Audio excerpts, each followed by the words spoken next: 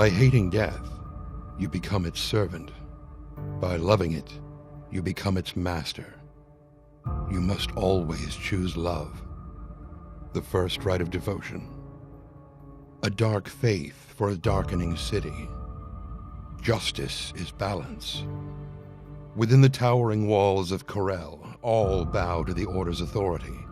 Grayshade is the supreme executor of the Order's edicts, until he does the most dangerous thing an acolyte of Argoth can do. He begins to ask questions and search for answers. Now, you can join his search. Independent publisher Athos Arts has just published the novel Grayshade, a dark fantasy by award-winning author Gregory A. Wilson. Now the world expands.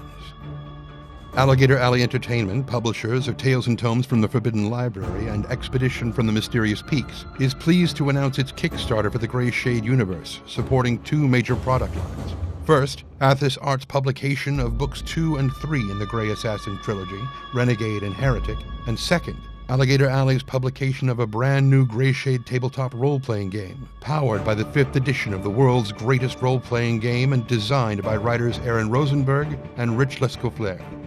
This game will give you the chance to explore the streets of Corel for yourselves, with detailed city maps, secret histories, unique starting classes, custom magic systems and mechanics, and more. The acclaimed gaming accessory maker Norse Foundry will be producing a limited edition, individually numbered Founders coin for founding backers based on the Grayshade world, featuring an illustration by artist Tallytools. Years of work have gone into this project, from concept to design to execution, and we've assembled a team of experts dedicated to launching this new world with some of the best speculative fiction and tabletop role-playing experiences possible. But to truly realize our vision, one final component remains: you.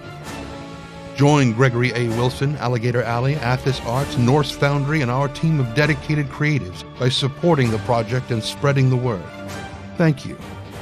Together, we will bring the world of the Grey Assassin to full and vibrant life. You must always choose love.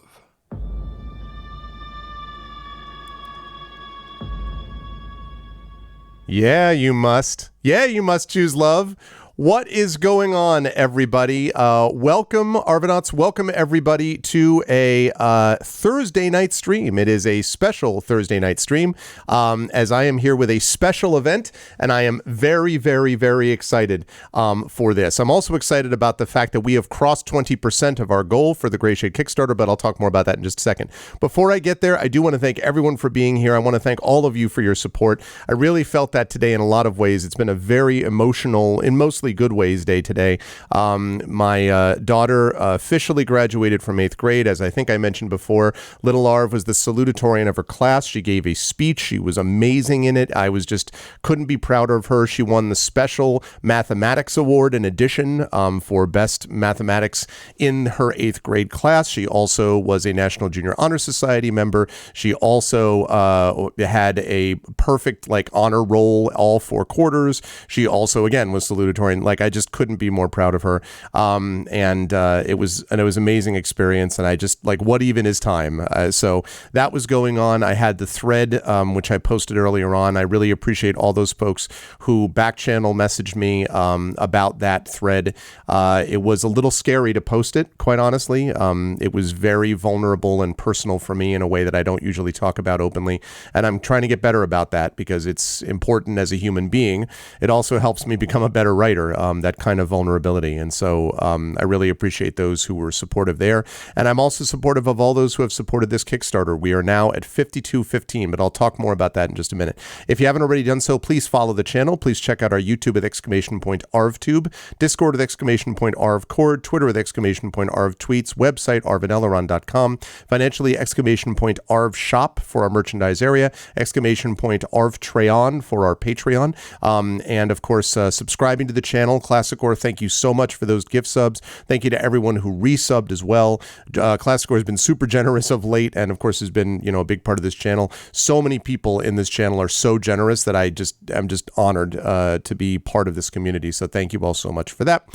You can sub to the channel and of course support the Patreon there. On the book side, exclamation point Icarus for my award-winning graphic novel for Mathis Arts, exclamation point Library for my Tales and Tomes from the Forbidden Library, my 5e adventure and source book from Alligator Alley Entertainment, and I'll talk more about the Grayshade Kickstarter in just a moment. Of course, as always, exclamation point BLM, Black Lives Matter, very important to affirm and assert the significance and importance of Black lives. Exclamation point Help Now, which is the World Health Organization page for suicide prevention. Important to reach out to others when you need help, and important to reach out to others when they need help as well. And then, of course, exclamation point Ukraine, to be able to help the people of Ukraine as they continue to fight against an illegal and illegitimate and devastating war that is being perpetrated against them. And this is one way that we can stand up and try to help fight back. Schedule-wise, one quick note. Tomorrow night, we are going to be here with the premiere of Speculate and Court of Blades. I am super excited for this. A lot of political intrigue. I think actually this is a nice setup for this. You're going to get you a lot of political intrigue this weekend. So I'm very excited about that. That's going to be happening tomorrow evening.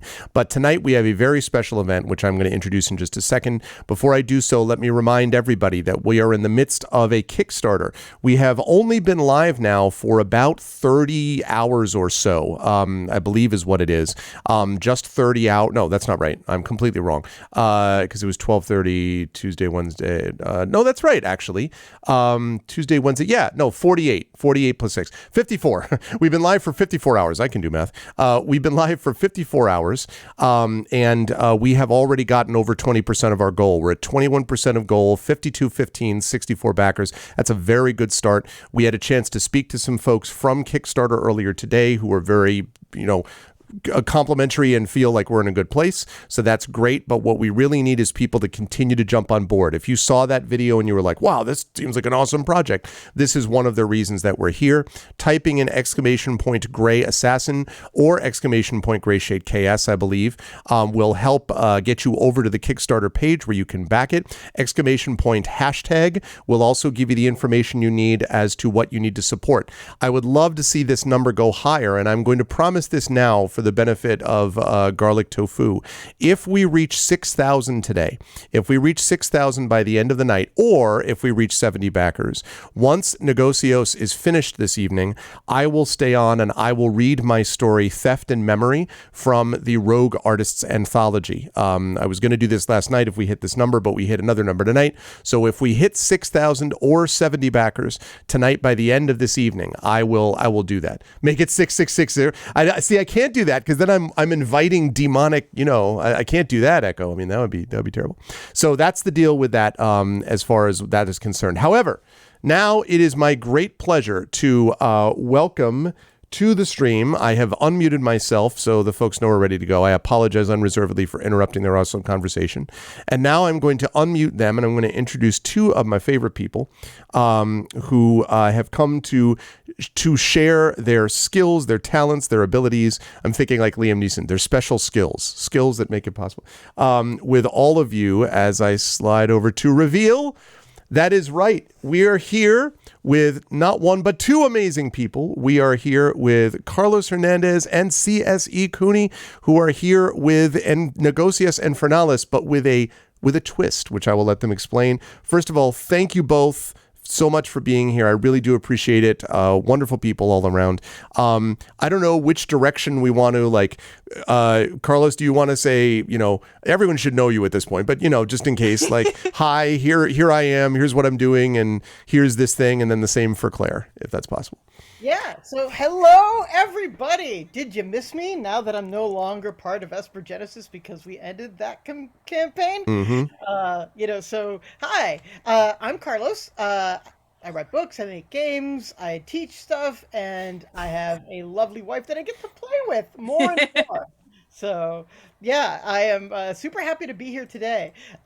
We started reading the Grayshade's book on the way back, and Claire is an audiobook narrator. So we are already, super behind it. We, get to see it before all you all do. Well, most of you all do. I suppose some of you in chat have seen it, but haha. And today we get to celebrate the world that Greg has spent a very long time creating. So I'm really excited to get into it and see how our game meshes with your vision. I am more than excited for that. When we first started chatting about this, I was just like, oh yeah, because, and I should say, I think we can announce this officially.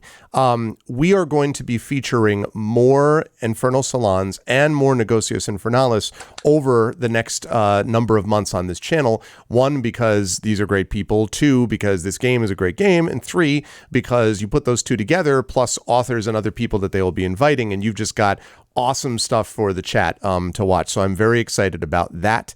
And I will also say that when we start talking about it, they're like, oh yeah, Negocios Infernales. I'm like, yeah, it's awesome. It's a great game. And they're like, but what if, and I don't remember if it was Carlos or Claire said this or both of you or something, that said like, but what if we themed it for Grayshade? And I'm like, I'm sorry, what? And they're like, well, what if we just made it like Grayshade? I'm like, you can do that? And they're like, well, yeah, we'll just read it and we'll do this and that. And I'm like, so it took about 3 seconds to be like, yes, please. So that's what they're doing.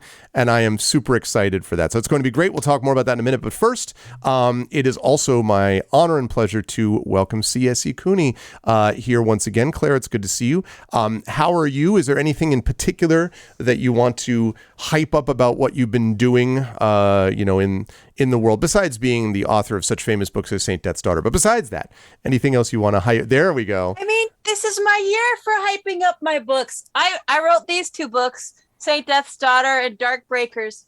That's right side up now.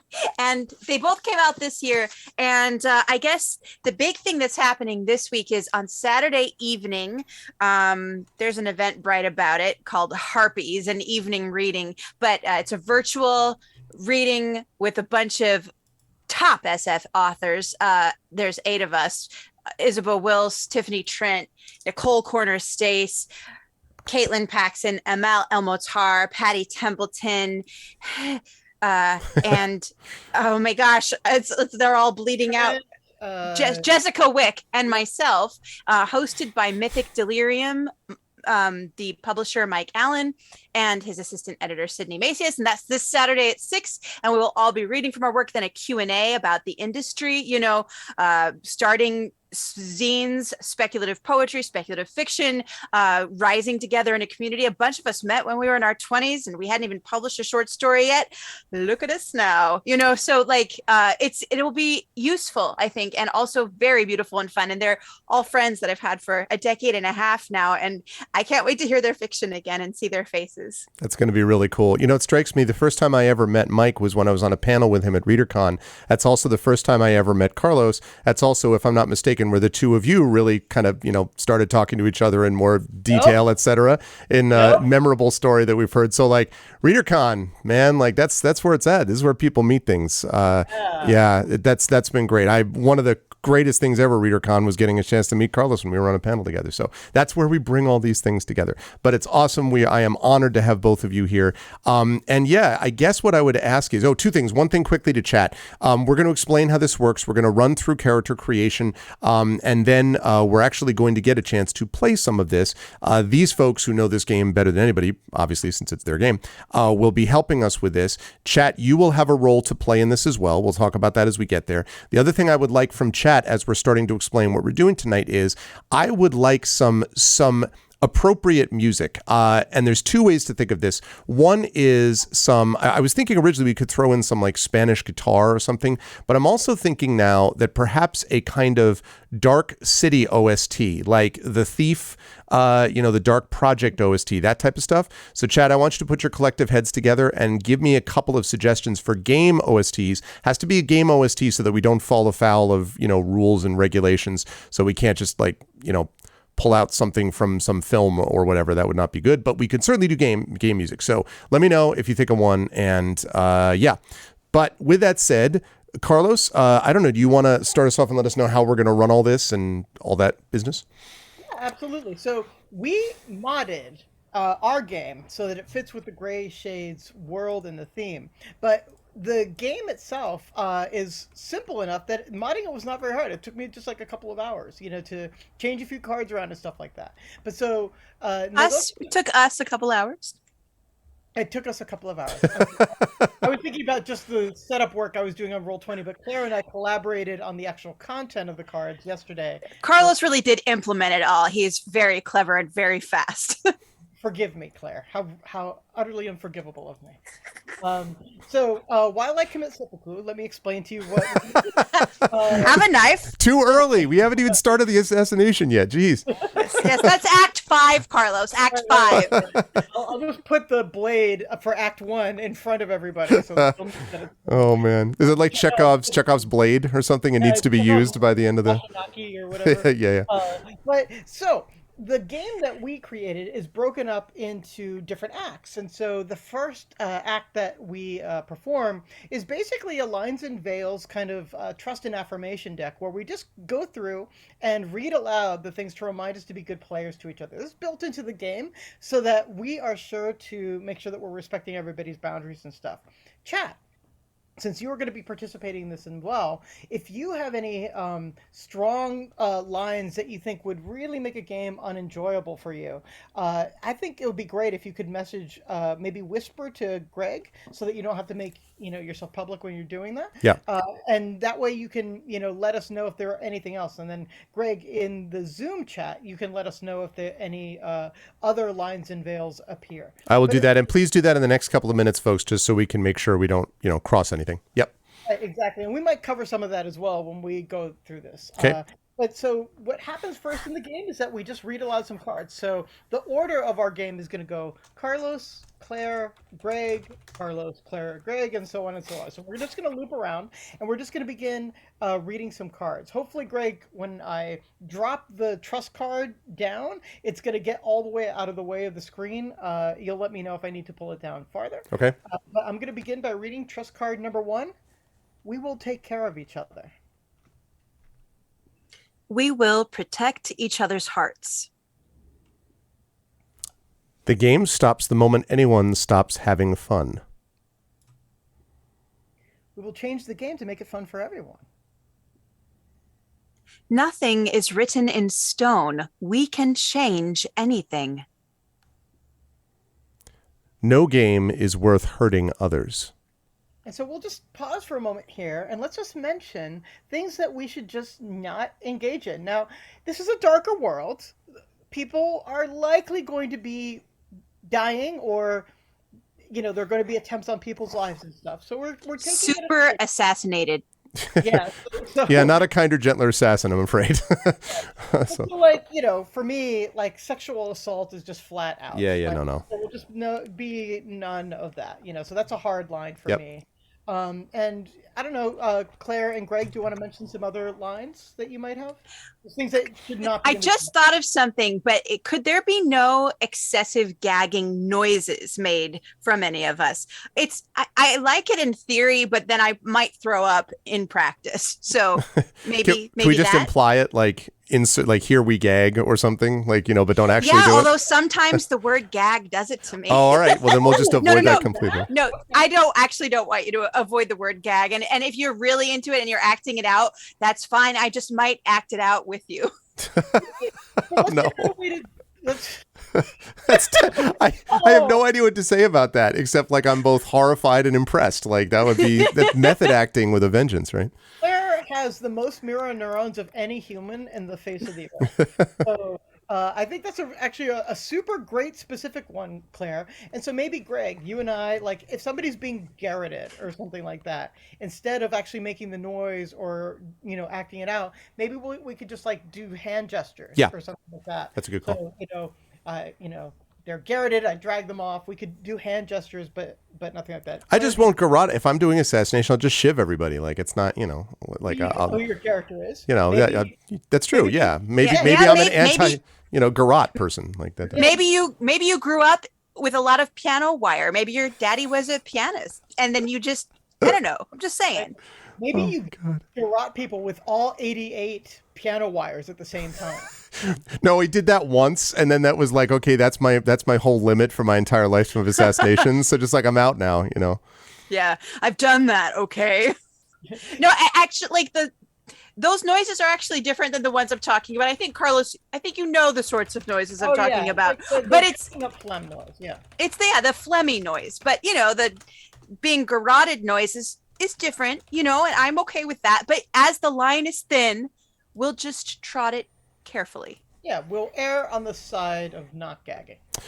And what I will add to that on my side, especially after this wonderful day of celebrating my kids, is no child abuse. I will say that it's possible. I don't know how the game goes. There may be reference to off-screen, like, not terrible events that we actually do, but like in the past, something happened to or whatever. Yeah. But in no way are we going to be doing any kind of child abuse or any sort of thing in today's game. And by the way, chat, if you read my novel Grayshade, I'm not going to spoil anything, but I will just say that there are lines that even hardened assassins won't cross and that may or may not come into play. So it's very appropriate that we don't go down that line. So that would be my one, would be Ixnay on the ILD abuse A stuff. Okay. All right. And remember that this isn't the only time we'll be able to do it. Sometime it might be like, oh, Greg, you just crossed the line, my dude. We can talk about it. How dare you destroy books openly in a game? Like, what? How do you? Yeah. Yeah. So like hard line, everyone has to praise Disney nonstop. Great. Oh my God. I just did this image you doing it. It's just like two big Mickey Mouse ear background for you. Just like ching. What? I don't understand. Like it's. So what? Money every time. That's fine. Listen, if Disney wants to get. What you don't see off screen is like two mice assassins just looming over him with their arms crossed, garroting wire dangling. He's like, I love the mouse. The mouse is the best. Listen, if that works and Disney like looks in their petty cash drawer and they're like, all right, we'll give you $100,000 from our, we found some of the couch cushions. Just take this and go. Hey. I am not a Disney princess classic, or under what circumstances did you pull that from what we just discussed? Anyway. Amazing. Yes. Amazing. Okay. So we also have veils, and so veils are more like, things that we should trod lightly upon, so, oftentimes this is sort of like, let's not, spend, 6 minutes of role play acting out sex scenes, like that sort of thing, so. I need to find another stream. Yeah, we'll do Negocios After Dark sometime, my darling. For this stream, maybe we will make it more like a R maximum, but keeping our shirts on. Only grotesque assassinations in great detail for 6 minutes. Gotcha. Yeah, exactly. Are there any other things that you just would like to tread lightly on, friends? I think I'm okay. I can go pretty dark, so if I start going dark and you need to rein me in, just tell me. Tell me. So the way that we'll do that in this version of the game is we'll just use the sort of like X card mechanic, but we'll just say X card, please, and we can just say the word X card and let ourselves just instantly backtrack and start moving a different way. But I mean, sometimes we get carried away and excited and laughing and stuff. Let's listen for that though, and just make sure that we're really taking care of each other, because you just never know where a role-playing game is going to go, right? Absolutely. Oh, and we just got a raid with 15 new people. Welcome, raiders from Scarlet Quinn. This is a Goblin Raid roll for initiative. Well, listen, I mean, I'm all about it. That's a great... Those the Goblin emotes. Welcome, Demon Koala, Scarlet Quinn, MPN Cowardly Vamp. What would a cowardly vampire be like? I guess we'll find out. Thank you so much, Raiders. I appreciate it. Welcome, Scarlet Quinn. Welcome, everybody. This is a special Negocios Infernales event. I am joined by the creators of Negocios Infernales, coming out soon from Outland Entertainment, TBD, but coming soon. And it has been reskinned, modified for use in this fully operational battle station known as the Grayshade Kickstarter, which is for my novel Grayshade's 2 sequels, Renegade and Heretic, and a tabletop role-playing game from Alligator Alley Entertainment, and we're mixing all that together to produce this non-toxic, delicious stew that we call Negocios Infernales in the world of Grayshade. So welcome, everybody. Thank you so much to Ghost Melon, Flykers, Roller 300, and everybody else, Ross MGG. Thank you to everybody for the raid. I appreciate it very much. Please, somebody, one of my mods, if you can give them a shout out, that would be great. And thank you so much for being here. Please check out the Grayshade Kickstarter. I think you'll like it if you were playing D&D. Okay, sorry, Carlos, on you go. No, that's absolutely great. And I just, since we're doing lines and veils, goblin friends, I want to establish a hard line that no goblin shall be hurt in this entire episode. Yeah, no goblin. That means I immediately throw up my notes of goblin death. It's like, the goblin death scenario I had planned is gone. Yes, we will not hurt goblins in this game. There will be no goblin pain. Yeah. All right. What if they came for the pain and you're denying them that? We don't know what they want. Well, that's true. Maybe yeah. We can't assume. Yeah, there's no kink shaming of goblins either. So they're all like, "Aw." All right. Well, maybe if you want to imagine someone being killed, Screwbrat, if you want to imagine that pain being delivered to goblins, you have our full permission to do that. So that's. Well, let's go ahead and go through the affirmation side. So now we've established our trust, our lines and veils. Now I'll just continue from where we left off. We are going to affirm that we will create a playground for the imagination. We will take all the time we need. There is no rush. We will listen to other players and build on what they have created. We will give ourselves permission to be wild. Wild. Whatever we write is right. Damn it. Trust the deck. The deck knows. So, friends, if you're new to Negocios Infernales, some people on the channel know this, but Negocios Infernales is a game that uses no dice mechanics. So when you rolled for initiative, you were rolling into the abyss because there was no dice to roll. Instead, what we use is La Baraja del Destino, the deck of destiny, to determine things. And so, just to give you a little sample, what we're going to be doing is we are going to be doing skill checks and drawing inspiration from cards such as this. And so this card has three elements to it. It has its border, which is also its suit. This is the meat suit, the carne suit. Tied to carne is carnality, is affairs of the body. It has to do with sensuality and things that are very egocentric and body specific. There is the little saying or adage. Claire and I came up with these together. This one says, the mouth has too many jobs. And you have this grotesque image to inspire you. We're going to be using cards like this all game long in order to create our characters, create relationships, create our specific version of Corel, the world in which this takes place. Create the story on the spot. So this is a GM-less game, but it's also a no prep game. So we're going to create our plot right in front of you, and then we're going to role play it out. So this is what this looks like, and we can go ahead and get right to right to the invocation. So now that we've set our lines and veils, the next thing that we're going to do is we are going to set the scene for you. And we're going to use the same inspiration as before in terms of just reading cards aloud to let you know what this world is like. If it's okay, I'll go ahead and start reading. I also want to check the Twitch stream to make sure that the card is centered. It is now centered. Yep, I was just doing that as you were talking. Okay, we're all good. Excellent. So I'm going to go ahead and read card number 1. In the city of Corel, the acolytes of Argoth assassinate threats to their order.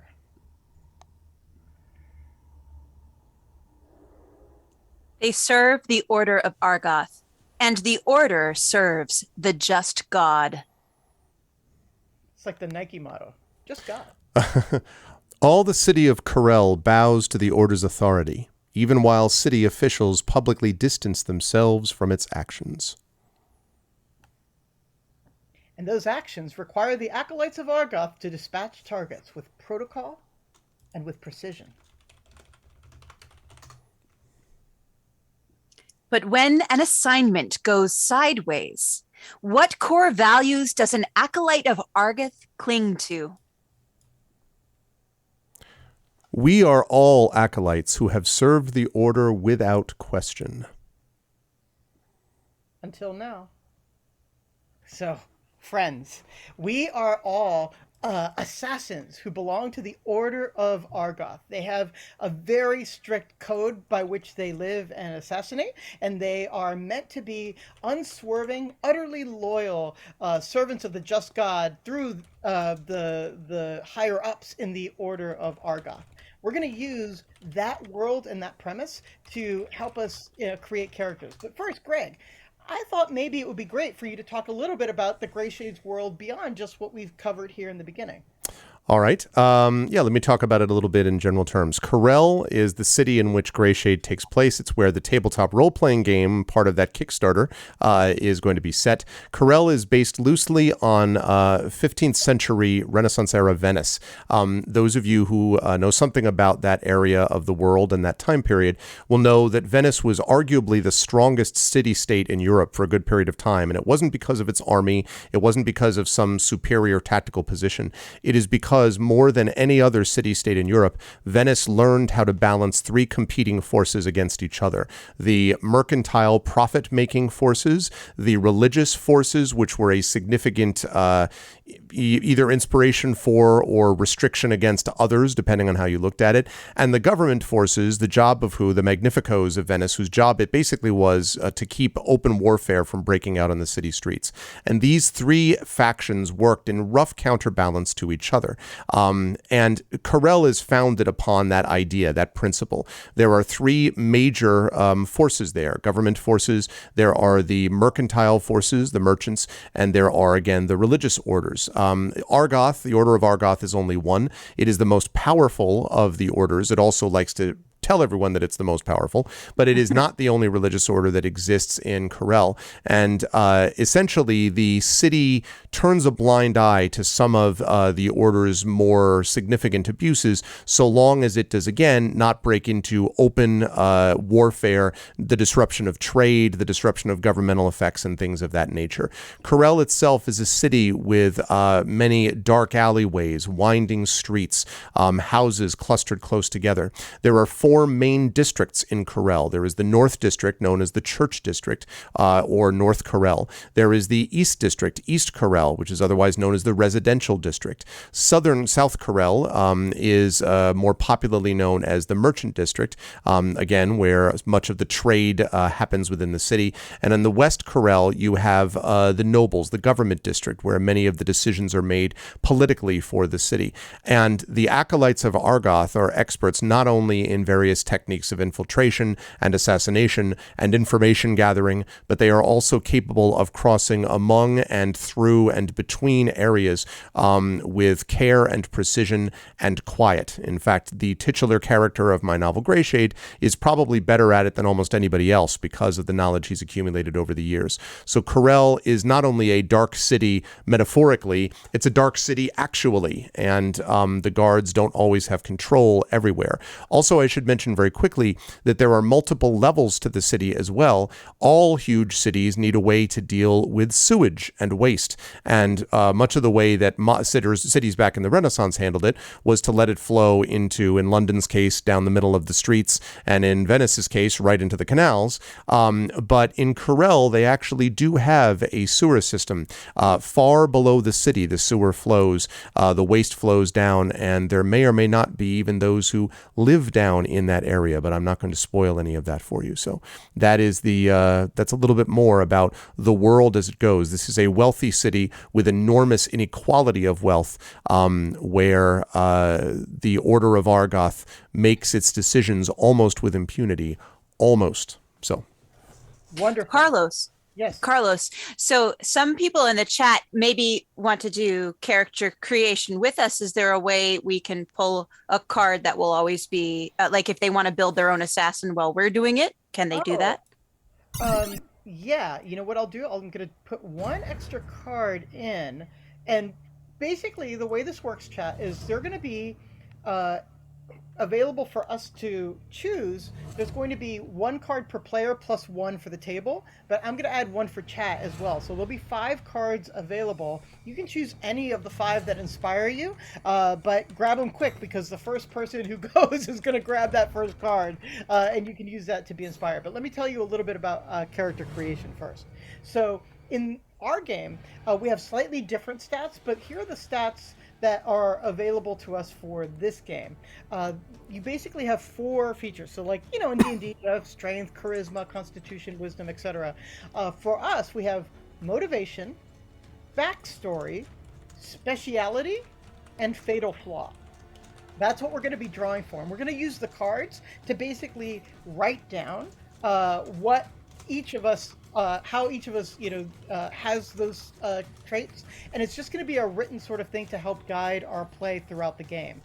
The most important thing about the character creation mechanically is that we're going to be drawing 4 cards of 4 different suits. Whenever we draw a card, we're trying to match a suit that is on our character sheet.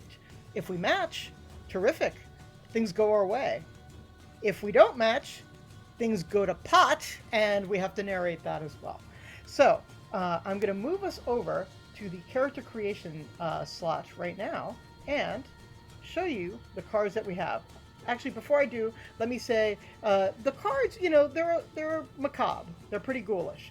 In the cards that I happen to draw now, if you happen to be a person who has a bad reaction to a lot of little holes gathered together or a lot of little eyes or something together, you might want to look away for a minute.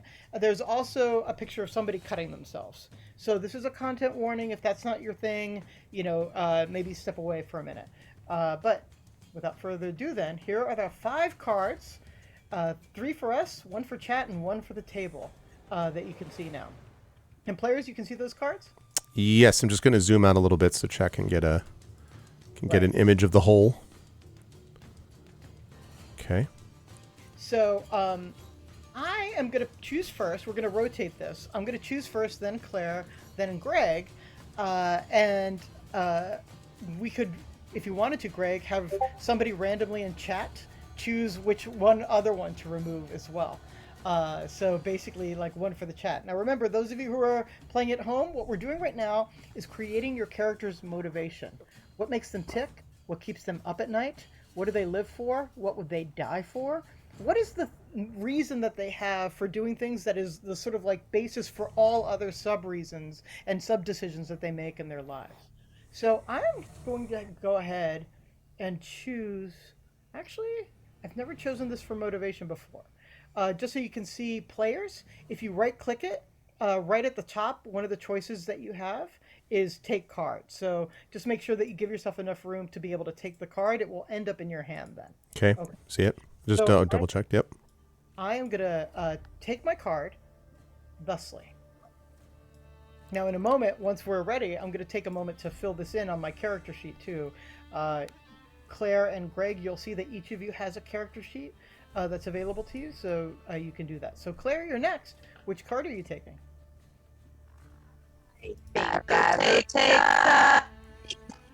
Oh, hold on a second. We got you roboted out here, Claire. Hold on.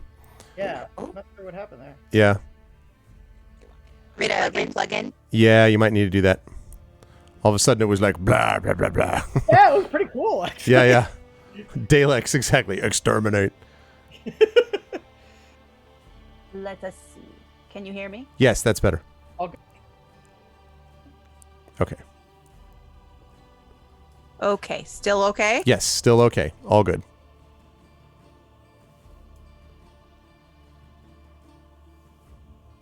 All right. I took my card, so now it's Greg's turn. Okay.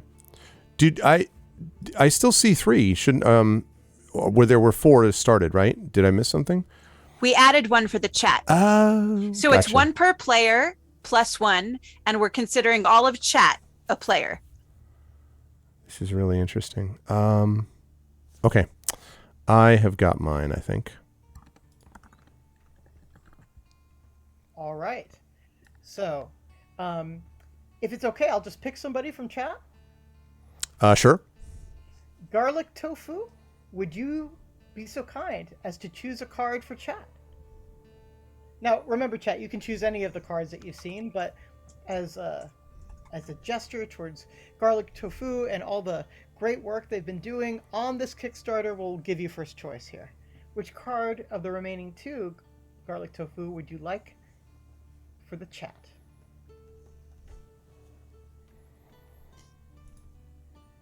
Incidentally, while we're waiting for chat to decide, the music that I've decided upon is the Assassin's Creed Brotherhood soundtrack, followed by Assassin's Creed Revelation soundtrack. It seems logical to me. So maybe they stepped away for a minute? Maybe? Garlic Tofu, are you here? Possible stepped away. Actually, while we're waiting, can we be... Oh, there you go. Yeah, Garlic, the suggestion was Carlos has chosen you. I choose you. Carlos has chosen you to pick one of the cards for chat. So one of the 2 remaining ones that you see there on the screen. If the chat wanted to build their own assassin, this would be their motivation card. All right, Garlic is thinking. We've got 2 left, a hueso or a bone card, or a lágrimas or a green card. Tears, brine, they're all very physical except one. One says, "Where have you gone, oh my skeleton?" One says, "Give the tide your sacrifice. What will the tide return?" Garlic has chosen Tide. So chat, I'm going to give you a moment to think about that. And if you want to play along, go ahead and write down your inspiration. What we're going to do is we're going to take a moment to finish our statements, and then we'll go around and share them. This is a game of perfect information. Players know everything. Characters may not know everything. So we'll just have everybody just take a moment and write here. Can I, when I'm doing this, Carlos, when I'm choosing a file, can I choose can I upload the card that I just did to the sheet, or do we just not do it that way? There wasn't an easy way to do that in Roll20. Right. If there was an easy way to do that, we definitely would do it. Yeah. But unfortunately, it's in your hand, however. So, if you look above your name, yeah, you can see it there. So just so that people are clear, and also because of me, the card text here under motivation, theoretically, this is just for motivation is where I'm putting this card that we just drew, right? We're not using it for each of the 4 for motivation, backstory, etc. We're going to use 4 different cards for each of the 4 stats. Okay, so this first one was motivation, though. Yep, just motivation. Gotcha. Okay.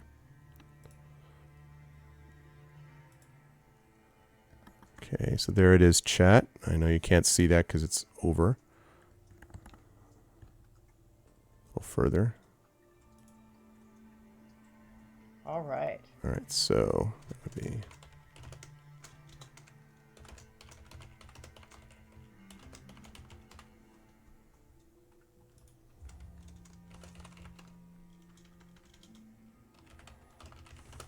So I am ready to go.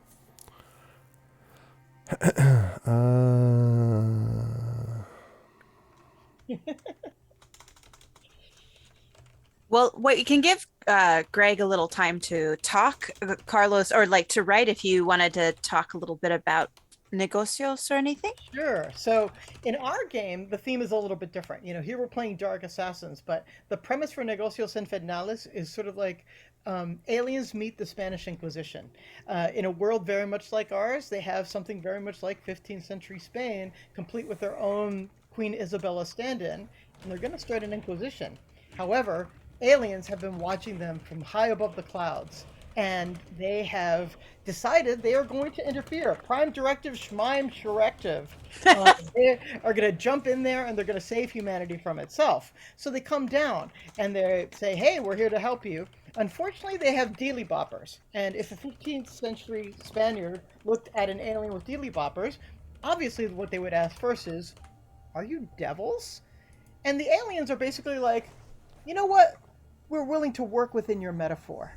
So they basically, in the guise of devils, make pacts with the Spaniards, all in the service of helping to save them from themselves and guide them toward a more mature society that doesn't engage in religious persecution. The cosmic consciousness. Right. Eventually, if your character is kind enough and good enough and wise enough, maybe they'll be able to join the aliens on their cosmic consciousness. But probably not. Probably not. I'm all good, by the way. I'm all set. Excellent. So what we do now is we just share what everybody said. Since I drew first, I will go first. And am I scribing, before you say that, am I scribing for Claire as Claire is reading this, or no? Because not necessary? We all had to write our own. So it doesn't matter. Okay, got it. And the character creation part, we all write for ourselves. We'll be scribing later. Okay, cool. So my motivation, if you remember, my card was "You Are Mostly Holes." It was a card where somebody looked, absolutely like Swiss cheese, and they were eating Swiss cheese. So here's what I said: I am a person who has been fusilladed by life, and therefore have chosen Epicurean decadence and the carpiest of DMs. I am all about living for the moment, taking terrific risks, and I've been hurt so much that I feel like the hurting's done, and the fact that I'm still alive is all just bonus time. The seasiest of days, if you will. Yes. I am Seezy. I might even call myself Seezy. Hail Seezy, yeah. So I had a blue card, their aire or air, a blue card, and it said, "Quiet, be still. Do you feel it? The thrum." And I thought a good motivation for my assassin would be that I heard the voice of Argath as a child. I have never felt such peace. I wish to bring this peace to others by poison, at the edge of a weapon, or by my bare hands, if need be. Woo! Man. Wow. A turn. It's just like, peace be with you. Kapow! The peace of the grave. Yeah. Exactly. Okay. Piece of kukuri. The piece of kukuri. And Greg, what do you got? Mine was I believe it was Sangue was the suit. Okay, Sangre. Sangre. And so the card text was bleed, bind. And so for me, I said mess and chaos is unnecessary and dangerous, including a sloppy, messy assassination. Details matter, and keeping an assassination well planned and executed is important. So I'm kind of like the hard ass is like, no, don't leave the knife there. Don't put the thing, let's go. And binding so that blood even does not flow beyond where it should is important, etc. Right. I have a feeling your character and mine are going to be something of an odd couple where I'm going to be like, yeet! And you're going to be like, yeet not! Yeet not, lest you be yeeted is going to be the one. Exactly. And then we might both get shivved by Claire's character. It's just like, peace be on you both. You're like, oh, crap. All right. Terrific. So now what we're going to do is determine our character's backstory. This is going to tell us where we came from, maybe how we came to the Order of Argath, the things that made us the people that we are. So you'll be adding this to your backstory slot in the character. But the first thing I need to do is give us 3 more cards. So I will do Should we take away the Tide card now that the good. chat has used it? Thank you for reminding me. Also, just so that we're clear, because for chat, so the motivation is balance, and Triffid has just added backstory. Family ground to dust by the powerful. Assassination is the only way to restore balance, as the rich and noble mostly hold themselves above the law. Okay. Ooh, Nice. I love it. Dig it. Fantastic. Okay. All right. So we're adding new cards here. You'll see, I hope this is big enough to be readable. So far we have added morality rots faster than shrouds, and if it unlocks, it's a lockpick. I love that one. We've got another card here, Murder for Order, which may be the single most appropriate card for this skin Oh, yeah. ever. No joke. And finally, here at the bottom, the trained tongue enjoys a little bitterness. So, what we're doing now is we are choosing for your backstory. There's a caveat here. So, chat, in your last pick, you chose a Lagrimas card, the one that was surrounded by mermaids in green. You can't choose another Lagrimas card, so you'll have to choose a suit of a different color, a different suit for your chat card. We can always draw extra cards if nothing's available by the time things come around to you. But this time we're going to start with Claire. Greg chooses next. I go. Actually, it would be technically chat that goes first this time, since we've added chat as a player. So why don't we pick someone else to go?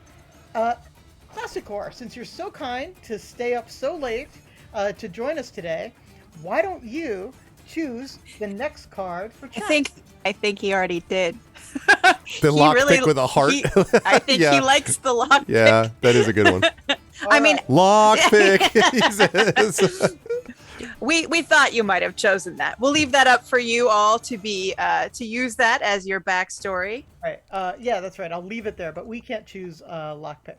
So next then would be Claire. Claire. Okay, I really wanted this one, so thank you for not choosing it, Classicor. I've taken Hueso, the bone card. Excellent. Greg, you're next. That was the which one was the bone one? Was that the morality rots faster than? No, that was Where Have You Gone, Oh My Skeleton. Oh, it was already there. I thought that we had removed those as an option. Okay, great. Gone, baby, gone. I will tell you exactly what I want. Murder for Order. No doubt about it. Absolutely. Awesome. And so I am going to take... Oh, man, I really like both of these. You can do it, Carlos. Gosh, they both fit so well for my character. I think the green one. That's what I vote for your character. Well, you're so decadent. I always listen to you, my darling. So there we go. I have chosen. So now in our character sheets, we're going to add this. Chat. Your card for your backstory is, if it unlocks, it's a lockpick. Why not? Go ahead and give a little right there for yourself and see what we got. So I'm going to let Greg and Carlos write while I tell you a little bit about the cards. And then when they talk, I will do my backstory. The cards are by artist Rebecca Houston. She's an old friend of mine in Chicago. She is by trade a tattoo artist. She does all kinds of painting and sculpture and horseback riding. And she's a very full human being with a lot of interests, but she is amazing. One of those people who is so smart, so fast, plays well with others, shows up on time, and gives us very reasonable rates. And the early iterations of this game, Carlos was just using art history, art world from around the world with weird sayings on them. But as we were developing it, it became quite clear we needed very specific art to inspire the kind of play we wanted to inspire. Lucky for us, unlucky for Beck, she broke her arm horseback riding, her left arm, and to tattoo you need two arms. So she couldn't use her left arm. She needed to pay her mortgage. And we were like, oh, but your right arm is still free, isn't it? And she said, why, yes, it is. And thus we have a 70 card deck for Negocios Infernales. It's been such a joy to work with her. She's doing the comic book of the kind of the introduction of the aliens to our alternate Spain, Espada, and it's looking really good. We're hoping to have it available by Gen Con. What else about that? I don't know. We want to have t-shirts eventually, especially the lockpick one. Like Classicor, everybody likes that t-shirt or that idea on a t-shirt. I rather like it myself. I mean, we're not sure how far we'll go with the merch. It's probably mostly up to Outland Entertainment, but, printing a few t-shirts on the side is probably not going to get us into too much trouble. Ha. Carlos, are you done writing? I am done writing. I'm going to dip into my character creation now, okay? Okay. And I'm just about done writing. Excellent, yeah. And while you're doing this, is a great time to remind you that we're doing this for the Grayshade Kickstarter. So if you haven't popped on over to Kickstarter yet and taken a look at the page, do yourself a favor and do that. You will see all of the great work that Greg has been doing for years creating this world and giving us this play space tonight.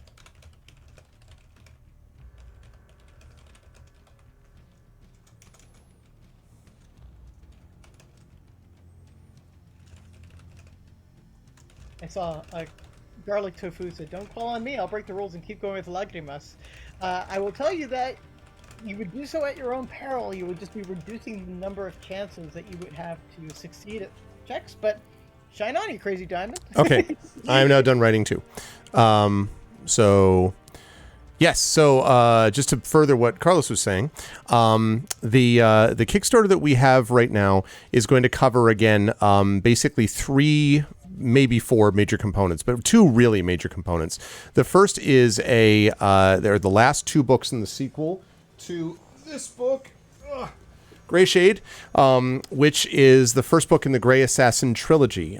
This is the one that sets out the world. As we mentioned, this takes place pretty much entirely in the city of Corel. And books 2 and 3 are called Renegade and Heretic. Both of those books involve Grayshade expanding that world and unwinding a conspiracy that he discovers at the heart of this book, as you will see.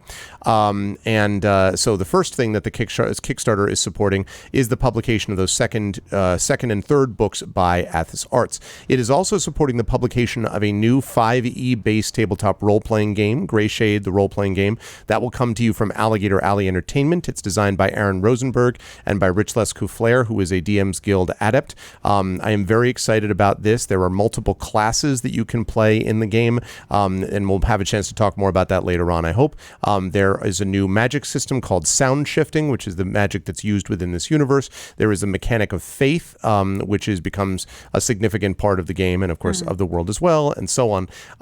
That's the second thing. The third thing is an audiobook from our very own Trendane Sparks. That person you heard at the beginning with that sultry voice doing the "You must always choose love." That was Tren.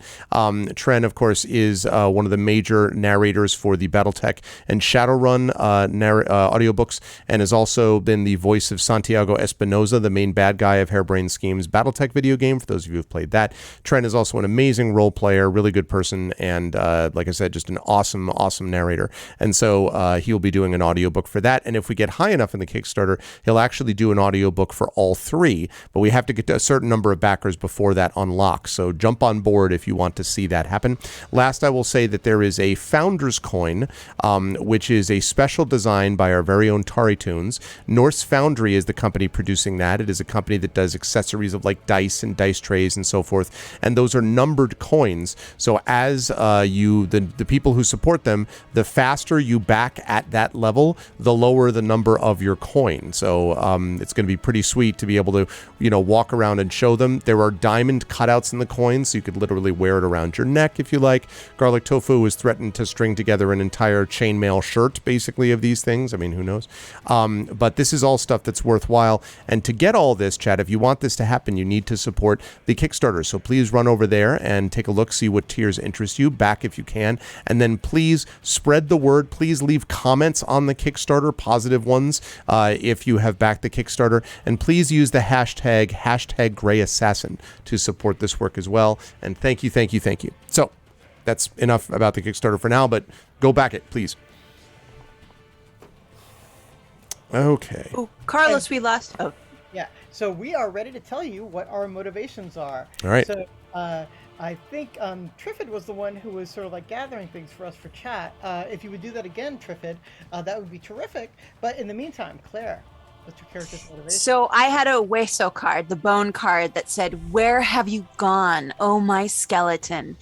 And in keeping with my character's very pious nature, when I was a child, I lived in a small, super religious sector of the slums where people in this particular sect of religion, I don't know all the gods' names. I have a file where I could probably find that. It's not Argoth, but all those people thought that all they needed to exist was their faith, the sunlight, and the air. And so I watched most of the adults in my life starve away and die.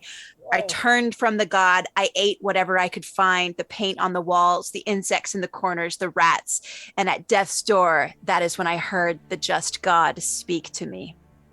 Amazing. Yeah, good stuff. And that might even be, there is a sect in the city called the Sect of Saren, the Plague Giver. Their adherents willingly infect themselves with fatal diseases to get closer to their god, which means they've been extinct as a religion for some years now. Maybe this is like an offshoot of the Sect of Saren, the Plague Bringer. Yeah, I was going to say something like that, right? Anyway, that's awesome. Yeah. Yeah. Greg, you're next. All right. So my life, it's funny, very similar actually in some ways. My life growing up was, my card, first of all, was Murder for Order. So my backstory is that my life growing up was chaos. I grew up in filth and vermin filled with noise and disruption. But my mentor from the Order of Argoth taught me the truth, that only through Argoth can comfort, peace, and order be maintained. The saying of the Order is justice may be balanced, but to achieve that balance, one must first find maintain symmetry and control. My parents told me they wished me to return to them. I told them the daughter they lost was gone forever into the swirl of chaos and madness they had condemned her to. Instead, I was an acolyte of Argoth, and when I left them for the last time, I did not look back. Ugh. Grim, dark stuff here. The grimmest of dark. That's right. Awesome. My card was the trained tongue enjoys a little bitterness. And so my character was quite wealthy, but completely unloved and in a family that, was able through money to disguise how abusive and utterly totalitarian it was. So I rebelled. I took every dare that was put in front of me. I doubled down every chance I could, and from an early age developed a fey sense of death where, that kind of like heady, euphoric feeling of I might die. And those things have given me the sang-froid to be an effective assassin. So I grew up in wealth, but not in love or in in a safe place, and that has made me a formerly rich, kind of like a sort of like human that's very fey in attitude. All right, good stuff. That is our backstories. So now. Oh, and did you get chats, by the way? Triffid's. Oh, I didn't see it. No. Sorry. Yeah. So their backstory from Triffid is, again, their motivation was, balance. Their backstory was family is ground to dust by the powerful. We are alone now. Assassination is the only recourse since the rich and nobles mostly are untouched by the law. Give to the tide, receive from the tide. The rich and powerful took everything from Chet's character. Now we will take back what they hold dear. Right. And revolution in the air. Mm-hmm. Yep. So every rich family basically says Aruda now, and I'm just like, my character can vouch from first person experience. Yup. And we should take away the unlocks then. That would be the chat's card. Here it vanishes into the ether. We're going to draw a few more cards now, and this is going to be for our speciality. So this is what we're really, really good at as assassins. So while I'm drawing these, Greg, do you want to tell us about some of the common specialities that you can see in the novels and also perhaps in the role-playing game? Absolutely. So these are specialties that are used by the acolytes. Hold on a second. I need to sign back into something. 1 second. I want to make sure I get back to my notes. So these are specialties which are used as part of the assassinations. Now, I've already mentioned a couple of those. I've already talked a little bit about sound shifting, which is basically a way to use sonic magic to one's advantage. A lot of times this is used for distraction. I knock on the wall next to me, but the guard hears the knocking happening behind them, right? So it's a distraction this way. In the novel, there is a thing called a chick-chack, which are these two stones. You can infuse one of them and then pair them together. And all of a sudden, I'm thinking about Bluetooth technology. But anyway, so that when one rock gets moved or disturbed from hundreds of feet away, the other rock will vibrate and make a sound so that we know that there has been someone who has passed by that way. But sound shifting can also be more significant than that. Sound shifting can also be used in some cases to bind wounds, using sound to essentially clot blood more quickly. Sound shifting in certain cases can even be used to affect voice and what people's voices are, and makes one extraordinarily sensitive to sound. So obviously assassins need to be able to hear and use other senses other than just the visual, so that you're able to reach down, if you are particularly skilled, and listen with just your hand on the floorboards, and you could even hear the moving of mice below the floorboards and things of that nature. So sound shifting is used for that. Hand-to-hand, this is pretty self-explanatory, but it's the combat stuff, especially using blades up close. So the kukuri, which is like a curved sword for the Skyrim fans, that is kind of what hand-to-hand combat uses, or if one happens to be disarmed, obviously, acolytes are quite good at that sort of combat as well. Some acolytes are better at thrown weapons. The Reshtar, which is kind of like a large iron ball that is designed to create a lot of weight and bash skulls, if you know what I mean, that sort of thing, or the Kushuri darts, which are these extremely deadly, fast-moving, accurate, and occasionally can be poisoned, although not all acolytes use poison, but theoretically you could, which when propelled with the force of an acolyte's trained throw can be deadly. Kushuri darts, that's thrown weapons. And then the last two are aerial infiltration and acrobatics, the ability to be able to get into a building by crossing over a tightrope or by being able to leap from one dormer, roof on the top of one to another, etc. And information gathering, extremely important to be able to find out who's doing what to whom at what time. When will the guards be getting off a shift? Does a guard have a problem where they drink away their pay, and does that mean they're away from their post at certain regular times every week? That's all part of information gathering. So those are 5 common specialties for acolytes: sound shifting, hand-to-hand combat, thrown weapons, aerial infiltration and acrobatics, and information gathering. Claire has kindly listed those in the chat as well to make it easy for chat to play along with us. Thank you. Cool. Got your back, chat. So this time, Claire, you're going to get to go first. So it's going to be Claire, Greg, Chat, Carlos. That's the order that we'll do this in. Claire, you get to go first. Remember, you can't any cards, right. I've got a blue and I've got a bone. So I've got Oeso and Aire. So that removes 3 of my options of the 5. So I could either take the purple, the Espacio card, or the Lagrimas. And I know the chat really wants another Lagrimas card, but in this case, it's mine. I'm taking it. Boom. There she goes. All right. Greg, go ahead. Okay, so I have got I'm so sorry. Blood card. Sangre. Sangre. All right. I have a Sangre card, and then I have a murder. I got the last syllable. Sangre. Okay. And then I've got a murder for order, which is it's blue, I think. So what's blue? Yeah. So basically, you can take either the bone card or the tool card. Oh, tools are right. Reality, definitely that. What suit is that? That purple one.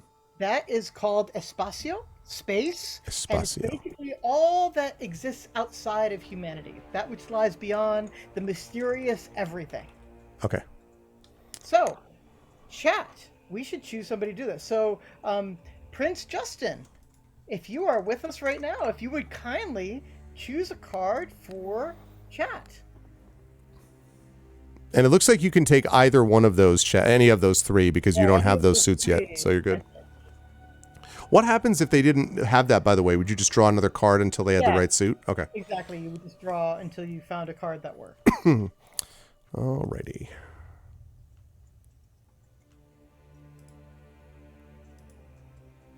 And so, Prince Justin, if you are there,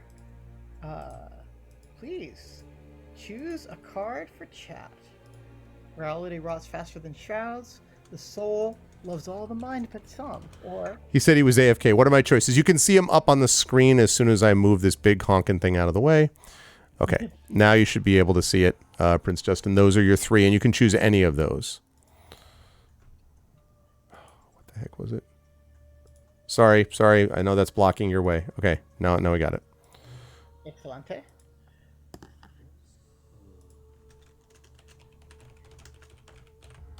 So I've done mine. So while the gentleman and the chat are doing theirs, let me see if I can say something else really interesting. Oh, so Negocios and I'm sorry. It's just Prince Justin went ahead and chose what are your organs. What are your organs plotting? Cool. Oh, perfect. Be thinking about that, and that leaves me. It's just fine. I have the blue available to me.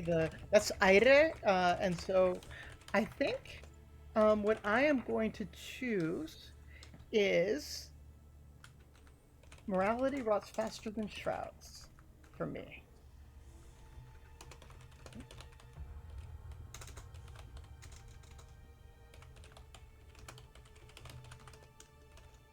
Sorry, I selected all here and now it's not cooperating. So I don't want to take all these. Just take me 1 second to deselect all here.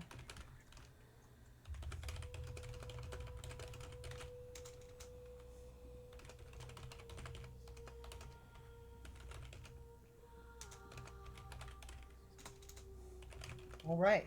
So, Claire, I don't know if that gave you an opportunity to finish. I'm all done with mine. So if you want to type, have you done yours yet, Carlos? No, please go right ahead.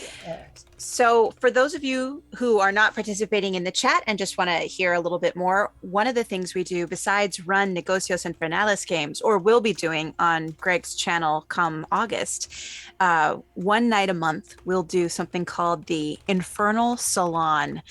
These are some of my favorite things. I love the game. I love this. I love doing this, but the Infernal Salons are wonderful, often for poets and writers, but we're hoping some visual artists will come too. Basically, we all gather. There's usually some guest artists, writers, poets with us, but we love when the chat participates. We draw cards for each of the artists, 1 to 3, sometimes 4 if they ask for it. And we draw for the chat as well, 1 to 3 or 4 if they ask for it. Everybody gets their own draw. We set a timer for 30 minutes. Anybody who wants to participate, they basically can mute us and set their own timer for 30 minutes. So we would fill that 30-minute time talking for those who want to just share, maybe read some older work that has been inspired. But in those 30 minutes, the artists, poets, writers use the cards to inspire them to create a piece of new art, fiction, poetry, or visual art. And then after the 30 minutes, everybody gets to share. And it's about a 90-minute, 2-hour experience of the most electric, raw, new, instantaneous art. It's a very vibrant. It has done some wondrous things. People have written entire short stories, 3 poem cycles. People also write fragments of things or use it to inspire them on whatever they're currently working on, if it's a larger project or a rewrite. And it's just delicious. And I look forward to sharing more Infernal Salons with you. Carlos and I both do. Speaking of... Oh, sorry, Carlos, go ahead. No, I was just going to say, the salons have been so amazingly effective. Like, we've gathered writer friends together who have published work based on the stuff that they've started in salons. So it is really shocking how great people are and how much fun we have at those salons, you know, producing great work in like 0 time. So yeah, it's really great, and it's good, you know, exercise, practice, so to speak, for all the authors as well. Since we're talking about salons, I will remind everyone, for folks who just came in a little bit later on, that this Grayshade Kickstarter we've been talking about, if we reach $6,000 tonight, or 60 or 70 backers, I should say, in honor of Garlic Tofu, when we reach $6,000 and 70 backers, at the end of Infernal Salon, at the end of Negocios Infernales Grayshade version, when I let these wonderful people go, I will read my story from the Rogue Artists anthology. Of course, Carlos and Claire had stories in that anthology, and I will read my Theft and Memory story from that anthology for the first time live to a studio audience, so to speak. So that's if we get to 6,000/70 backers. So, you know, that's only, $785 or 6 backers away. So you can do this, chat, I think. So, yeah, I just wanted to mention that. And I'm all set to go on my writing, by the way. Oh, just like my story in that anthology called Catharsis was inspired on the Negocios Infernales cards that I drew to write that, and takes place in that world, the world of Espada. Just so you know. Yeah, that's right. That's right. I actually that's a good story too. I just read that, I think, 2 days ago. So, so yeah, lots of stuff. Cool. Well, You Greg, fools, let me hear this story. Yeah. Okay. So, all right. Greg, go first. Let us know what your speciality is. Okay. So mine was, my card was Tools Rewrite Reality. So the specialty is that bleeding is not inevitable, at least not uncontrolled bleeding. I am specially trained to be able to stop the movement of liquid, including blood, with just a few spoken words, and I use a hammer icon hanging around my neck to touch the liquid and turn it sludge-like, then solid, ordered and neat as it should be. Oh my God. So cool. I think your nickname should be The Clotter. The Clotter. All fear the Clotter. Negocios Infernales. I love it. That's so cool. Normally, I think Claire would be next, right? I'm not. I think Greg is third, so that would be either the chat or Carlos. Oh, I'm just, my order's all messed up. Doesn't matter. I'll happily go next. So the card that I drew, friends, was Morality Rots Faster Than Shrouds. And so my cynical Fey guy, he's an expert at manipulation. So it's a subset of information gathering. He's great at finding the dirt on people and using it against them. So my character, he likes to create a lot of chaos before an assassination by revealing some terrible secret about the Mark, who, after having their, skeletons in their closet revealed, might actually welcome the prospect of death. They might be like, "Oh yeah, stab me. That's better than what I have to look forward to now." So, yeah. So basically, I am a dirt finder and deliverer. Uh-huh. You're like our information gatherer. Right. Does the chat have a consensus on their specialty? Speciality? Yeah. All right, waiting to see. Well, yeah, but while we're waiting, you can go ahead, Greg. Sure thing. My Lagrimas, the green bordered card, the flowers that beautify a grave are also dead.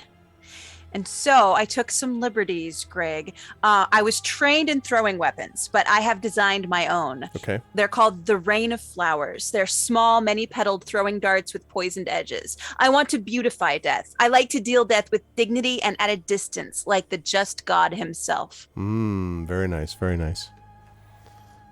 All right. And I see that Trifid has said that information gathering would have been their specialty as well. Maybe with what are your organs plotting? So, and it's fine if you duplicate or do whatever. So yeah, the card was for you all. What are your organs plotting? And it has this sort of like macabre picture of all of these organs and upset faces and stuff like that. So yeah, so if you go with everybody can have double up on specialties. If we'd all chosen information, that would have been super fine, but specifically using the card to inspire that specialty. What are your organs plotting? What special kind of information gathering can you do would be sort of how to inspire that using the structures. Right. All right. So we have one more thing to go. So in Negocios Infernales, we have basically a doom that you've kind of like built into getting your power. And the way that we're interpreting that for Greg's world is a fatal flaw. And it's just what it says on the card, What is the thing that might someday be your undoing? What is it that puts you at risk, perhaps unnecessarily, or some penchant or tendency that you have that is less than optimal and actually creates more danger than needs to be. So yeah, what's your fatal flaw? I'm going to add some cards in here. And Greg, while we're talking about this, do you think Grayshade has a fatal flaw? Yes, I think so. Grayshade's fatal flaw, I think at least initially, is rigidity. An assumption that things are meant to be a certain way, and despite his name, can see very little nuance between the black and white. Combine that with the fact that he actually has a conscience, and it means that his conscience is basically only sits comfortably so long as his morally rigid world stays intact. But if it becomes the case that he discovers that morality is not as black and white as he thought, and that the reasons that he did things were not as moral as he thought they were, then that conscience is going to be a problem. So I would say the tension between his conscience, or rather the close connection, the requirement for his conscience to rely on his moral rigidity, means when that rigidity is shaken, his conscience then will eat away at him, and that could be a problem. Wow. Okay, so friends, I have put 5 cards up for us. I think at this point, like, we would have cycled around. I'd be going first again. I've been a little bit thrown off by chat, but actually it looks like there's a good deal of flexibility for all of us here. Mm-hmm. But I'll go ahead and go first this time. Maybe we'll do it like we did the first round. I'll go first, Claire goes second, Greg goes third, chat goes last on this one. Okay. So yeah, for this one, I actually can't take the Aire blue card or the Espacio purple indigo card. So I think in this case, I'm going to take Only a Fool Attends a Masquerade unmasked. Oh, man! Oh, so sorry. It's all right. Take it. Already did. Oh man, I have to rethink, but that's okay. That's what the cards are for. They're for inspiration. I was sort of cheating. I knew what I wanted to say, and I was going to take a card to match that. I'm going to take the Scavengers Win Every War. All right. Scavengers Win Every War. Hey, Hillness. And yeah, it looks like you only have one choice here that you can take, Greg. Yeah, the Flowers for the Storm, which is fine, actually. That was sort of what I was looking at anyway, so that works out. Excellent. And so maybe, Hillness, since you've just arrived, feel like picking a card? Basically what you're doing is you're picking a card for the chat's character. So you can choose either the soul loves all, the mind but some, or death used to be better at killing you. Also, High Configuration Queen, thank you for the 18 months of Tier 1 support. Thank you so much, CQ. Welcome to Negocios Infernales / Grayshade Kickstarter world that we're doing today. Awesome. So, Greg, please uncover the card. Oh, yes. Sorry. No, what matters is me, all right? Okay, sorry about that. Cards are uncovered now.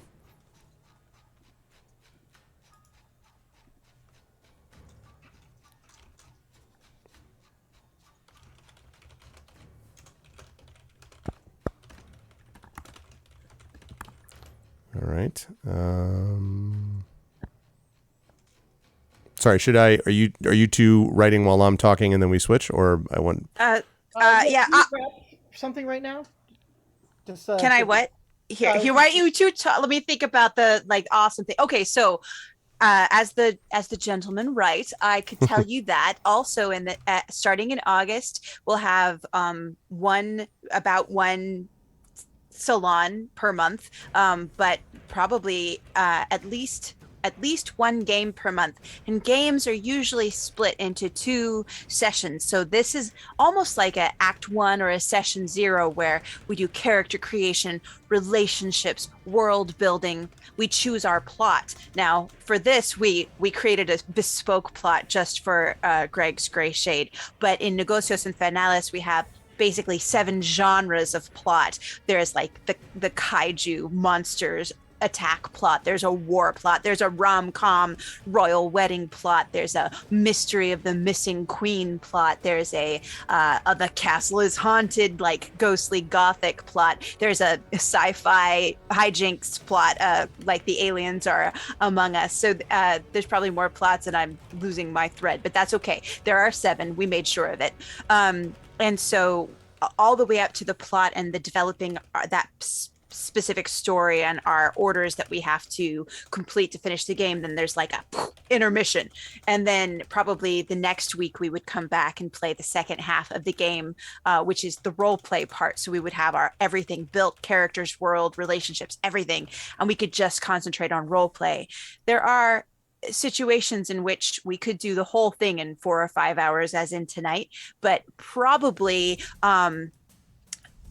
depending on the players. Like for me, I don't love sitting for 4 or 5 hours. Okay, I'm changing my mind about that because Carlos has been DMing me in a solo campaign for D&D, and now I'm starting to understand why people role play for 5 hours on end. I'm still a noob, but I'm starting to get it. But anyway, I was just gonna say, gateway drug. Well, and Negocios was my gateway drug. It was my introduction to role play. Carlos was like, I want to give you a game you want to play, because I was very standoffish about D&D, and he's like, you're an actor, you're a writer, and I was like, it looks complicated and I don't know, blah blah blah. So he's like, let's do something you like world building, and so we built this game together, and yada yada yada. Now I'm playing D&D. Well done, Carlos. It's a long play, but I got there. Exactly. Are you two done? Can I write mine real quick? Yes, we are done. Let's see. Let me.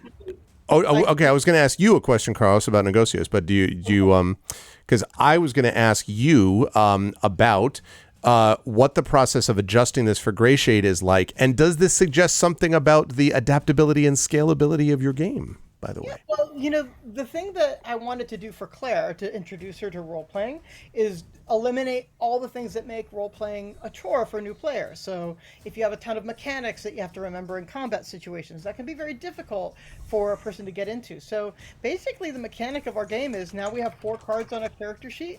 You're going to be drawing a card. If the card matches, things go your way and you get to narrate how that happens. If it doesn't match, it doesn't go your way. And from that seed, we've been able to tell some fantastic stories. So this game is wonderfully adaptable, and skinnable to other things. But the other thing is we also wanted to make it pretty particular to our world. So the cards have a certain dark bent to them that we think lends itself both to the idea of like people who want to play in a kind of darker world, but also for people who want hilarious situations, So what we've often found is that the cards lead to ludicrous, black humor, sometimes not even so black, sometimes just funny things. Just humor, yeah. Humor. And so what it does is sort of like it does the thing of D&D that, I think a lot of people don't maybe talk about, but like I think the most fun in D&D happens when you're sort of like riding on the edge of the fourth wall, laughing your head off with your friends, making all sorts of connections and associations because things have gone so sideways in a way that nobody could have predicted that you're just sort of like left stunned with what you're going to do next. The thing I wanted to say about the game is that the Fatal Flaw has a mechanical aspect that's pretty important. So at some point, if we miss too many of our skill checks, we might lose the entire game. But what we can do is we can activate our Fatal Flaw in the moment in that scene to belay certain doom for everybody. So at some point, we might say, oh, whatever your Fatal Flaw is, we're going to activate it right now to save us from completely losing the entire game. Since this is a one-shot, it is a game that you can lose, which is sort of different from D&D. I mean, you can have a total party kill or something like that. But the way that we duplicate that in our game is that you miss a certain number of skill checks as a group, you lose as a group. But you can hold off on total annihilation by one character making the sacrifice of activating their Fatal Flaw in the scene and having all the repercussions happen to them, but the game continues. Interesting. So there are choices about self-sacrifice versus, group story performance, so to speak. Yeah, and you can actually choose to not sacrifice yourself and decide. Who would do that? In this grimdark future, everyone totally does everything for everybody else, and it's all, no one is selfish ever. All right, so chat seems to be having a really great conversation about their cards. I'm going to go ahead and tell you what my Fatal Flaw is. All right. So the card that I chose was Only a Fool Attends a Masquerade Unmasked. And so my Fatal Flaw is that I take too many risks. And I will be unmasked one day in a way that will make me wish I was dead. Like I will be revealed. Because you're Fey nature, right? Like constantly riding the edge next to death anyway, and like. Right, and also revealing other people, making enemies, like carelessly. Yeah. Like it's all gonna come back on me. Gotcha. I love it. That is me. I had a Carne card called "The Scavengers Win Every War," and I wish I could make it big for you and show you it big because I'm looking at it now, and it's one of my favorite cards. I love when Beck does creepy animals and not quite animals. The Scavengers Win Every War, and my Fatal Flaw is beneath my placid fidelity to my God and the calm my vocation brings me, I am a feral, rat-eating, gutter-thriving survivor. If my calm is ever cracked, there is a survivor beneath, and she has fangs, claws, and poison darts, and she will do anything to keep herself alive. Nice. That's fine though. We're not. I'm sure our mission won't be high stress at all, and we'll never reach that point. Like I'm sure. Yeah, sure. It'll be fine, and yeah. We're just like making a cake delivery, I think. Yeah, it's that's all really. Okay, am I next and then chat? You are. Okay, so my Fatal Flaw was flowers fear the storm but crave the rain. So my thought was that I have talked about being driven by a need for order and neatness, and yet secretly I also push against a desire for variety. Chaos is bad, but I desire some dance of change. And at some point, that desire may overwhelm my need for order and structure, causing me to make a messy, perhaps deadly mistake. Because although I can adapt like all acolytes can, I also may, not unlike what you were talking about, Carlos, may make a mistake that because I'm not used to doing things chaotically, I might not be able to handle. That's my secret deep desire for, give me some variety. Give me my multi-pack, type of thing. Right. Yeah. Oh man, I'm wondering what kind of like shame would result from you actually Yep. engaging in that. You got it. Awesome. Folks, we have our character set, and I've seen that chat has kind of like made a couple different choices here. All good, all good. But we remove these cards now from this, so like they won't be part of choices that we'll be making later until we actually go through all of the cards. So one of the things that happens with Negocios is that you actually play through the entire deck before you can draw the same card again. So we won't be seeing those for a while, if ever. We're going to go ahead and move on, though, to the relationships portion of the game.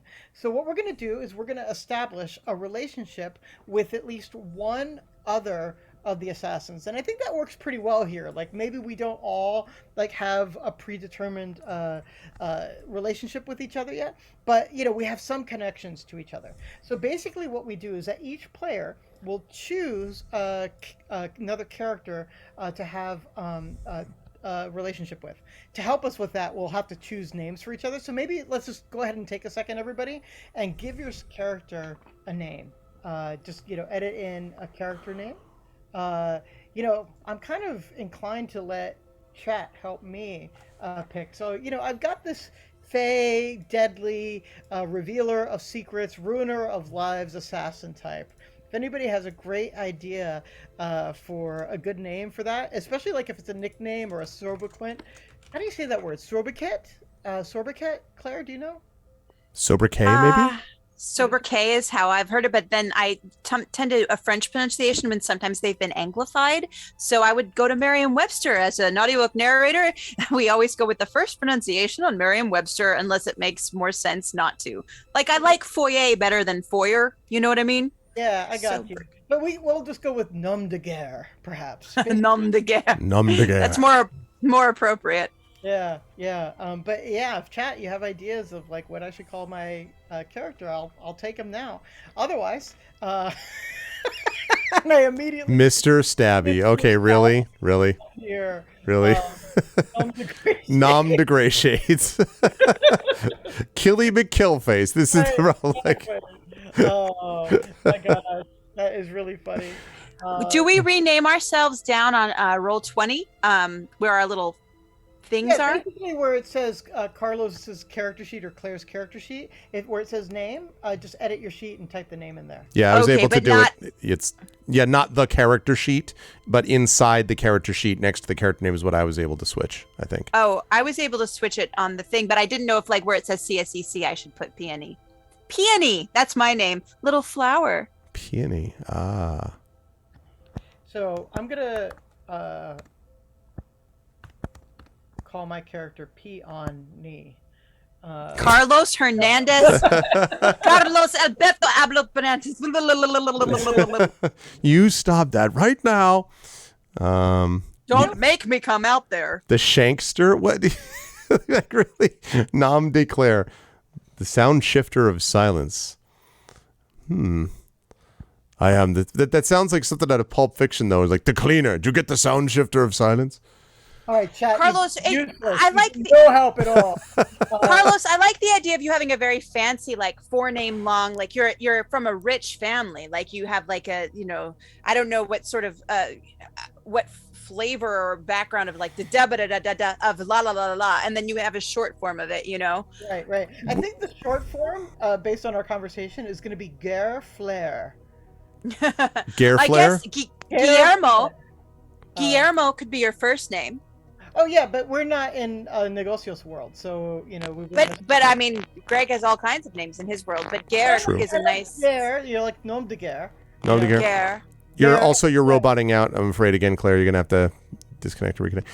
But also, you are we decided you were a female acolyte, I think. So, I mean, like, I will say that most of the acolytes in this world do have single names. They actually usually leave their names behind. So there's Grayshade. We have characters like Morend, Ravel, Chaosthenes, etc. So, but having said that, certainly you can allow for different names. Yeah, I'll just go with something totally different then. I'm going to call myself Esplanade. Esplanade. Hey, that's beautiful. I like the word esplanade. I do too. It doesn't have anything to do with their character, but they just like the sound of it. That sounds like a very esplanade thing to do. Okay. And I'm just switching up the soundtracks. Okay, now we're to my favorite Assassin's Creed game, Assassin's Creed Revelations. Because Hookblade. Just play the game, you'll see what I mean. Hookblade. Just visualize, be Hookblade. Okay. Right. Okay. And Greg, if you can pan out on the screen a little bit more, so that we can see all 7 of these cards. These are the relationship cards, and basically what happens is Claire's going to go first. Okay. She is going to choose a person with whom to have some sort of relationship. If you already started having ideas of how you might be connected, you and the other person can start talking about that. But then you'll draw a card, which you can use to inspire you. To help you further, you can use any of the 7 cards here to help you, but they are associated by suit, so that you could use the suit of the card to help guide what connection you have to this other person. Also, Carlos, I think I'm zoomed out already. I mean, I think I see all 7 on the screen, unless I'm missing something. Oh, no, it was my fault. I didn't have that tab open, so I just wanted to make sure. Oh, okay, yeah, I got it. Okay.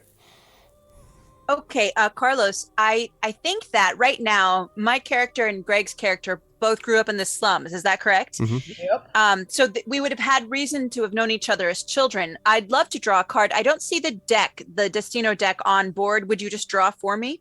Oh, yeah. I think I have to draw for everybody. So Okay, gotcha. the card that you have is a Wessel card, and it is Look Closer. The edges are ragged. So this is perfect because among the 4 prompts of the Wessel card is shared ancestor, disgust, once close, survived together. And survival's come up a lot in both of our backstories. So I think that once I escaped the sort of starving cult that I grew up in, and as Greg's character, whose name is Rana, Ranna. Rana escaped, and is Rana's a female character? Yes. And when Rana escaped her part of the slums, I bet either we found each other and found our way together to the Cathedral of Argoth, but our like shared goal of getting out of there was something that that drew us close for a while. But I think after our apprenticeship, as we specialized in different specialities, we probably drifted. Yeah, I think that makes sense. Cool. I'm going to write that down while you do yours. Write it down on our sheet. Greg, you don't need to, so like that's already been established. Claire will be the record keeper of that. And that could be my opinion of our relationship to Rana, you said? To Rana, yes. Ranna. Ranna. And then Rana's relationship with me might be completely different, like her opinion of me. What's your name again for this, Claire? Peony. Peony. And right. Greg, if you look down at the sheets at the bottom of the newspaper, you can see all 3 of our names. So the newspaper.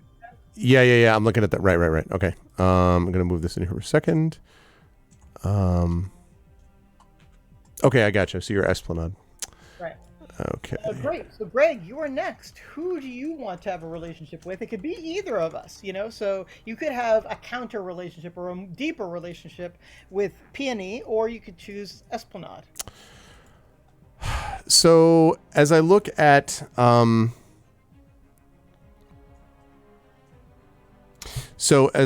this, and do I have to take the one that I did not yet have? Because I don't think I took a Lagrimas. No, it doesn't matter. So yeah, it doesn't matter at this point. Okay. All we needed is the 4 different cards for the character sheet, and now anything goes. But we want to keep those 4.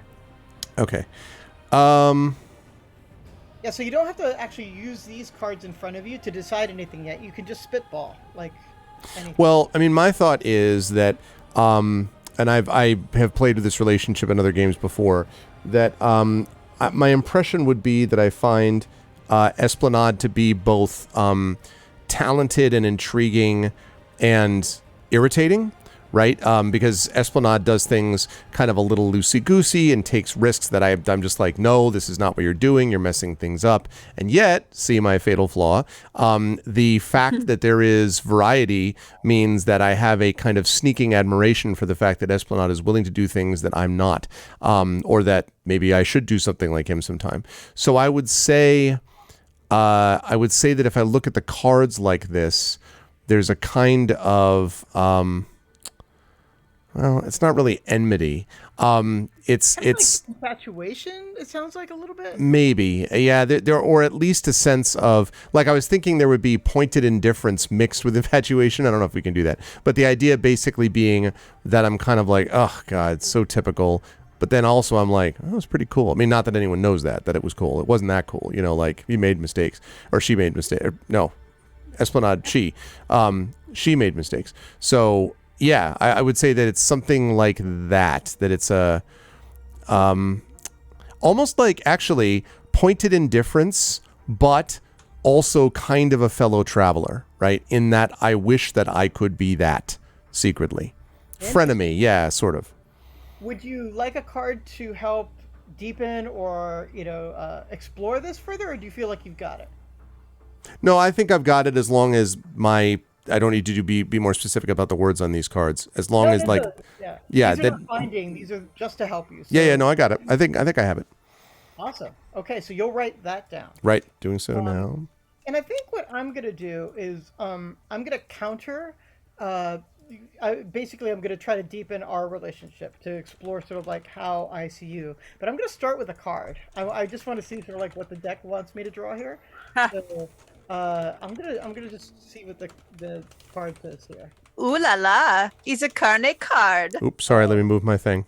Okay, there we go. Interesting. Guts make the finest music, which is also an autobiography of Esplanade. just like their fey idea and their macabre sense of everything. But yeah, I think. What I kind of see here, I've got similar appetites and partners in crime, both signaling to me here.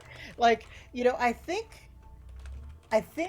Esplanade has kind of sensed your fatal flaw a little bit and is now motivated to try to get you to indulge in it.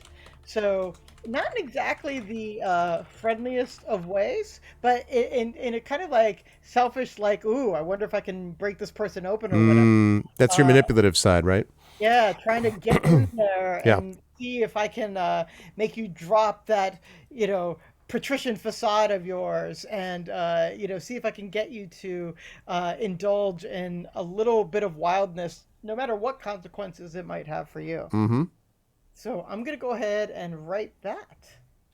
Will you, before you write it, take away the card and draw a card for the chat to be inspired if they want to have Requiem, which is the name of their assassin, to have a specific relationship with any of our assassins? That's right. Your assassin is Requiem? That's a great name. Isn't that a great name? Man. I'm so proud as if I'd come up with it, but I totally didn't. I just was watching them. That's really great. I honestly think that Requiem is one of the best words in the English language, quite honestly. It is incredibly evocative without being overly complex. Yeah, but it's just, Cat was giving me Stabby McStabface. Yeah, they were saving it for themselves. Like, what are you? I don't know, Stabby McStabface. But us, Requiem. Like, just like, Whatever, Chat. You're over there, woo, woo, woo, woo, like Three Stooges. Like, damn it. All right, so I'm gonna go ahead and write in my. So Carlos is pulled as he's writing. Carlos is pulled for the chat an Espacio card, purple, that says all actions are chains. So some of the things that you could have a relationship are star-crossed, mentorship, collegial, or an odd common interest. Do you think that Requiem has this sort of relationship with any of our characters, either Esplanade, Peony, or Rana? I'm super interested to see who Requiem chooses.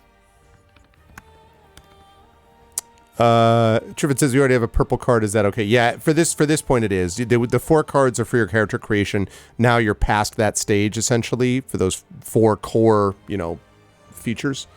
So. Yeah, so the way it works is the only cards that you keep with you through the whole game are your 4 character creation cards.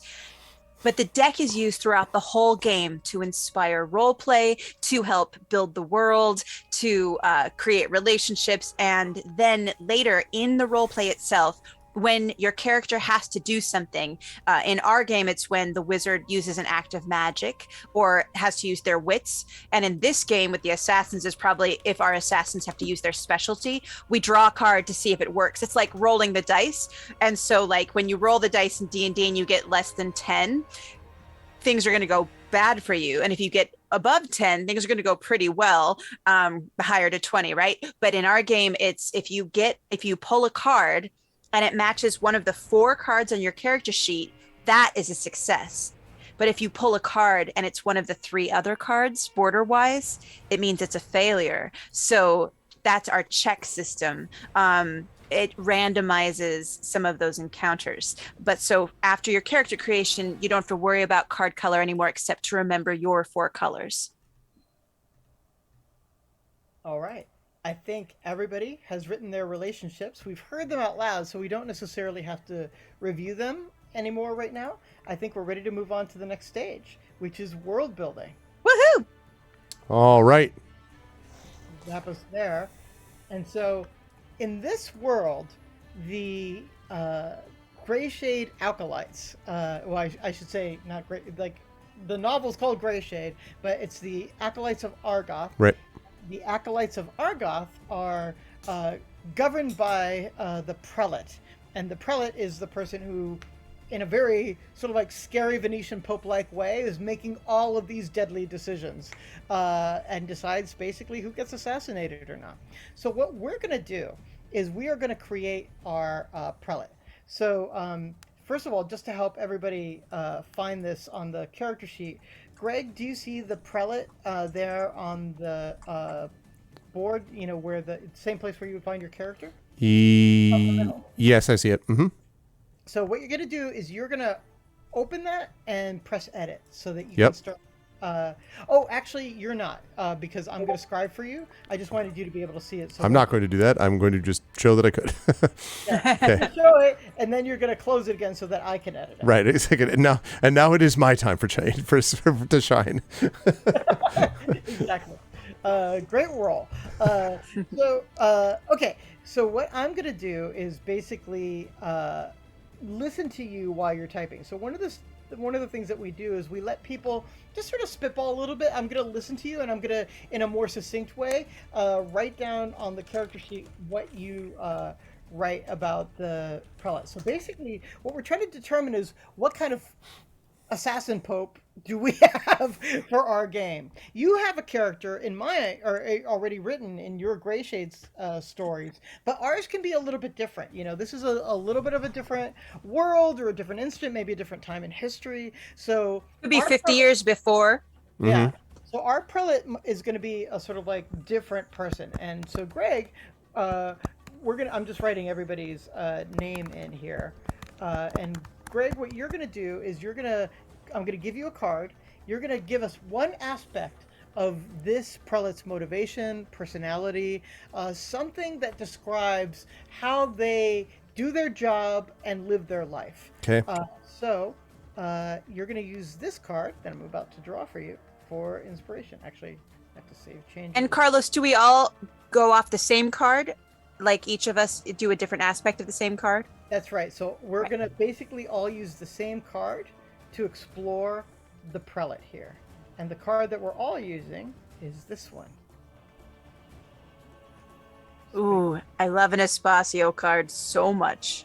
Sorry, just having a little trouble making it big. There we go. All right. So remember, you can use any part of the card. You can use the border, you can use the color scheme, you can use any scintilla of information on this card to inspire you. So you aren't just like bound by what it says or whatever. So Greg, what is one personality trait that this card inspires for you about our Prelate? I would say the search for things man was not meant to know. Basically, the acquisition of knowledge. The Prelate deals in knowledge and acquisition of same.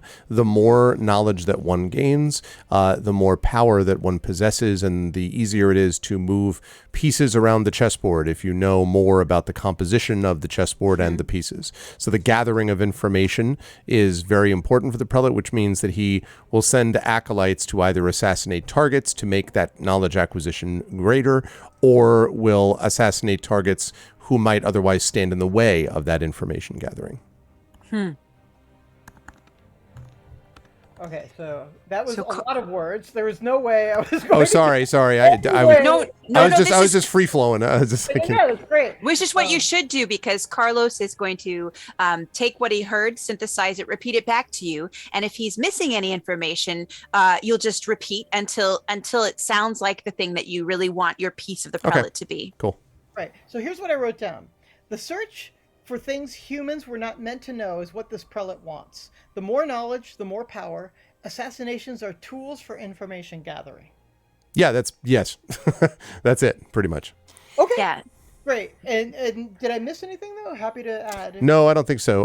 The assassinations, that last sentence is what I was waiting to hear. So assassinations are power, or rather knowledge is power, and you use assassinations as tools for knowledge gathering, either to, in some cases, I guess you should say, in some cases, to remove obstacles to that knowledge gathering. So if you follow what I mean, like sometimes it's keeping people from blocking you from doing it, but that might all be addressed in what you said anyway. So yeah, I think it's sort of like covered in the broad strokes, but we'll remember that, basically anyone who impedes knowledge gets shivved. Ah! All right. So Claire, it's your turn to be my scribe. And Carlos, have you closed out of the prelate so I can open it up? I have. This is a quirk of Roll20.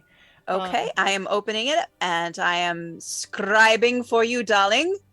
Yeah, and so I'm actually going to be taking inspiration from the blackness of the middle and the sun that is in the corner.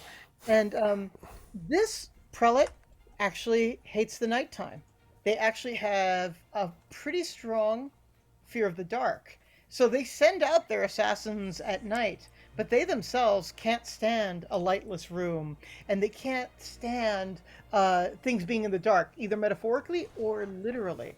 Please tell me there's a moment in this where the prelate has this encounter and says something to the effect of like, I can't see. And then one of us is like, the great Rutger Hauer line, that's where I live. And it's like right out of the classic movie Blind Fury, where just everything happens there. And if you haven't seen Blind Fury, you need to go see that crazy bad, so bad it's a good movie. Anyway, sorry. Greg, hold on to that. We get to co-create our story. So just hold that line in your That's where I live. But our prelate, is somebody who believes in the light and is a little bit scared of the dark. Outstanding. I didn't actually realize, I was thinking about that. I didn't know that you could actually use visual elements of the card in this case as inspiration for that. So that's really cool. Yeah, so it's one of the things we want to teach early and often, that, any little piece of the card, it doesn't have to be the words. It can be anything the card, any little design or whatever. Very cool. So what I have from you, Carlos, is this about our prelate. This prelate hates the nighttime. They have a pretty strong fear of the dark. They send out their assassins at night, but they themselves can't stand a lightless room. They can't stand anything being in the dark, either metaphorically or literally. I can't see. That's where I live. Blind Fury. Our prelate is somebody who believes in the light and is scared of the dark. That's where I live. Well, see, Claire... Make sure you get the Blind Fury exact quote, because that's hugely important. Yeah, hopefully we could do a recorded file in Roll20 so we can actually have the sound. That's where I live. We just spam it. That's where I live. Right. We can put a soundboard for this game now. Claire, among her many gifts, is a gifted typist, and she literally got every single word. Yeah, and I get to go next. So I'm just gonna be like, trying to get through this. So awesome. Thank you, Claire. You got it all. So Claire, it's your turn, and so make sure that you save and close out Claire so that Greg can open. And I did so, I believe. All right, I will open it up. Greg, Claire. Okay, all right. I am, before you start typing, what I'm looking at, Greg, is the figure staring at the kind of alien figure through their what are they called? Bathyspheres? I forget what they're called. Okay, on the right, yeah. Mm-hmm. And I feel like in our prelate's heart of hearts, he doesn't believe Argoth is a god. He believes there is something that we call Argoth, but he thinks it is something else that's not understood, like a different kind of entity or being. But his faith is less religious based than scientific inquiry. So cool. The Pope who does not believe. It reminds me of Dostoevsky's Pope, who doesn't believe in God. And when Jesus comes back in that story, the Pope is basically like, you're ruining everything. Get out of here. So in the prelate's heart of hearts, he doesn't believe that Argoth is a god. He believes there is something we call Argoth, but it is not divine, a different kind of entity or being. His faith is less religiously based than scientific in nature. Perfect. Dang, so good. Do we want? Does the? Oh, sorry. I'm sorry. Go say, Carlos. I was just saying, I'm so excited about this prelate. I want in a minute for Greg to compare it to his prelate, how they do and how they're the same. But Claire, please, I interrupted you. I'm sorry. I was just going to invite the chat by looking at this card. Is there any like one little prelate-y kind of thing that we can add to the prelate's NPC character sheet that you want us to? We can add a little bit there for you. What would you like, chat? How do you want to make our prelate? You want to make him nice. I can't do that. No, I'm kidding. You were talking about that. What I like about this card is the woman, unsure, in the bathysphere, all alone but staring out the glass. That's the second person, because Claire focused in on that too. Looking to the world they can't touch. Ooh. That's interesting. Carlos, will you add that one? I got it. I'm good. Okay, thanks. Okay, so... And Prince Justin says, see but can't reach. This poor sad prelate, I just love them. Looks at the world. Like cuddling in bed. Man. So he's looking at the world of forbidden knowledge, which I'm just saying he, but it obviously could be they, she, which he can see, but can't. Actually, I'll take that back. It wouldn't be a she. I know. I asked about that, and he's like, "It's a patriarchy. That's what's terrible about it." Grr! But maybe if we do another Grayshade skin, like that's 200 years in the future, things will have that will changed. be different. There are, however, many, as we are all female acolytes. So, Pearl looks at the world of forbidden knowledge, which we can see but can't touch. From chat, that's good, chat. As usual, chat coming through. Awesome. So Requiem is a they. Sure. That's good to note. NB, yeah. And then so we've got sounds good. NB acolyte and 3 female acolytes. Dig it. Awesome sauce. Okay, we've got our first NPC, everybody. We have built the prelate together. Thank you so much. Good work. Yeah. The next thing we're going to do now is we're going to figure out aspects of our world. So to start us here, Greg, I'm going to ask you to pick a number between 1 and 6. 6 for 6 figures on the Grayshade Kickstarter. Let's go. Right. So I'm making 6 for 6,000. That's true, actually. That works too. 6 for 6,000. All of those things. We definitely want 6 figures over 6,000, unless it's over 6,000. And then we can also make memes about freaking. Oh my god!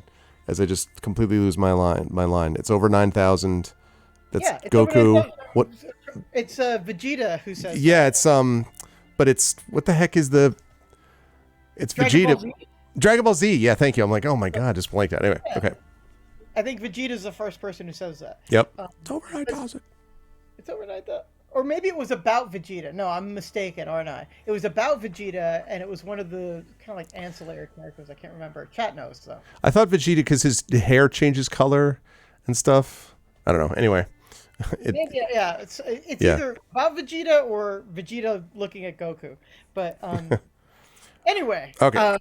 So, Greg, your question that I'm going to be scribing for is this. Now, let me just tell you and chat. We have a world building sheet that's called World Building Your Corel. And in World Building Your Corel, we're going to be answering the questions that are here. So I think maybe for the sake of time, we'll just pick 3 of them. So we've picked number 6. And this is number 6 that you'll be answering. I'm going to give you a card in a moment, Greg, to answer this. But I'm going to be scribing for you. So whatever you say about this card, I'm going to be synthesizing and writing down on the sheet here.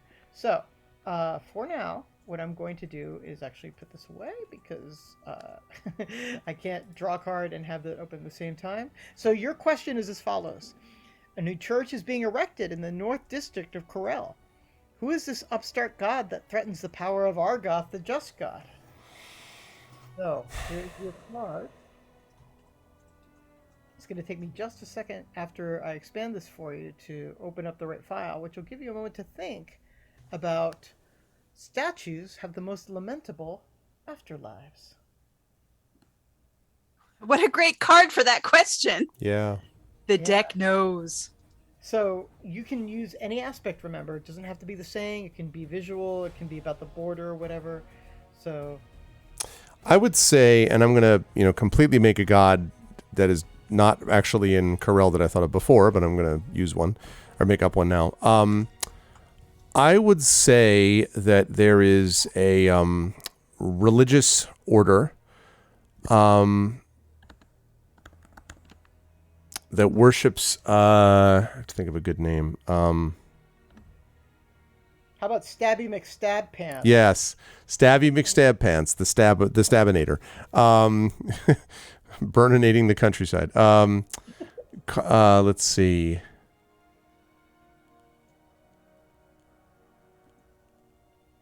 Okay, let us call them Callan, Callen, the god of beauty. This is a god that looks for the perfection of beauty. And so its churches, it is backed by several shadowy and very wealthy figures.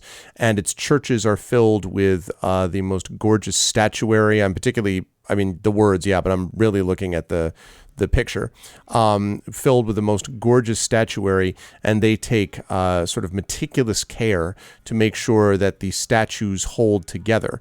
And the more rich that they appear, the more that they look like the hot new religion in Corel that everyone wants to join, etc. The more that is a threat ultimately to Argoth's dominance. And justice is balance. Justice is certainly not beauty. And so we may talk later on about how our mission applies to that. But I would say that this upstart god, Callan, threatens the power of Argoth, the just god, and certainly the power of the order through its emphasis not only on beauty, but exceeding wealth. They're flaunting it, basically, and that cannot be allowed.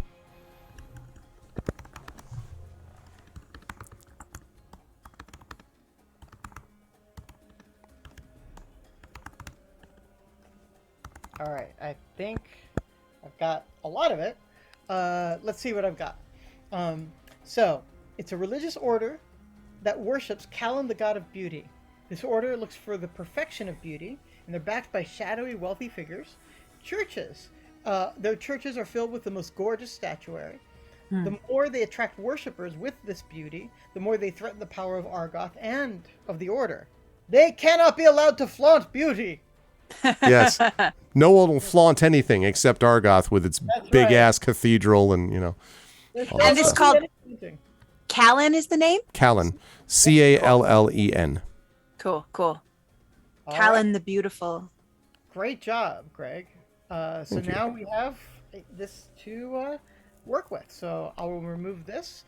I think I go next. So Yeah, Carlos, pick a number between 1 and 6. That's not the number Greg just picked. That's, yeah. I 1 for number 1 Kickstarter. I don't actually, let me think here for a second. 4 is my lucky number. So Do it 4. I'm going to move this out of the way here as a selected one, so I can't select it again. And I'm going to pick number 4. Put this up top here. One singular sensation. 4. So my question reads as follows. The governor of Corel and the prelate of Argoth's order recently had a public disagreement over policy. What was the disagreement over? So here's my quote to inspire me. Oh, it's another good one. There is no truth, only wager.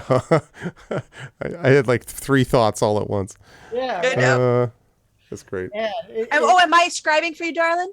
Oh, that's right. I think so, because I scribed for you, right, Claire? Yeah. I think. World building. Sorry. Everybody closed out and saved. Just want to make sure. All saved.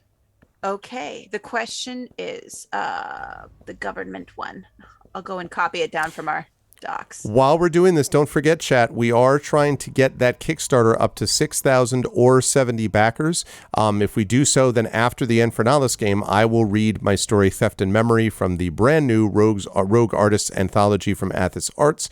Also, it would really help the Kickstarter. And if you want to see more about the world of Grayshade, both in book form and fiction form, Renegade and Heretic, the next two books in the Grey Assassin trilogy, and in game form, a game designed by Aaron Rosenberg and Rich Lescoux-Flair, with some consultation from yours truly, designing this game where you can play one of those characters. And I should mention, by the way, just very briefly, that there are 5 different classes that you can play as a part of it, and it's not just acolytes. You can play an investigator who investigates crimes within the city. You can play a noble who uses their power and influence to manipulate circumstances. You can play a merchant who uses their ability to haggle over prices and, turn profits and manage wealth and bribery and things like that. You can, of course, play the classic of an acolyte, and you can also play an informant who is basically a character like an information broker who is able to gather information and use it to their will. So there are different mechanical classes that can be played within this game as well, but none of that happens if we don't get the support that we need all the way through this 30 days. So please help us keep our momentum going. Go and check out the pledges. Please back if you can. Please spread the word about this and let people know. And if I understand what Titalis Rex just said, I think that means that the number has just gone up. Let me see if that's confirmed. It is 5305. Thank you very much. 65 backers, 5 backers away, and 695 and or 695 away. Thank you. Let's keep going. I appreciate that very much, Titleist Rex. Thank you. Okay. Sorry for this advertisement. I now return you to your regular scheduled world building thing. There is no truth, only wagers. And of course, we've got this big statue, and we've got chicanery happening on the right side of the card. So here's what I think happened.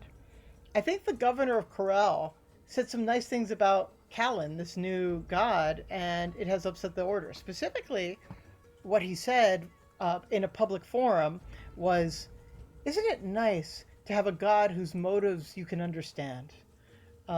And this is clearly a jab at Argoth, who speaks apparently only through the prelate, and the prelate and the whole order operates under such a shroud of mystery. Mm-hmm. So him complimenting beauty and transparency is not necessarily something that the order took kindly to, but since then the governor has doubled down on this and has been seen publicly attending services at the Church of Galen. Oh, that's bad.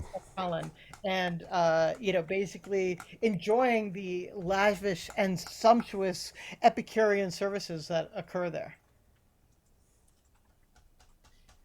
So this is their disagreement, I think. Mm-hmm.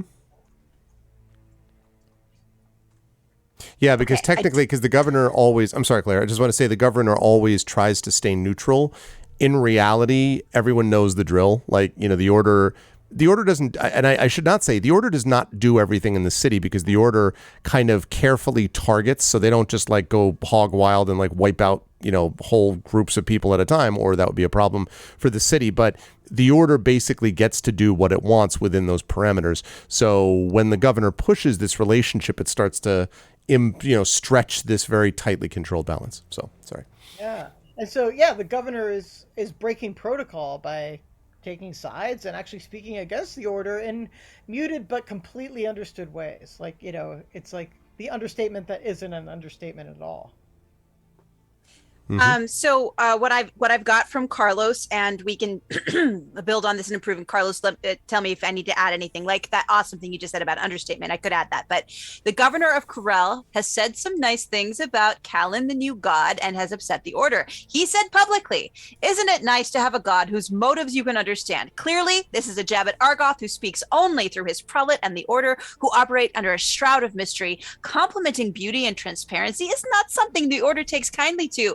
nor to the governor publicly attending the lavish and sumptuous Epicurean services in the Church of Callan. Boom, chakalaka. Yeah, good stuff. Yeah. But I didn't say anything about the whole understatement thing because that came later after I saved. That's okay. That's all right. I think Okay. we've got the gist at this point. Okay. Everything. That's all right. For the Gisty wisty. So, Gentlemen, by the way, I took Requiem and created an NPC character from the chat's assassin they built and put that in our list. Check you out. Wow. Awesome. Yeah, at some point we'll probably have to create the governor of Corel. We'll see if that comes into gameplay, but we'll definitely show how we create NPCs a little later in the game. So, now it is Claire's turn, right? Claire, you have Yeah. And I'm scribing for you, Claire, I think. We've chosen, 4 and 6 so far? That's right. Well, I shall choose the fairy tale number 3. Fairy tale number 3, Claire, your card is as follows. Recently, an acolyte of Argoth purposely defied an order handed down directly from the prelate. What was the fallout of that defiance? And where's the card that I scribed this on? Is this world building? This is under world building, yeah. And then there's you'll see my name. Each of us have a slot, or the questions have slots. I'm sorry. It should be right at the top called world building your career. Yeah, I see it. And it's answer to question 3. And okay, that's going to be Claire, rather. What a freaking awesome card you got for this question, Claire. Piety is surrender. Recently, an acolyte of Argoth purposely defied an order handed down directly from the prelate. What was the fallout of that defiance? I kind of want to play with Requiem here as the acolyte who defied an order. Requiem was being ground down by the rich, if I remember correctly. Yes, that's right. And believed in like the inequality, wanting to override equality. Yeah. So now I'm thinking V for Vendetta, actually. But anyway. So Callan, the beautiful, rich new god. So Requiem was told by the prelate to go and gather information on the high priestess of Callan, but to do nothing. And instead of doing nothing, Requiem set fire to the high priestess's house. Nobody was killed that time. They got out in time. But the fire was certainly a warning and a message sent by Requiem. And all eyes are now sort of suspicious at the order, the government and the other churches. This was an overt move, not a subtle one. And Requiem has been confined to quarters to pray to Argoth on bread and water, basically. Wow. You could say that Requiem for a Dream. I'm sorry, I couldn't. I'm so sorry. Has been confined to quarters to pray to Argoth on bread and water. Also, we got another backer. We are now up to 5332. Thank you very much. And 66 backers. We are 4 backers away, folks, or 678. I got the number right. No, 68. $668 and or 4 backers till you get that story reading. Thank you. Yeah, that's great. So Requiem is told, I have Claire, Requiem is told to gather information on Callan, but to do nothing. Instead, Requiem set fire to the high priestess's house. No one died, but the fire was a warning sent by Requiem, and all eyes now look suspiciously at the order. This is overt, not subtle, and so Requiem has been confined to quarters to pray to Argoth on bread and water. Yeah, it's good. Man, both of you are so fast. I'm like the slow guys, and said a word. I have had to learn to type super fast, somewhat. You got your chicken pecking fingers, Carlos. That's super cute, though. You're like your little chicken peckers. Those chicken peckers wrote Sal and Gabby. That's right. Yeah. All right. I mean, let's not go to the obvious chicken pecker joke, but I'm thinking it. So, Uh, but Carlos, I just want to say that your chicken pecking fingers, like, wrote Sal and Gabby. So, like, they did okay. They do okay. Chickens feature prominently in Sal and Gabby, in fact. So, not chicken pecker. Okay, we're moving on. That's the updated version, chat, that you can find out with Sal and Gabby Grow Up in the Universe. And that's coming to a Disney station near you. Leave my character alone, man. X card. X card. Oh, okay, backing up. Sorry, I'm sorry, baby. That was a joke. I Oh probably my should God. so forgive me for that. But okay, we have a world. We've got a lot of information already about it. We could continue to world build if we wanted to. Like in the Negocios game, we actually have a deck of 40 cards, and you can use them in all sorts of situations. Every time you draw a card, something different happens. But I think, just for the sake of time and well, let me ask the players. Players, do you feel like we have enough story to go on here? Or should we keep going? I think we do, and I was going to suggest actually that this might be a good spot because we've been running for about an hour. Let's see, 2 hours actually. So this is slightly over. So this might be a good spot. I don't know if this is the right break point, but this seems like a good spot to do a break point. Give you folks a chance to take a break. I can talk to chat more about the Kickstarter, and then when you come back, we can get into the play based on this world. I think we have enough to go on, although I don't know if that's true and if you feel that way, but that's how I would think say. In a given game, it's usually by the time there's 4 questions answered. So in a way, we could have the chat choose a number that is not 3, 4, or 6, give them a question and a card, and while we're on break, let them come up with an answer. That's a good idea too. Yeah, absolutely. All right. So I love that actually. So who hasn't gone yet for us yet? I think a lot of the people in chat that I'm looking at right now have participated, right?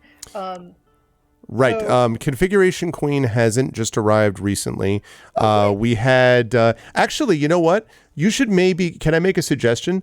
Is Tatalis Rex here? Because Tatalis Rex actually just supported the Kickstarter recently. So maybe Tatalis Rex is someone that we could look to who's in chat and maybe make that suggestion. I mean, that's just one thing that occurs to me as a possibility. So Tatalis Rex, awesome. 1, 2, or 5. Choose a number. Also, we're up to 53, 57, and 67 backers. Let's keep it up, chat. 3 away, and or 643 away. Okay. 5 is the card. So, chat, here is what you're going to answer. I'll give you a card in a moment, but the question that you have is, what new assassination technology is the Order recently acquired? And something like this comes up in the novel, by the way, as far as technology. Man, I haven't quite gotten there yet. Those little clacker stones, but the clacker stones I've gotten to. Oh, no, much cooler, Claire, even than that. So remember that you can use any part of this. You don't have to use just the saying, though people tend to go to the saying, and it's super apt here. But you can use the rope or the inverted body or the border faces that are looking at each other. But the card reads, what the mind wants, it must purchase with its body. So, Greg, we're going to go ahead and take a break here. Basically, Claire and I are just going to, do a quadrille while you all are doing this. But, thank you so much, everybody who's been here so far. Helping this game progress lovingly. I love so much. Yeah. We've used the character that you have as part of our storytelling. Keep it coming, chat. Tell us what new technology the Order has recently acquired. Claire and I will be right back, and Greg is going to tell you more about the Kickstarter. It's about a 15-minute break. Yep, 15 minutes 10? is fine. No, 15 minutes is good. It's 8:30. It's 8:34. So 8:45 to 8:50ish, somewhere in there. Okay, that's great. You folks can go. I will talk to them. I might take a 5-minute break myself, but they can keep working. So you're all good. Yeah, and whatever you write in the chat, we will transfer over to our world building sheet. Everybody, thank you so much. Right, don't turn off your camera, Claire. Just cover your camera because it messes up Greg's stuff. If you cover the camera, sure thing. Okay, thank you. Okay, and I'm going to mute myself in Zoom.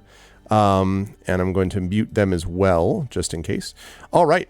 So chat, let me reset the scene here just before chat goes on with this.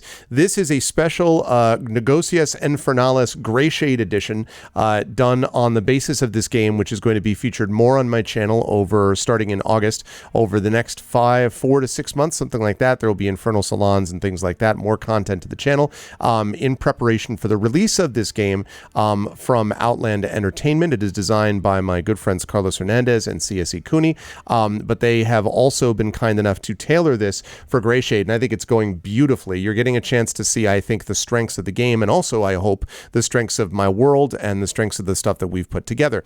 If you are liking it and you're like, how do I get more of this? Let me tell you how, because we are running a Kickstarter right now for this. It is for Grayshade. Let me go full screen for just a moment. Okay. Let me go full screen for just a moment, but actually make it where you can see me. I mean, you can see the cover, but, like all that stuff. Let me get rid of that. Let me get rid of that. And let me get rid of that. Right. So it's this right here. Grayshade. This novel just came out last week, or 2 weeks ago, a little over 2 weeks now.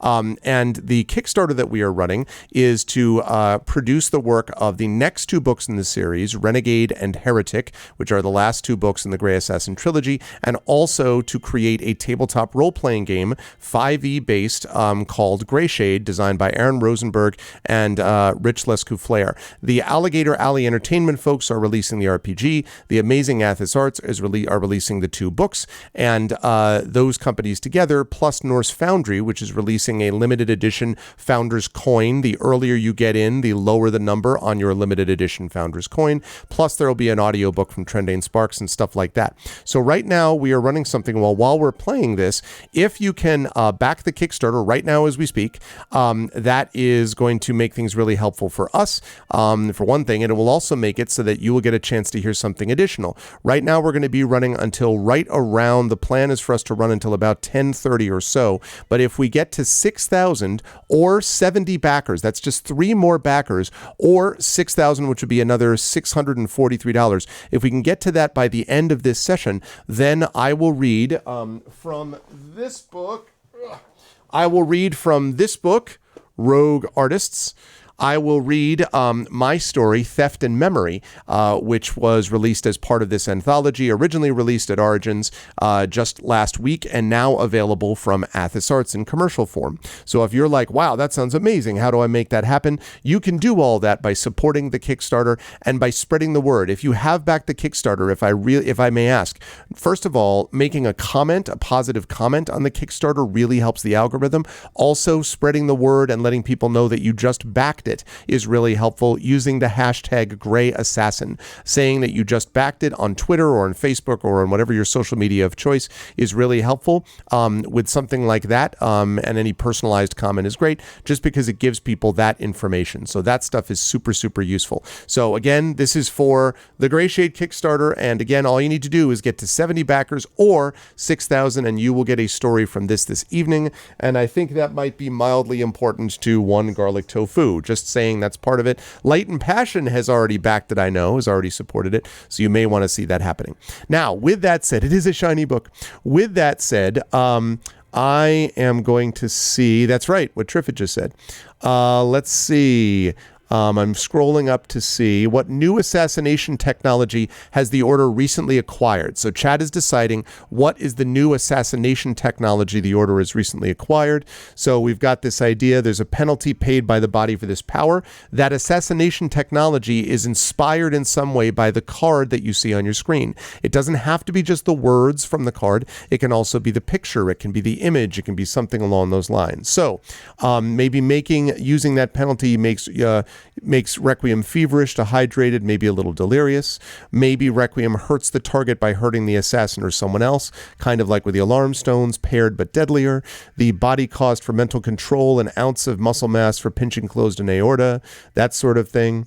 And so if Requiem could do that with someone else's body as tribute for the kill, that would make her more useful in the long run. If they paid the price themselves, it's more dramatic. I like it. Thank you so much, Prince Justin, for having done that. That is super useful. So I think what we're going to do, folks, is we're going to leave this up there. I think I still have music running. At least I hope I do. Do I? I do. And so, can people hear that music, by the way?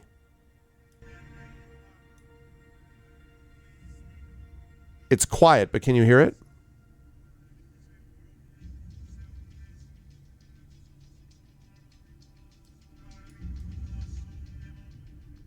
Okay, because I don't want to overwhelm it. So, okay. So what we're going to do is, chat, you figure this. I'm going to have you leave you to yourselves for a few minutes. You can chat about what you want to do. And then when I come back, I'm going to stretch my legs and eat a little bit. When I come back, then we are going to be ready to go in just about 5 minutes. So please, if you haven't already done so, please back that Kickstarter.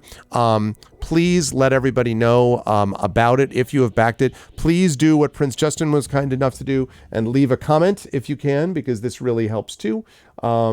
Read and reviewed the first novel in the series. Excited to support the publication of the remainder of the series and more. Thank you so much. Officer and a gentleman, Prince Justin. Thank you. So if people can do that, that would be lovely. I know Light and Passion was there. Anyone who's backed the Kickstarter, leaving a comment really does help. That helps the algorithm. And again, spreading the word is great too. All right, I'm going to go take a break. I'll be back in just about a few minutes. In the meantime, please continue to chat and decide what the assassination technology is going to be. And thank you all for being here. Much love. As usual, you folks are the best. So thanks, everyone. We will be right back.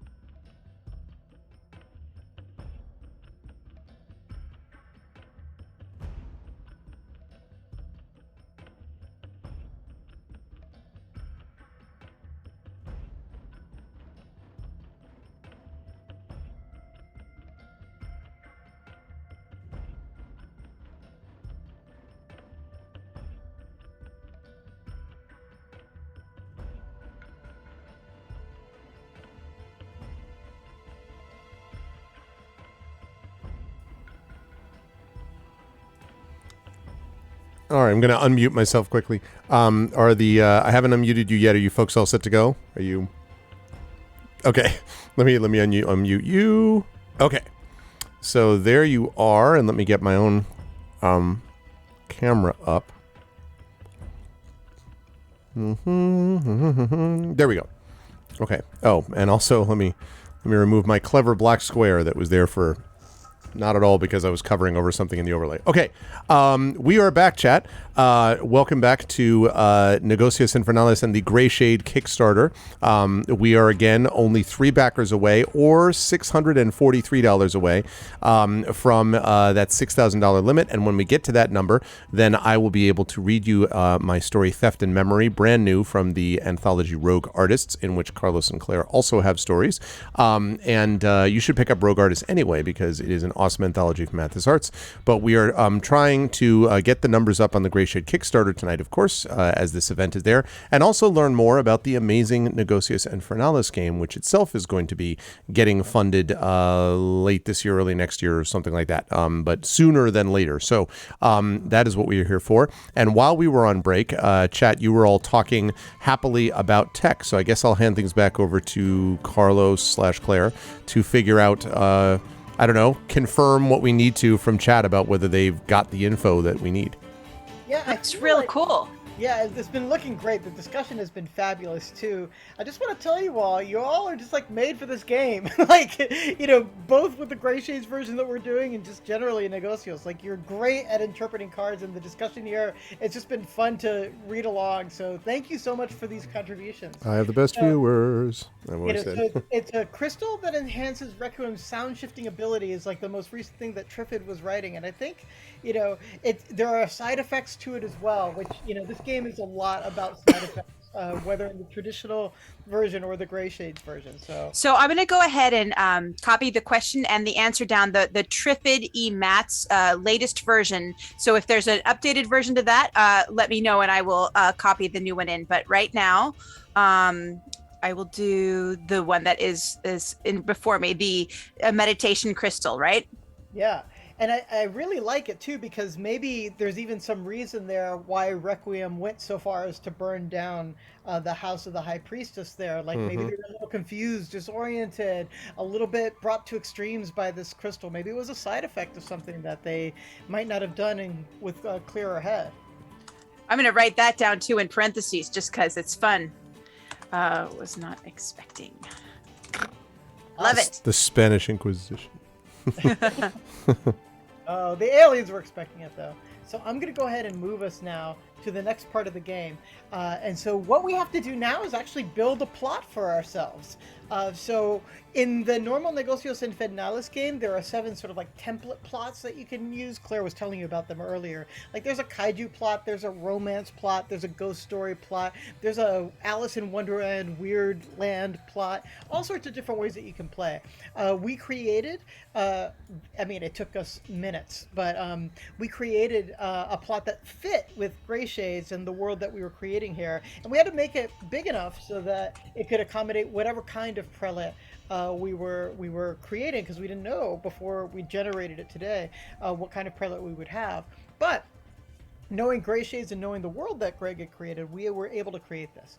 So what we're going to do is you'll see each of these little paragraphs here, players. We're going to go through these as if they're cards. We're just going to each take a turn reading one of them. So I'll read the first one. Claire, you'll start with the 3 of you. Greg, you'll pick up with therefore. Okay. And then we'll just go through the different things there. And we'll just read this beginning of our plot story here. So, the first line reads, "The prelate has called all 3 of us to come before him. The 3 of you," he says, "have recently displayed a subtle yet notable lack of faith.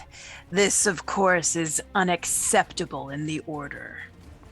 Therefore," the prelate continues, "the 3 of you must earn back the order's trust. Argoth has granted me a vision of a special mission you must complete. Though usually acolytes work alone, on this mission, you will work together to complete it." The prelate throws 3 scrolls tied together. All the details of the mission are included here. Do your research and reconnaissance, but move with haste. You have 1 week in which to complete this mission. The moment you are excused from the prelate's presence, you unfurl the scrolls and begin to read about the assassination you must perform.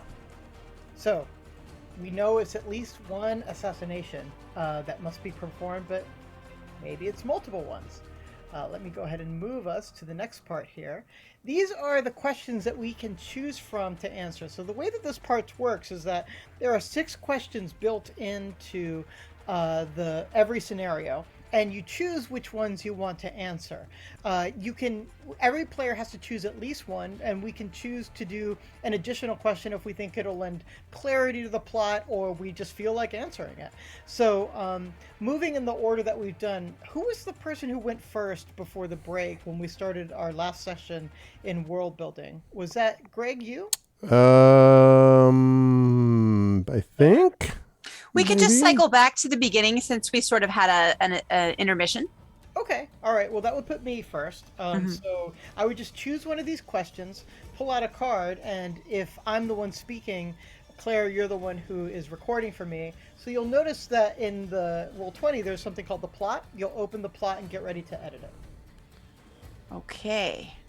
So let me know which one you're choosing, and I will copy and paste it from our other document. This is how I write books, by the way. You'll notice in your book there's something called the plot, and this is how you word like. Find the plot. Find the plot. Also, I have added some lighting to our scenario, so the red seems appropriate, I think. All right. So, I think I'm just gonna go with the obvious. Who is/are the target or targets? Let's find out who we're going to kill. 1 second, I'm just going to copy and paste that in, and then I will be ready to scribe for you. Who is our... Sorry, Carlos. So interesting. Okay, so what did you pull? I see what you did there, Light and Passion. Wow. So I pulled the card, dashed upon the rocks, mended with gold.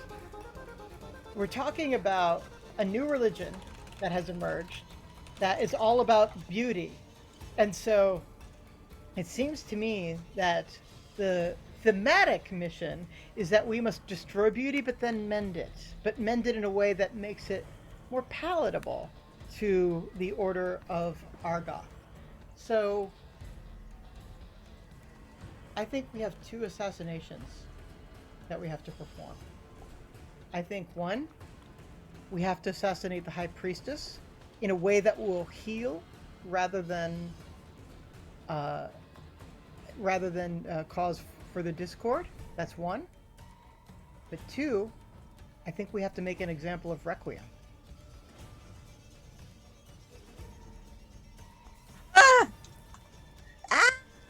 We have some mending to do, so I think we have to both take out.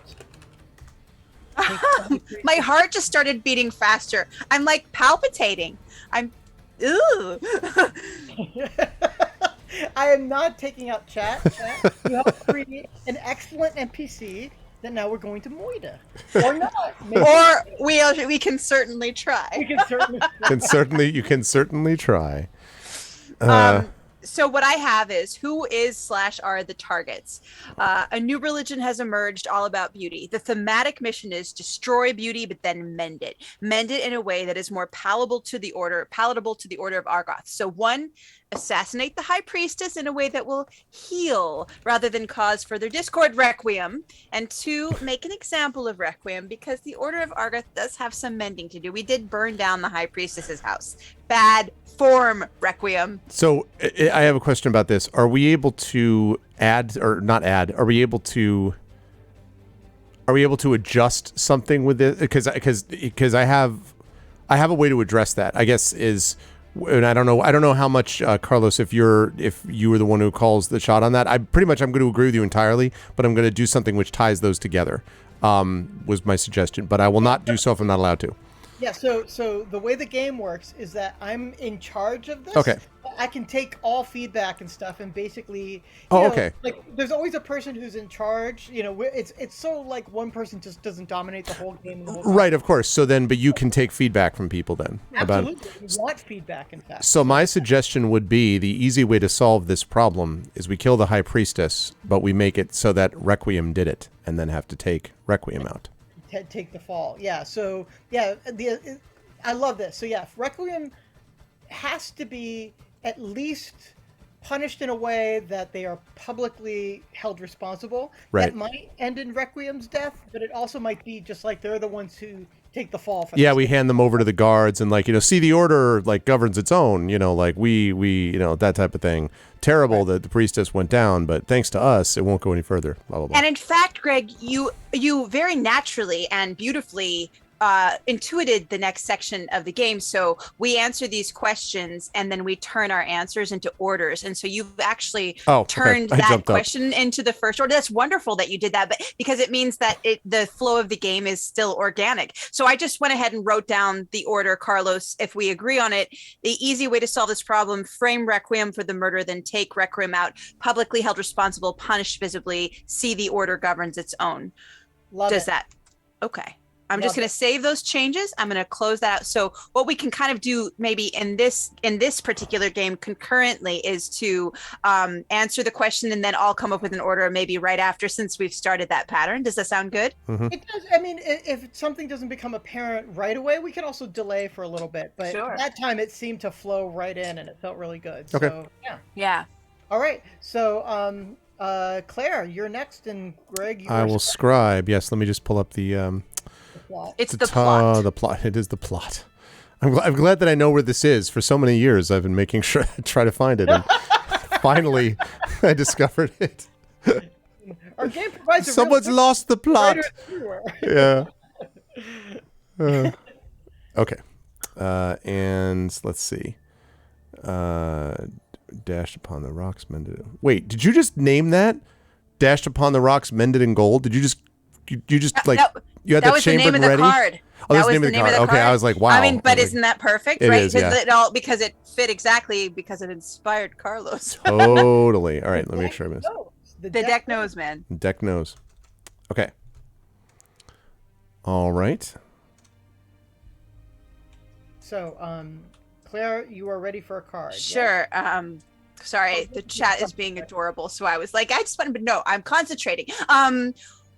I really am drawn to the question, what is so difficult for you personally about assassinating these particular targets? Mm-hmm.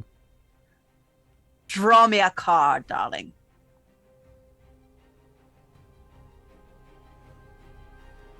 What is this one? Is this the tree one? Oh, it is! This is another one of my favorites. Trees eat meat. Okay, Greg, let me know if you're ready. I am ready.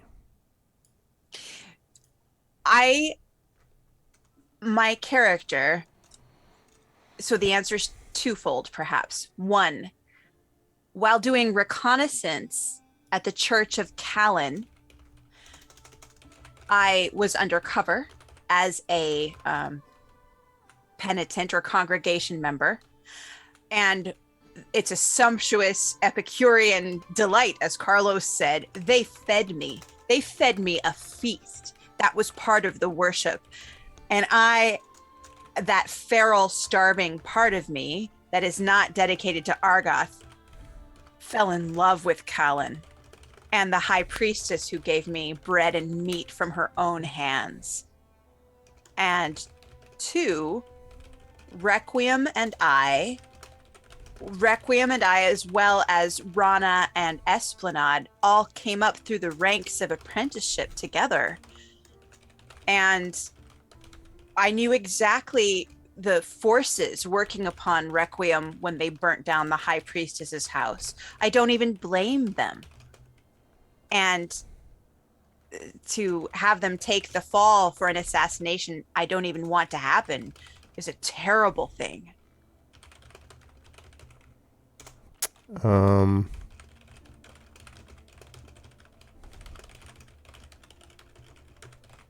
Okay. So that is, while doing reconnaissance at the Church of Callan, they, the worshippers, fed Peony a feast as part of the worship. I should say, yeah, that's right. And Peony fell in love with Callan as a result, and the priestess who fed her bread and meat from her own hands. Second, Requiem, Esplanade, and Peony. I didn't get if you also said Rana in that. Rana, yeah. Okay, so Requiem, Rana, Esplanade, and Peony came up together through the order, and Peony doesn't blame Requiem for what happened.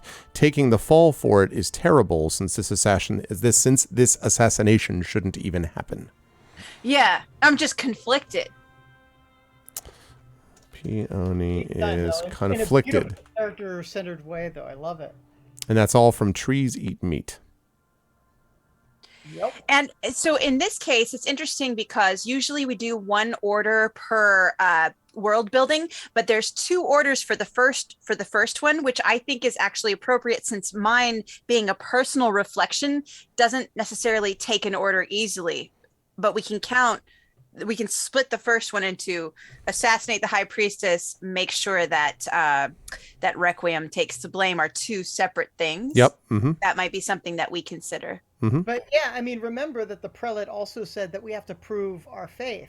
And so, oh, okay. So like my order might be bring me proof that it was your hand that slew the high priestess. Yeah, see, that could be a way to tie that in too. We're gonna hold off on that for a second because we only need 3, but like we should just keep these in mind before we finalize them. Greg, have you saved and closed? Not yet. Now it is saved and closed. Yes. Excellent. I am opening and getting ready to edit. There it is, and I will continue with this in just a moment. But first, please, Greg, pick a question to answer. Tell us what it is, and then I will whip out a card for you.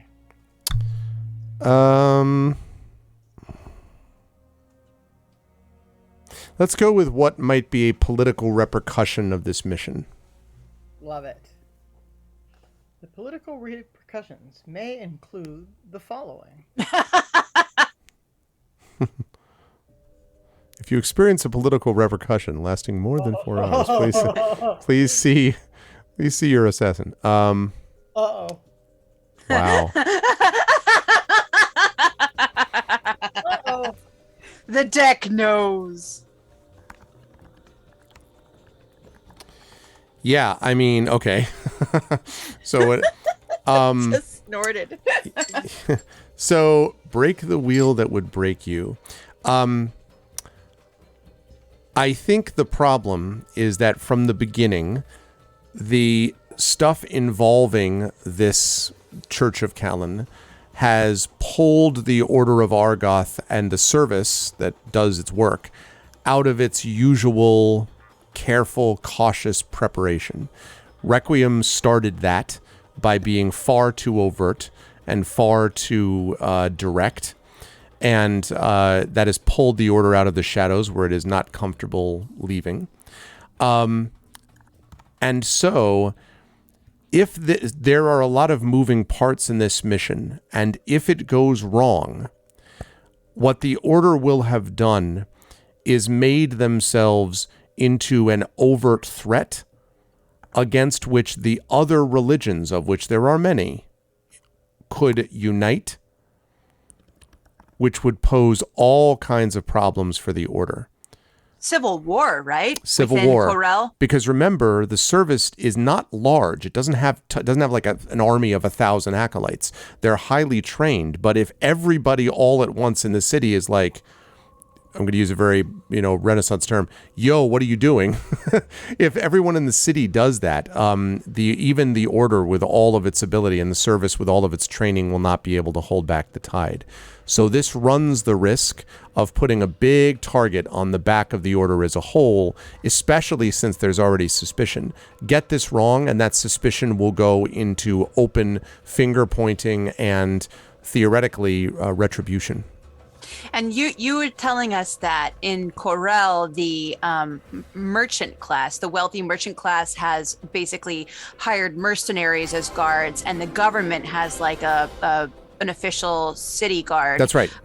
So they're not as highly trained as the acolytes, but there are trained fighters that could be, if united, certainly deadly to the order. That's always been the risk. The order is divide and conquer. If people come together and cannot be divided anymore, which might happen if they begin to see the order just like openly going around and being like, you die, right?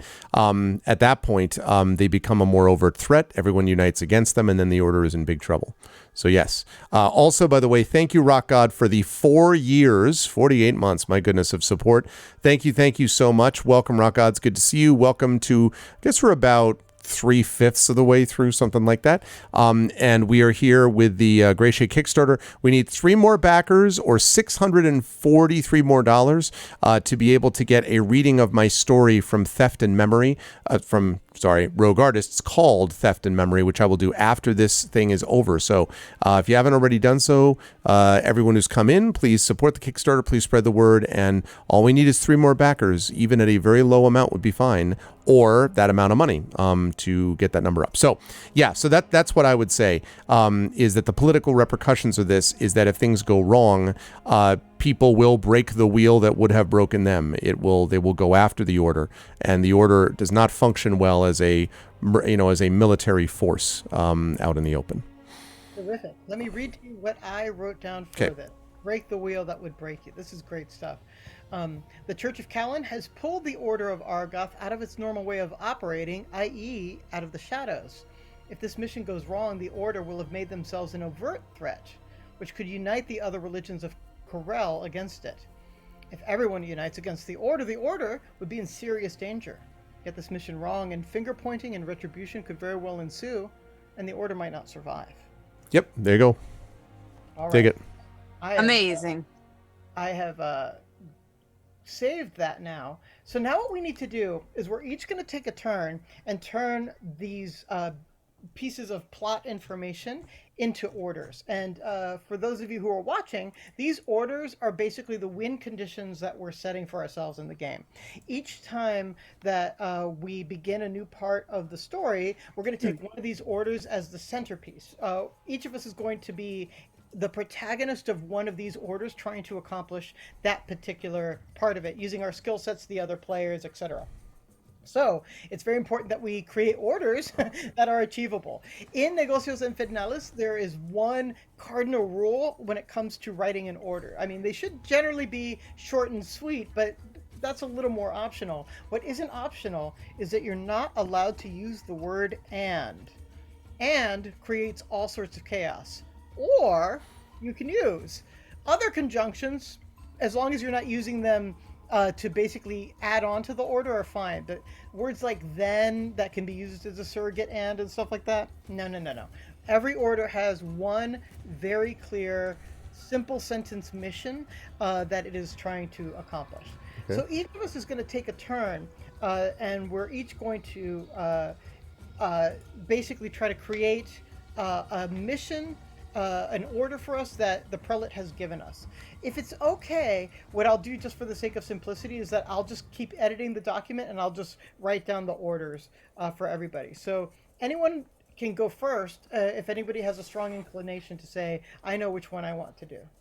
Well, it usually goes that probably the ones that we talked about are the ones we fix into our orders. Not always, but that's often. And so I think I would like that the prelate specifically ordered me, who have concentrated on dealing death beautifully, which is sort of the bridge between Argoth and Callan, is to assassinate the high priestess so beautifully they think her own god did it. So the prelate specifically orders Peony to assassinate the high priestess of Callan so beautifully the world will think Callan did it. That they think Callan did it, even though we're trying to frame oh, you're right. No, I have to backtrack because that's part 2, right? Requiem becomes Callan. No. No, because there was that line about that she had to die beautifully as part of the mending. All right, so she has to die, but she has to die in a way that heals. But the healing part is the Callan part, is the Requiem part. I have to assassinate her so beautifully and beautifully meaning so skillfully that people think that Requiem did it. So it has to be like a perfect copycat. I guess that would be a way to do it. Perfect copycat. That falls within my skill set, I think, because I've honed the beautiful art. I like that. Although I'm sure Classico is joking, but $1,000 to make sure Requiem is made official and thereby effectively immortal. You strike a hard bargain, sir. And let me tell you that we're going to be watching the Kickstarter. If that number jumps by 1,000, Requiem kills Requiem probably, yeah. Requiem, yeah. Requiem becomes the prelate and the governor of Corel. If that jumps by 1,000, Requiem is going to be, yeah, there you go, chat. If we get $1,000 on that, Requiem... It's just like, we're the worst sellouts. It's just kind of like, all right, that's fine. For $2,000, Requiem is Argoth. What do you think of that? Like, worship Requiem in real life. Just God this, mother... We'll all cosplay Requiem tomorrow. I actually have chambered and ready. I have waited to do this, but I have chambered and ready a cosplay, me cosplaying Grayshade. Like, because so many people have talked about me looking like it, I need to figure out how to put it together. But I'm not ready to pull that card out yet. That has to be for later on. So I would if I could. I really would. No, I know. I'm sure you would. But other people now know. I love it. You know? Like instead of in Dune, where you have the God Emperor of Dune, you have the prelate governor. The prelate governor of yeah. Unites all like factions with a Prelate Governor, Merchant Prince, Requiem, also the god Argoth. We did, however, just get some more. 5,447 and 68 backers. We're 2 backers away and 553 away now. So there you go. We're doing it. All right. Awesome. So, okay. Want to go next to turn basically any of that plot stuff that we've done into an order? Or do you want me to go next? I would say... Yes. So we've talked about framing Requiem. We've talked about, killing the High Priestess in this beautiful way. This has to be seen. We talked about the idea of Requiem being seen as going rogue. This has to be kept completely separate. It's the classic Mission Impossible, if you are captured, the secretary will deny all responsibility for your actions, right? We cannot be seen, the order and the service cannot be seen to be involved in this at all, except for Requiem, who we will say is just off the rails and is not, part of the group and blah, blah, blah, blah. So we have to be seen as, we are not there, we are invisible, which means I think that the prelate probably would order me to be like, basically pull me aside and would say, I specifically am responsible for not letting this go out of control. Maybe the prelate knows a little bit about Peony's kind of, connection, with Requiem, without getting into specifics, and knows that Esplanade is a little loopy, and all that, so that I am like, the sensible... I'm the honor kid, right? Like, I'm the one who'll be like, yes, sir, I'll do it, even though the prelate may or may not know my fatal flaw that's below there. So I would say the order would be, we can't be involved at all or be seen to be involved at all, and I'm responsible for making that happen. I don't know if we can put that into an order, but that's my thought. So here's what I wrote for that. In fact, let me just read Order 1 and Order 2. So Order 1, Claire's, the prelate specifically orders Peony to assassinate the High Priestess in a way that frames Requiem perfectly. Yes. Claire, is that Order 1? Yes, that's Order 1. Like, yes. And I know how to do it, too. All right. But Greg, were you going to ask for an emendation there? Just no, only to say in a way, maybe this is all tied up in the beautiful thing, just that we are invisible in the process of doing it, in particular, because of the screw up to begin with by Requiem. We can't be involved at all. We can't be seen to be involved at all. That is Order 2. So Requiem okay. The full blame for this so that the Order takes no responsibility for this action. Okay, yes, cool. So basically, there has to be something active that we do that activates that. So we have to think about how we make sure that Requiem is actually in a moment of triumph taking all of the blame. Yep. Like we have to provide the proof in that. So I dig it. Order is going to be, and then so I'm going to do order 3, and so order 3 is going to be each of you, and that means all 3 of us, must provide visible and obvious proof of your faith.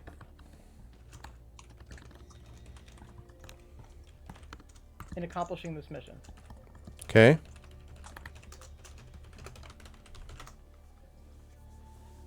Oh, but I just used an and, so I got to take. How dare you? You're just so firm. Like, don't ever use and.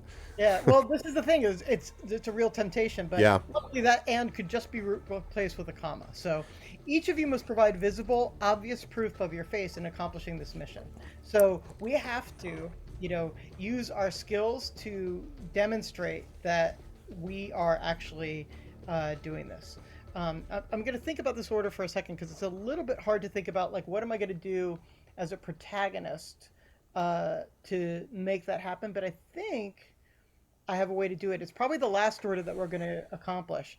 So 1 and 2, can be in either order, I think. But it kind of makes sense to me. So I'll put these in the chat just as we have them drafted right now, just so chat can follow along and then everybody else can follow along as well.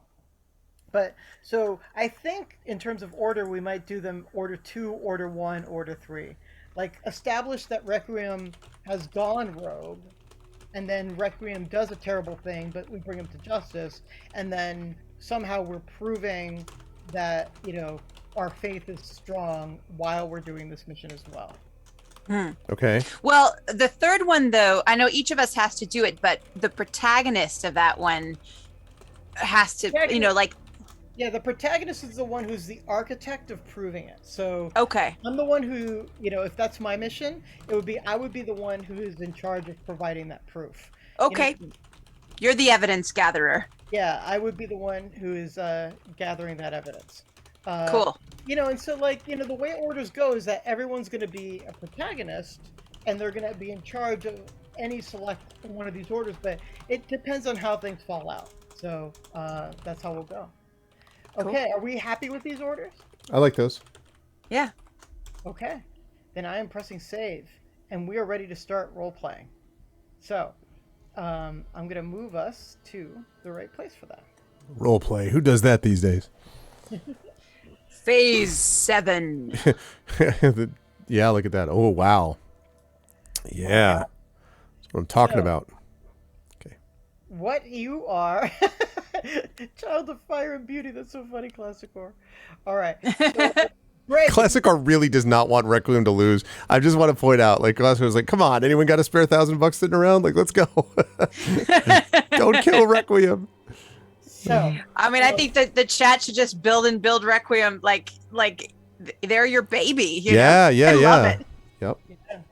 All right. So here is what we're going to do, folks. We are going to role play. So the way this works is as follows. Each one of us is going to play the protagonist of a scene. The protagonist is sort of like the architect of the scene. You can sort of like think of them as the showrunner of the scene. They're going to be the main character who's leading us through and helping us decide the action. So when each of us has to be protagonist at least one time, as you can see from the cards that are there. So there's Carlos, there's Claire, and there's Greg. Excuse me. And so once we've turned all of those over successfully, that means that we will have accomplished. To be the protagonist, you basically have to complete a scene successfully, either using your wits or your speciality. You also can use your speciality when it's not your turn to be protagonist. But at some point in the game, you have to make sure that you're using your special powers in order to try to advance the plot in your favor. That means, you might use it in a minor case to try to persuade an NPC, or you might use it as the climax of the scene. But at any point, the protagonist will try to basically accomplish their scene. To do that, they're going to make a check. And that check can be either wits or their speciality, and we'll draw a card. If the card matches one on their character sheet, mission accomplished. That means that things are going to go their way. If it doesn't, a couple of things happen. So when a failure happens, what happens is that this little guy right here, this assassin that we have here, actually, let me make him a little bigger. He's a little small. Just so you can see. I went to the trouble getting this assassin here. That assassin figure is Ezio from AC2 Brotherhood. Not that we had that planned in advance. Professionals here, trained professionals. So what happens is that you'll move from the tip of the sword here onto the take care, watch out a little bit. And we are also then in the place of complication. And what that means is that we have to resolve the complication before we can continue to try to resolve the scene. So basically, a new wrinkle is added whenever we fail a check. Once we remove the complication, we are welcome then to try again and solve the scene for the order that we're trying to accomplish in that case. If we get too far down the sword, however, things get really troublesome. Because if we ever end up here on the hilt of the sword, if we're buried to the hilt, we lose. Total party wipeout. Wow. Like death, probably even like worse than death. You know, everybody fails. It's the worst possible ending. Corel burns, like it. Yeah. I mean, my book never happens. Everything's retcon. God damn it! Like, yeah, exactly. Like Requiem falls off a cliff like twice. It's really cool. Argoth destroys Corel in fire and ice. Keep talking. Bear with me 1 second. Just got to go tend to something. Keep talking. Okay. So what happens here when we're on the danger space is that we can delay our inevitable end. So imagine we were on the danger space, and with one more failed check, we would move onto the hilt and we would die. What we can do then is we can activate our dooms. And so basically what that means is dooms, we're calling it Fatal Flaw. Sorry, in this game it's Fatal Flaw, right? We changed it a little bit for this game. But so we can activate our Fatal Flaw. That means that instantly our Fatal Flaw happens, like is activated in that scene, and something that has to do with our Fatal Flaw does something really terrible to our individual character, but we don't lose. So it's a way to keep the game going. It also means, though, that we lose access to the card that was tied to our Fatal Flaw. So we start out with a 4 in 7 chance. There are 7 suits. We have 4 on our sheets. We have a 4 in 7 chance at the start of the game to succeed. However, if we lose our Fatal Flaw card, then it becomes a 3 in 7 chance for the rest of the game. So things become more difficult. However, just move this back for now. Every time we accomplish an order, we remove one of these order tokens here. We remove all 3 order tokens. We move on to the denouement and the victory lap that we'll be taking in order to celebrate the fact that we will have accomplished everything that the prelate had set before us. There are more little sub-rules and things that we'll talk about, but basically the game ends when we removed all 3 orders, and we've each been a protagonist once, we've each used our speciality once, and we have each role-played as an NPC once. So once we've done all of those things, victory is ours. And at any point, we can create an NPC. We basically, like say the governor comes into play. We just draw one card for the governor. We say his name, his job, and one thing about him from the card. But once the governor's created, anybody can take that NPC and play him. So right now we have the prelate is already made as NPC. We've got Requiem already made as an NPC. Any of us playing either of those 2 NPCs means that we get to take that card off our plate, or we can make a new one. Either way works. Right, that is all correct. In terms of the gameplay, I think a lot of it will become apparent as we are going through. But just in case there are any questions, I would love it if the chat, just asked us anything that they were unclear about. Just, if it's so unclear that you're not even sure what we're doing or anything like that. So, chat if you have any questions. If you want to ask about different currencies of 1,000 that you can use to pay for Requiem's permanent survival, anything like that. What's the currency in Corel? Yeah, that's true. It's so coins. They use gold coins. They use gold coins. Yeah, platinum, copper, that they don't use. Electrum. Yeah, no. No. Oh, what happened to Electrum? That was like my favorite. I used to love Electrum. It was always one of the ones you get that and you're like, oh, wait, what is the conversion? It's like, look at it. You're like, I know how much this is. You're like, no, sorry, I only take Electrum strictly. I take crypto coin. What do you mean it's not worth anything anymore? Hey-oh. Sorry. Apologies. So I don't see any questions right now. So I think we'll go ahead and decide who's going to be our first protagonist. So who thinks like they want to take on one of the orders right now? I have an idea of how to at least begin to take on that order, start the mission, but I may be second, as far as I in order to accomplish it in the guise of Requiem, I'll need certain things, and my first thing would be try to obtain that thing. Can you tell us what the thing is? Yes, the piece of tech that Requiem uses as their focus, because I know how to sound shift, but in order to make it look like Requiem, I'll need Requiem's meditation crystal. That will help, like, we can leave it at the scene too, but also to make it look like Requiem, to kind of like take on the guise, the psychology of Requiem, I would have to get that from Requiem, and then I would make my way to the High Priestess. All right. So, then you would make your way to the High Priestess, and so just to remind everybody, our orders are assassinate the High Priestess in a way that frames Requiem, and Requiem has to take the full blame so that the Order's hands are absolutely clean.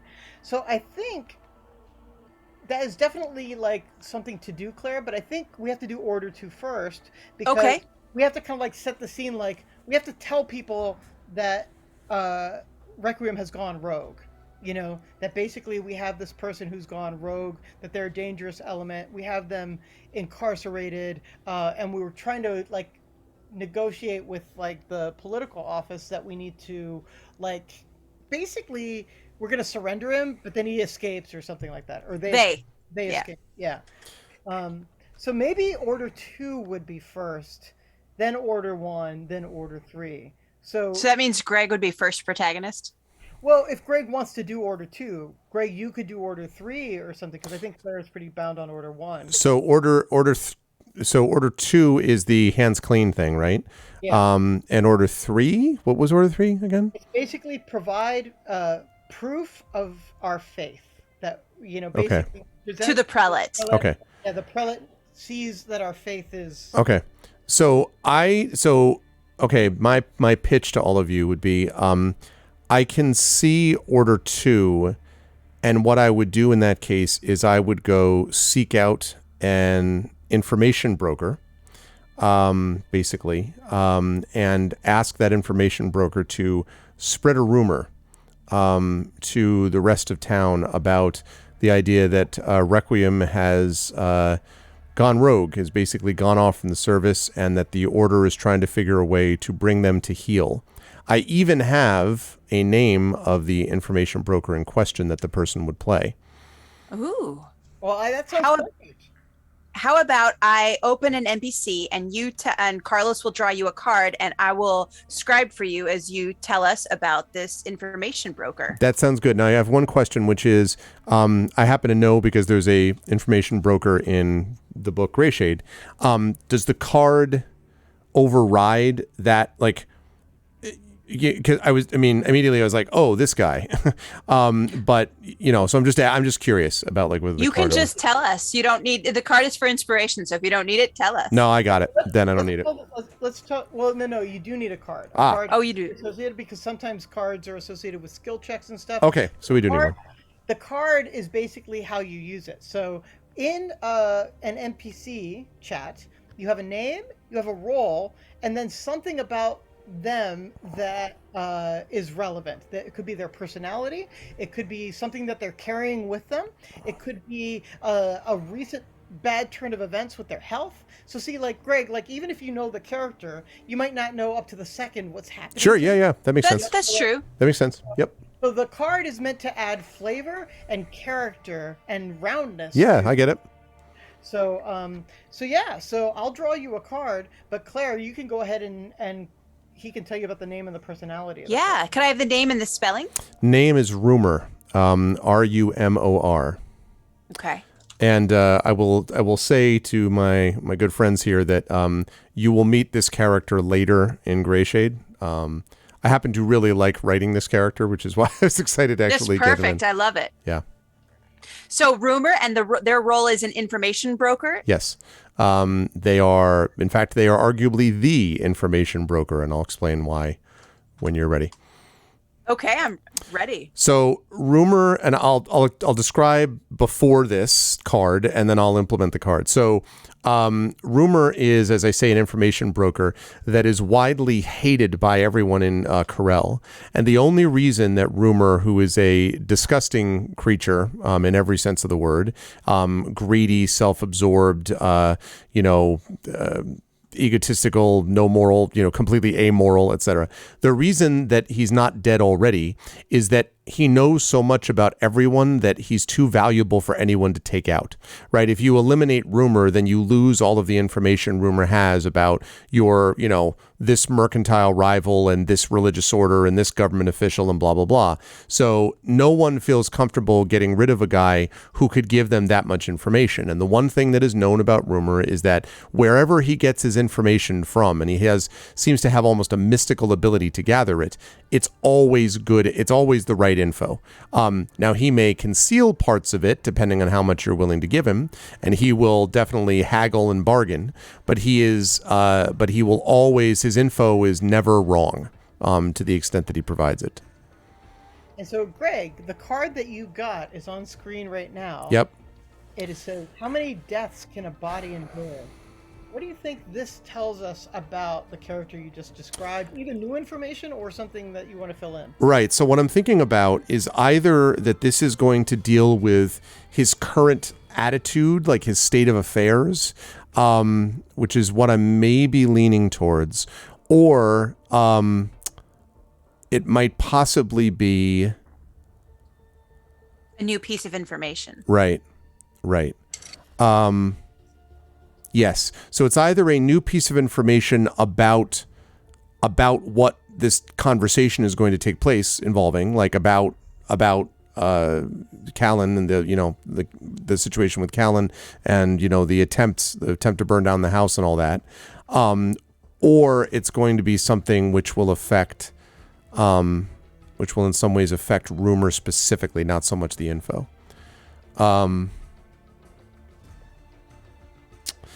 I think I would say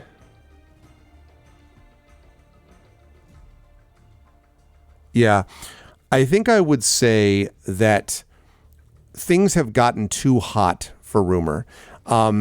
Just as the Order has been pulled out of its shadow because of the stuff that happened with Requiem, so too has Rumor, partly as a result of this, because Rumor has done a lot of work for the Order, also does a lot of work. It's a freelancer, right? Gives information to whoever will pay him. But it means that Rumor also has been kind of drawn out, where now everyone is trying to get from Rumor more information about the Order's dealings.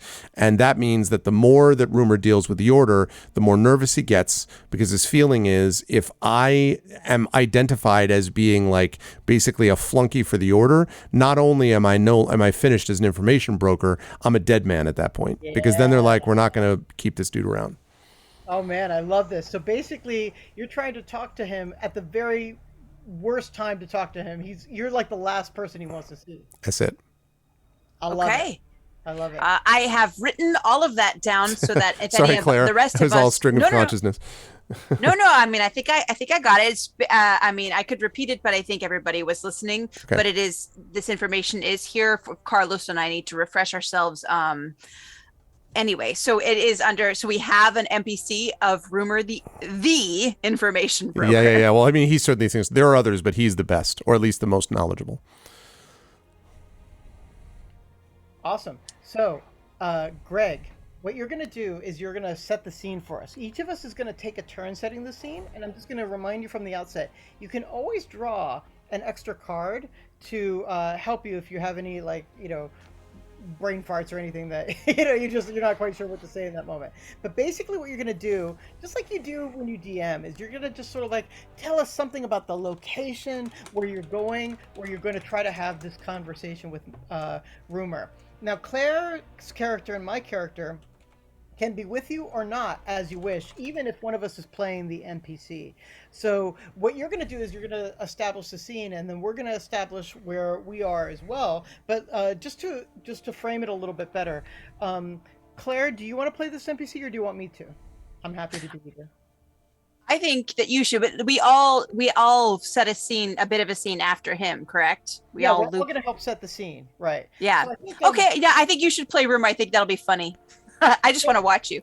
Yeah, so I'll play NPC, but Esplanade is going to be in the scene too, because I think Esplanade and Rumor are kind of like two of a kind. So I definitely want both characters in there as well. I think Esplanade. One note. I think Esplanade thinks that. I don't think Rumor. I think Rumor's just like get away from me. He's very almost. I imagine him as very kind of Cockney, like South Yorkshire, even very oi, type of thing, and like yes, you're my Cockney accent, which is not I can't wait for the Cockney accent. But my point simply is, I'm sure Esplanade does think of them as similar. I just love the idea that Rumor maybe doesn't think as similar as Esplanade does. Anyway, that's up to you. I love it. But okay, so Greg, what we're gonna do is we're gonna go you, me, and then Claire, and each of us is gonna give details about the locale where we're going to meet Rumor, where we're going to find him, and you can give sights and smells and sounds. You can tell us about emotional things that your own character is going through. Just help frame the scene for us before we begin the role play. All right, chat, let's do this. I am. I'll start that again, Chad. I am a professional user of words. Okay. So, I am just entering, I should say, Rana is just entering the merchant district. And I would say it's probably early evening, and probably we didn't specify this, but I would say we're sometime in late fall, a little bit of chill in the air, if that's okay with my compatriots. And as I'm walking down the street, passing a few guards here and so forth, I can see the twinkling lights of my destination. It is a place in the front of which is a sign, and on the sign is what looks like a crouched over human in a cloak that is holding out a hand with a bag of something clutched in it, perhaps coins, and then with a knife behind the figure's back. And below that, the words, "The Honest Thief," one of the most famous inns that exists within Corel and certainly within this district. There is, as usual for this evening, the sound of revelry from within. But there is, of course, always one place in the interior as Rana enters that is always a little more cleared out, where the best information broker, self-assigned in Corel, holds court. It is in the back, where there is usually a loud card game going and a great amount of drink happening. And as we walk in, there is the smell of sour alcohol spilled. You can see, seats and sort of knocked over, stools knocked over, some stuff on the ground. No, you don't know what it is, probably don't want to know what it is. Tables that are filled with leftover food, and there is, of course, loud music. Actually, it looks like maybe competing bards at multiple tables, like playing lutes and that sort of thing. There is a small but still relatively effective fire casting heat from one side of the room, and walking over to it, we can see Rumor at a table surrounded by several others who are watching as he intently plays a card game with a big burly man who has a sort of scarred leather armor, tunic, and a sword at his belt, which looks to be notched and well used. Probably one of the mercenaries that is often employed by merchants in this district.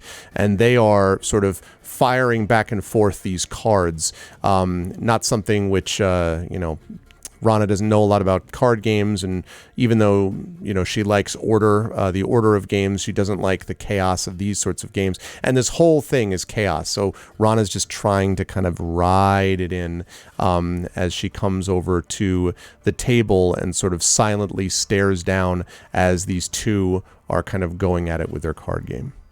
Excellent. I go next. Esplanade. Oh, and I'm sorry. I left out Esplanade. I didn't mean to do that. I'm sorry. No, you didn't leave out anything. We get to describe ourselves. Add to it. Oh, you're roboted out again, Claire. Sorry. Right. So, so each of us gets to add to the scene now. So Esplanade basically moves behind the burly gentleman and looks straight down at his cards. Determines that he has actually a fantastic hand that he is playing against right now. And he gives Rumor the signal that Rumor should raise against him. So even though this guy has a terrifically, wildly, very high hand going here, Esplanade is just sort of like, oh yeah, you're fine, go ahead. But does it very subtly so that, of course, no one catches on right now. And, while he's doing this, he's also casing the room, noting exits and, basically doing sort of like minimal planning for when the fit hits the shan, as it's going to if he's in an inn, because it always does when she's in an inn. So yeah, that's what Esplanade is doing right now. Claire. Am I still roboting? No, you're good. No, you're good. Okay. So Peony has followed, but as a shadow, is not there with them. She has taken the rooftops as they were walking down the street, and has used the cloak and aerodynamics to hop, and came to the roof of the Honest Thief and kind of slid down the back, so that she in the back alley is pressed against the same wall, because you said they were in the back playing cards. That's right? So she's pressed against the wall, and she's using, you said sound shifting can make an acolyte very sensitive hearing, yep. right? And they can hear through things. She's pressed against her whole body and hearing the conversation through the wall. Okay.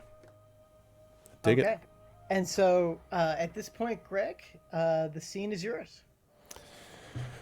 Okay, so I would say, and I imagine that that Rana takes on sort of notes Esplanade, raising, type of thing, and doesn't necessarily see obviously the burly man's hand or Rumors, but just kind of is sort of silently oh, this is not the way things roll.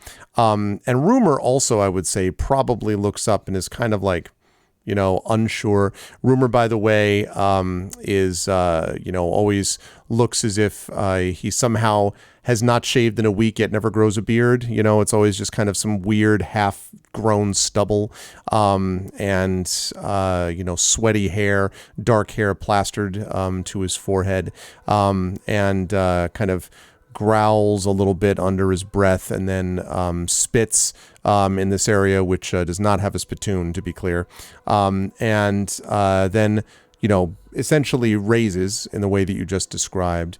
It's all right, type of thing, and raises, and so the burly man, just with some big smile on his face, throws down the hand, completely destroying, that's not even close, the other hand of Rumor, and this big, huge roar goes up from the crowd, and all that, and everyone's just kind of that type of thing, and Rumor has this really pissed off expression, and kind of just shrugs it as just does one of these, yeah, and is staring at Esplanade, and stares up at one point at Rana, and Rana shrugs and says, "I need to speak to you."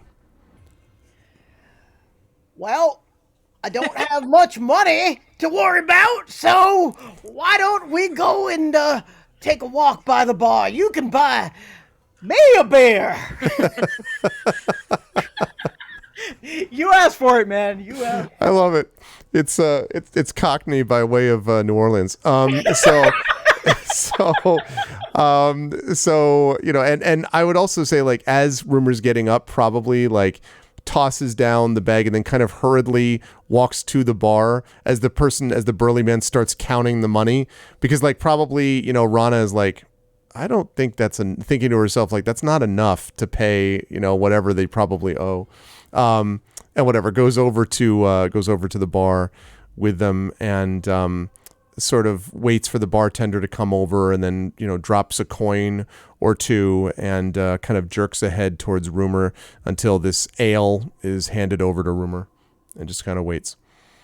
Yeah, Rumor is sort of like slowly making his way here, though, but he's looking Esplanade up and down, like plotting revenge and, thinking of all the ways that he's going to extract that money back, twofold from Esplanade at this point. Comes up to you, sort of like looks you up and down and, basically doesn't say anything until a beer or ale or something appears in front of him. What'd you buy? I would say probably Raylar Tears. Raylar is a huge monster that's almost legendary. Kind of like, think of to jump into D&D for a minute, like a massive Umber Hulk, almost two large tusks, probably 10 to 11 feet tall. So this thing is a specialty of the Honest Thief. And since Raylar are extremely hard to get, and this isn't exactly your finest establishment, the chances that this has anything to do with a Raylar or its tears are very small, but, that's what it is. It's cheap and it's plentiful, right? So. Oh, it's cheap. Okay. Yeah. I thought they might be playing on that, but so it's cheap and it's plentiful. So at that point, Rumor takes his like, it's what I have every night, and just basically slams it back. Okay. This is like the purging the bad taste of that last game out of their mouth. And, yep. looks just like, so. Let's see, yeah. And and so Rana kind of like glances at Esplanade and then says, we have some information and we need you to give it to others. He just sort of like looks askance. It's like, well, that's what I do. I'll give information. We're gonna do country because fuck that. That's what I do. I'll give information. But it's Rumor's country cousin. It's like, my name's Raymore, and Rumor with two U's, and I work at Flanagan's. Rumor is like, well, I give information if it's good information. Do you have good information for me? I suppose you could say that. We've been sent to solve a problem, and it's a problem with one of our own. Oh? Orders got a little bit of family problems? Someone who's left the family, you might say. Well, that, indeed, would be valuable information. Who are we talking about? Before we go any further, the question is, will you be able to take this information in the spirit it's given? That means telling other people exactly as we tell you, not embellishing. And I kind of like look down at the half-empty mug now of, or fully empty mug, I don't know, of what used to be Raylar's tears, and then back up at Rumor, who's probably a little unsteady on his feet, I would think. He's not so unsteady at this point. Oh, okay. All right, fair enough. Person. I'm going to draw a card just to see how he responds to what could be, seen as impugning his professional integrity. So his response... Oh, dear. ...is... Oh, dear. Oh, interesting. He's actually feeling very serviceable towards you. He's feeling very compliant, and he's just like, Rana, I am a broker of information. If I give out information and embellish or dilute it with my own opinions, then I am not a broker at all. I'm simply a monger. I am nothing so base as a rumor monger. So you can trust that so long as your information is good, it will be spread to everyone who pays enough to benefit from it. And if you're telling me it's information about the order, there will be no lack of buyers. So, and I would say that Rana nods a little bit, nods slowly and says, well, it's good information. We're giving it to you for that reason. But it's important that this information be spread around because we need to make sure we keep this family member from joining other families. We're trying to box them in and then make sure that they don't get out of that box once they're in there. Makes sense. Who is it? You remember Requiem? So, Greg, I think at this point, this is where you would make your wits check to see if you can convince them. Okay. This is the crux of the scene now. Dig it. You have red, blue, purple, and orange. I'm going to draw you a card. Okay. If it matches red, blue, purple, or orange, things are going to go your way. And if they don't, they aren't. Sounds good. Also, we are at 5, 4, 5, 5, and 69 backers. So the obligatory nice from Classic Nice. Glad to make sure they're there. 69 dudes. One more backer chat or another $545 or both would get that done. Okay. I know which one you would prefer. I don't know what you mean. I'm happy with either one, but both is so much better. Okay. Right. Also, I just want to answer Classicor's question. Cards don't get dealt back into the hand. They don't get shuffled back until the deck is completely exhausted. So if you are a Vegas-style card counter, you could have some semblance of an idea of what might be coming next at the very end of the game when there are only a few cards left. Probably not for this sort of like low-stakes kind of game. But, Greg, are you ready to see your card? Okay, red, and mine was what colors? Red, blue, purple. If you click on your name down Can I there see with them? your 4 cards, you could be able to Oh see all 4. yeah. Okay, right, red, blue, purple, orange. Lovely, got it. Okay. Here's your card. It's orange. Hell yeah. It's a success. So and My faith is strong. Yeah. So you can read this easily. And the card to inspire you is thrones make children of us all. Oh, perfect. Okay. So I say you've heard of rumor. You've heard of your own name. You've heard of Requiem. I've heard of Requiem. I heard he burned a lady's house down. They did, and there's a reason. It seems that they've decided that serving the faith isn't as important as leading it. They're making a play.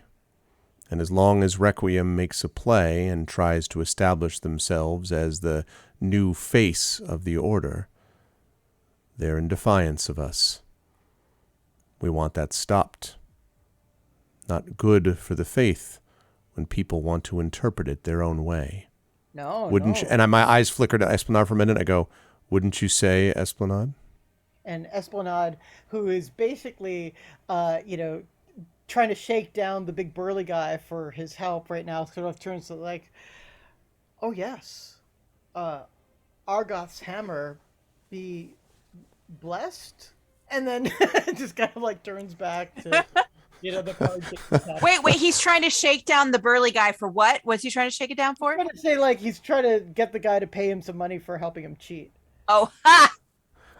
I love the idea, though, that is almost like, Esplanade is just kind of like by rote, like, yes, in the name of, blah, blah, blah, like, the Father, the Son, and the Holy Ghost, right? He just kind of throws out a bunch of stuff, like, so where's my book? Like, Right, exactly. And the greatest of these is love. No, give me my money.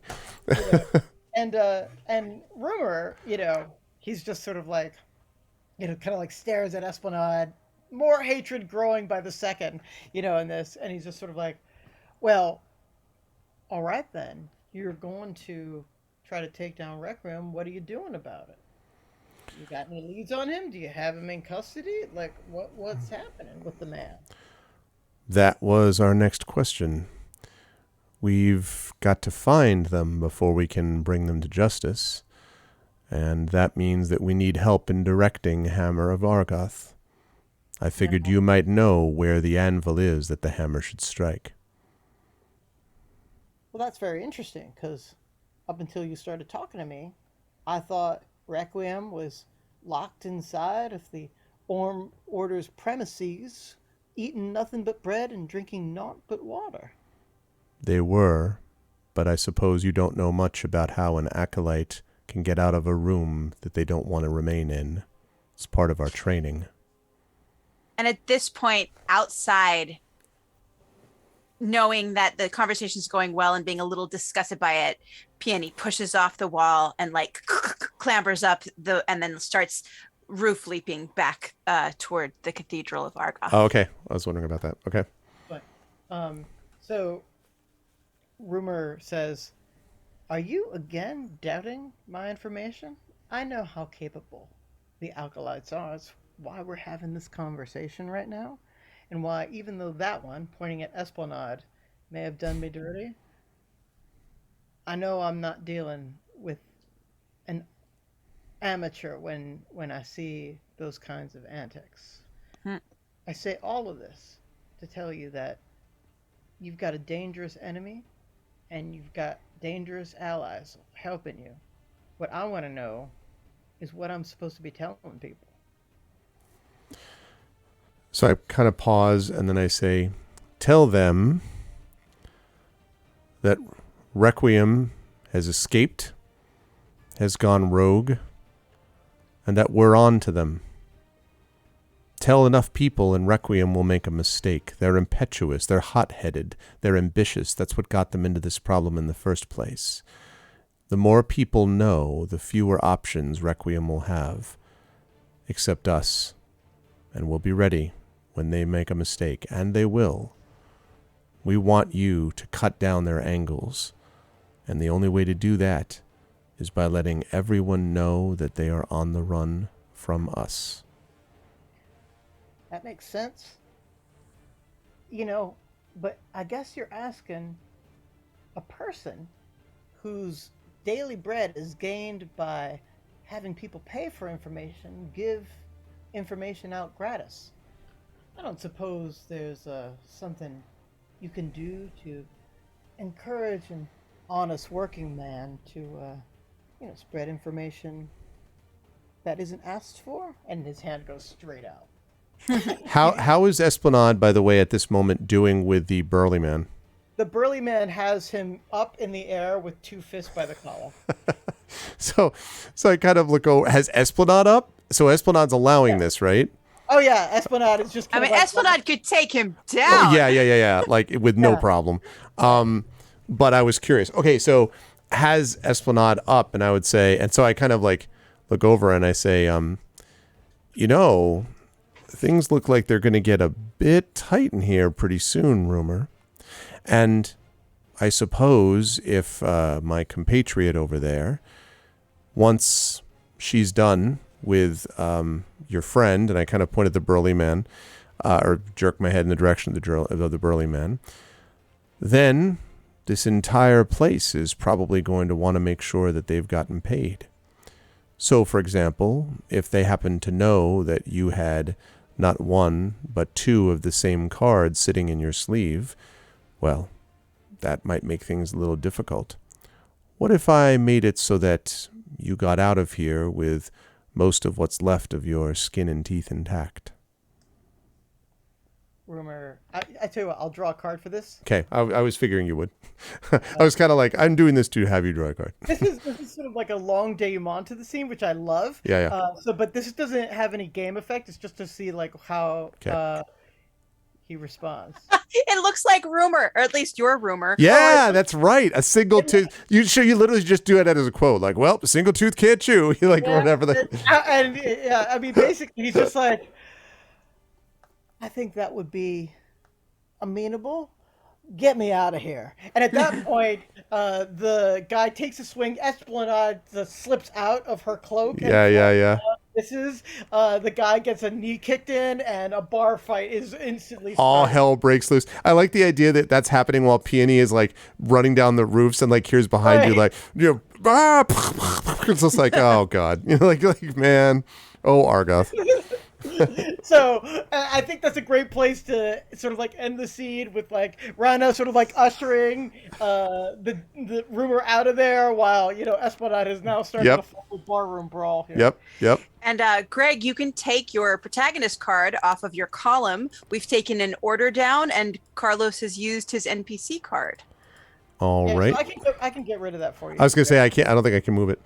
So Okay. these are all the things we've accomplished. Now, we haven't used any of our specialties yet, so remember that before the game can be won, all of us have to use our specialties at least once, and they don't have to be used to decide a scene. They can be used at any time. Okay.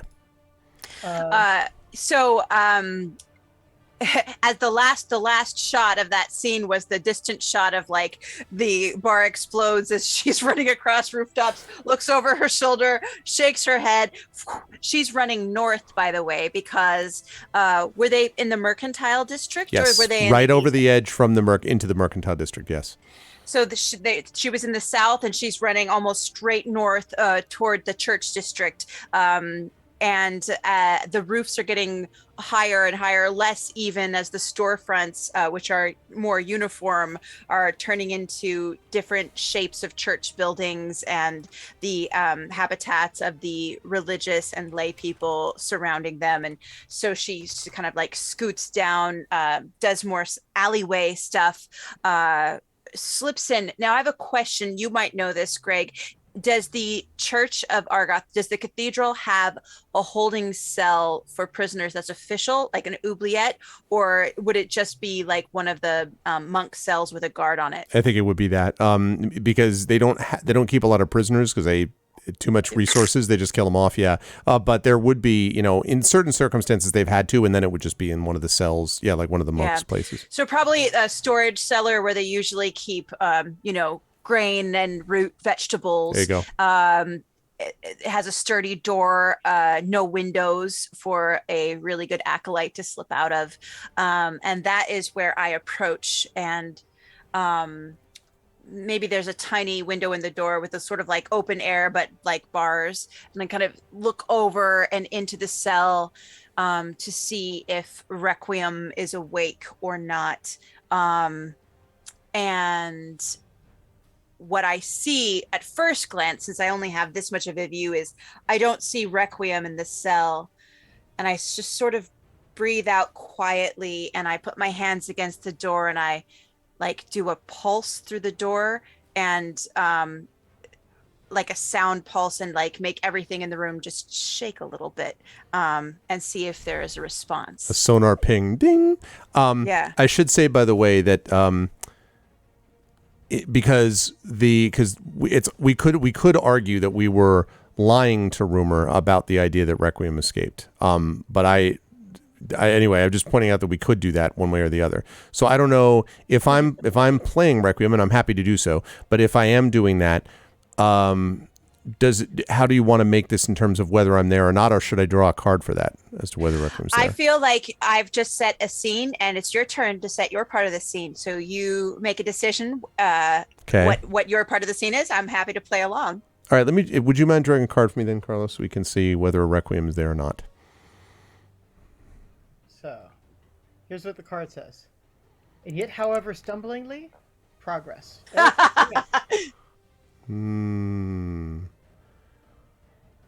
And yet, however stumblingly, progress. I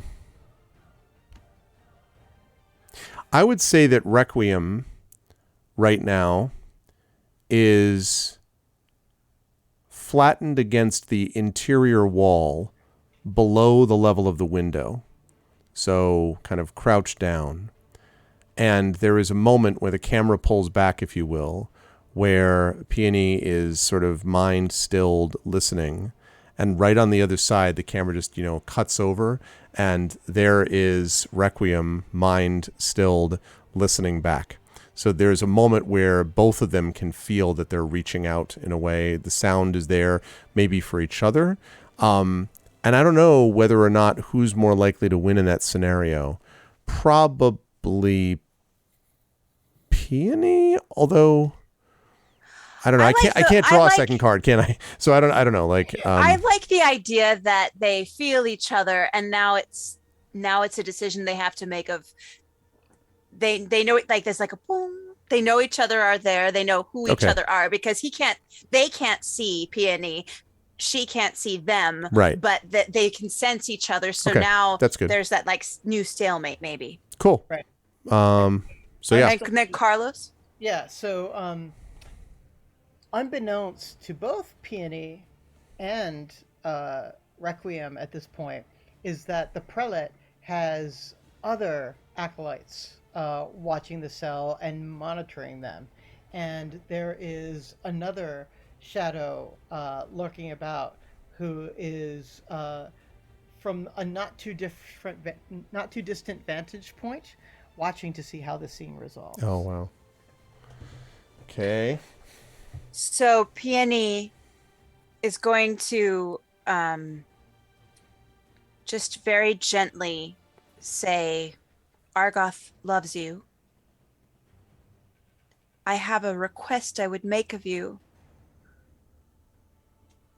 Would you listen?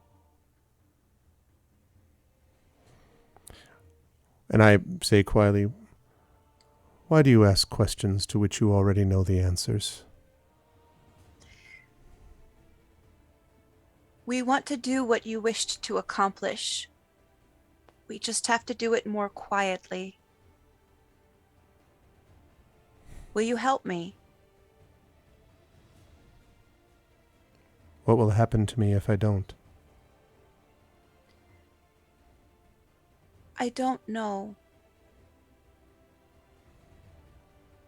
All I can say is that if we set out to accomplish what you started, Argoth will consider you their favored child, and I will remember you in my every prayer.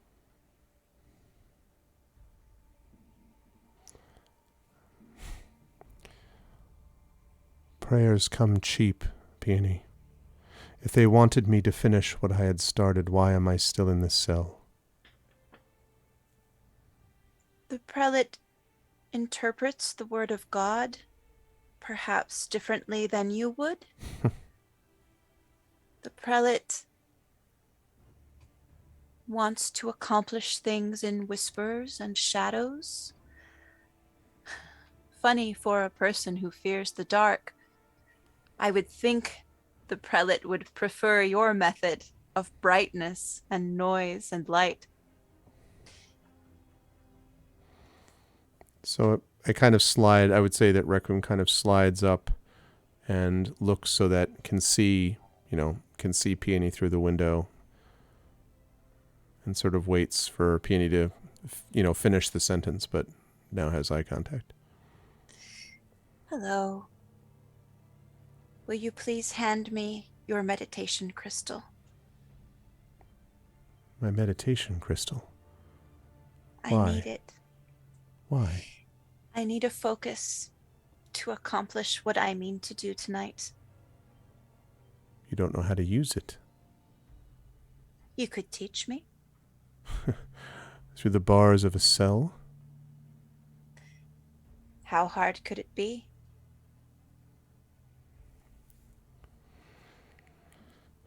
And Requiem kind of looks, left and right, and, as much to the extent that they can. And you have someone waiting back there to see what I do, to see how I respond. I do. And then I look a little offended and look over and kind of like send a new pulse down the wall to sort of feel and realize somebody is there. Actually, Requiem didn't necessarily even know that until you're like, oh, wait. But either way it works. Like, it's fine. Like, it's just kind of I like that they were guessing and that and she was like, gotcha. Yeah. And then if they're leaning against a wall, I want to make sure that the stone just kind of like against them a little bit, there's a vibration there that they're aware that I'm aware. Yeah. Um, Sort of like the like like it's too loud or something, Okay. I'm gonna play the NPC of that Yeah. other character, and I'm gonna just like see how they react. Okay. Even though I've played an NPC, I can play another one. So yeah, we can play as many NPCs as we want. You play the card Kool-Aid Man, just burst through the wall. Oh yeah. oh, interesting. Yeah. So they basically take off running. They basically are getting out of here, and they take off running. Our watchers have left us. If you give me your meditation crystal and tell me how to use it, I will walk away from this door. Perhaps it will not be quite as locked as it was before. And so I guess I would draw a card for this and see how Requiem reacts. So, Claire, are you basically trying to accomplish the mission at this point? My mission is to assassinate the High Priestess. So I am using my wits, but I'm trying to get a tool to do that. I know this is a little pre-play, but that's fine. I need That just means Greg is just going to draw a card to see what happens. So Greg, here is your card. Come on. Interesting. Oh, there we go. Though people are suffering, should we not drink wine? I guess I would say that Requiem's reaction would be, kind of thinks about it and then says, and draws it forth from around their neck and says, all right, Peony, I'll give you this. I warn you, though, if you get too used to the power this provides, that little shell of yours could crack, and I would hate to see you lose your sense of proportion. And kind of just daggers as I kind of pass the necklace through, with the crystal through. It is a risk I must take for my God. You should have burned down their church instead. It was so beautiful. And then before I leave, I'm going to set my hand against the lock. And I believe you said that some of the acolytes can do this if they spend enough time with it and with a minutia enough, they can manipulate a lock. Especially a lock which they're familiar with, like this would be. And it takes me some time, but I click it and then push off and take off running, like in such a way, like probably knowing that Requiem could follow me or catch up with me or do any number of things if they wanted to. And so trying to get that little bit of a head start just in case they're not interested in merely escaping. And I'm heading out of the cathedral and toward the new church of Callan. Yeah, I imagine that Requiem sort of looks very thoughtfully in that direction and then probably walks in the other direction, possibly walking towards what would be the equivalent of the office of the prelate. Oh, dear. And scene. And scene. And so I guess I know this You're in this charge was of the a whole scene, so yeah. I hope this was a scene that was like a pre-scene of the scene. But what do you think, Carlos? Do I keep going or do we move to? It isn't resolved yet, so you're still the protagonist. Yeah. So since the High Priestess's house has burned down, she has been sleeping in her offices in the rectory offices in the Church of Callan, which are so lujo, as you would say. They're so luscious and rich and delicious that it's like anybody, it's for somebody who grew up in the slums, even her office would be a palace. It wasn't nothing compared to the house that burnt down, but it is full of sumptuous silks, velvets, fat cushions, a canopied bed, one of those like tall chairs that have that like kind of umbrella over it. Everything Yep. is, like everything's claw-footed and gold gilt, and there's beautiful paintings on the walls, there's murals, there's a fountain.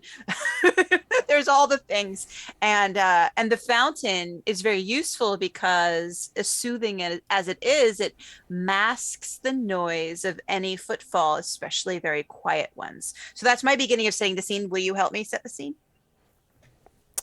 Yeah, is this me? Or is it okay? Yes. So, and I would say that because the house is burned down, the sort of guards, therefore, for this place have been set sort of somewhat hastily, but are very much on alert. And so Peony is going to have to use whatever tools exist in her arsenal to be able to deal with the guards, because killing, a bunch of the guards is going to kind of fly in the face of keep your hands clean to the extent you can. And so I would say there are probably at least 2 guards outside the front door of this facility, and there is a window above it framed in no doubt gold leaf of some kind around the frame that sparkles in the torchlight. And getting up to that window or somehow past the guards is going to be what Peony needs to do, I would think. And to contribute to the scene, the High Priestess is, a connoisseur of beauty, of sights and smells and tastes. And the god, is it god, goddess? Did we decide that, Greg? I like Callan for a goddess. Sure, we can make Callan a goddess.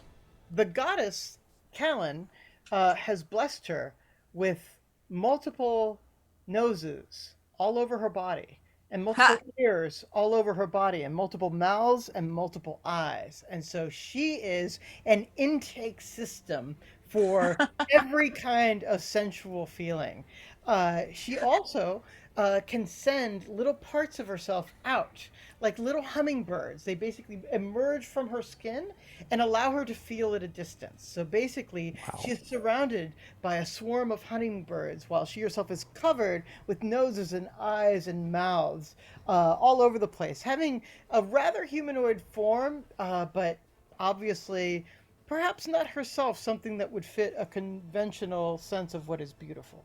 Do you think this stuff is concealed so that only at certain times is that revealed to others, or not? I think it is quite the opposite. Okay. It is something that is on display. So Okay. She wears no clothing. She doesn't really have genitals. She just has more noses.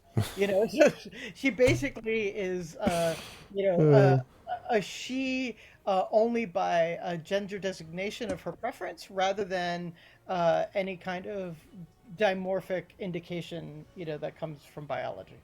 Okay. Okay, so the first thing that Peony needs to do is get past those guards, and they've like doubled the guards ever since Requiem's burning down the house. Right. And my specialty is throwing missiles, especially my rain of flowers, but I don't want to use that quite yet. I have to set up some evidence that Requiem was here. The crystal, the meditation crystal tech that enhances Requiem's specialty, which Requiem's specialty is sound shifting the organs. It seems like in such a way where you can enhance, almost like tweak your own biology for a little while to give you a little extra energy or make you more healthy or strong, or like pump some adrenaline into you. Okay. And they said that Requiem, the opposite of that same ability is that ability to kind of maybe like harm other people's organs a little bit, jostle them, make them uneasy, this focus crystal. And maybe since sound shifting is usually to be up close and personal or touching the thing, maybe the crystal can enhance some distance work. Can we say that? Sure. In this instance? Sure. I assume Peony has not used this before? No, Peony is experimenting. Because I wonder whether she could... Okay.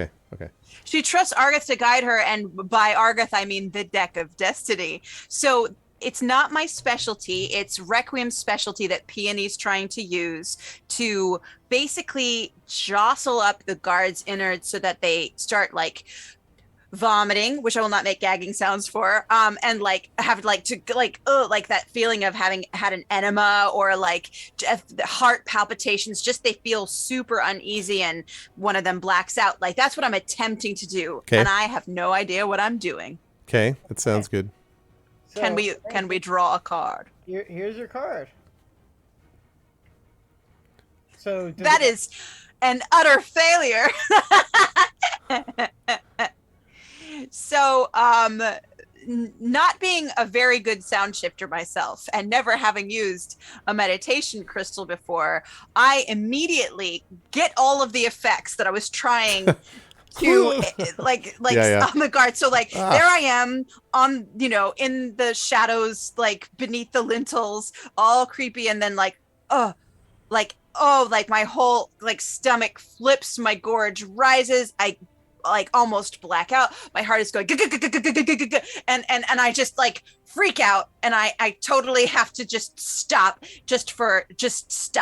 and really try very hard not to leak out of every orifice. So now that means a failure, which means there's a complication, and that you two have to resolve since I am currently out of commission.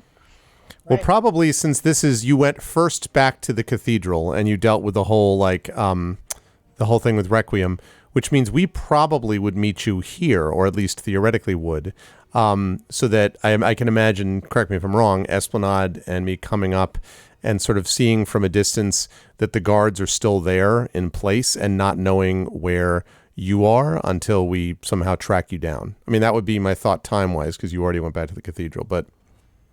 Yeah, I mean, I think, we would have known sort of like the basic plan, that she would have been sort of like running off trying to acquire the meditation crystal, and that, obviously we haven't heard from her in a while. I want to do a mechanical thing, and then Greg, you and I can just role play this a little bit. Okay. From a mechanical perspective, Claire has now failed to check. That means that she has a temporary bonus to her next check. That card that failed her, that Sangre card, is now added temporarily to her thing. So Claire has now grabbed it. Good. I have taken it. Yeah. So basically now she has a 5 in 7 chance the next time. Okay, that's cool. A test. So basically, it becomes more likely you'll succeed the more you fail. Although I have literally seen, people just fail and fail and fail, so it's not guaranteed at all. Okay. But yeah, basically now that Claire has failed, someone else has to accomplish, by removing the complication, by either using our wits or our speciality in some way. So okay. At this point, we would be sort of like meeting up and saying, in fact, Esplanade says, what happened to Peony? And I would sort of, put my hand down, kind of still my mind.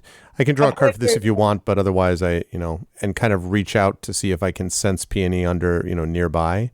So, I mean, assuming that I don't need to do a card for that, I mean, I will if people want, but otherwise, then I would say Sounds like you don't want one. I say go for it. Yeah, well, not for this. And would be like, I kind of reach out and she's just there.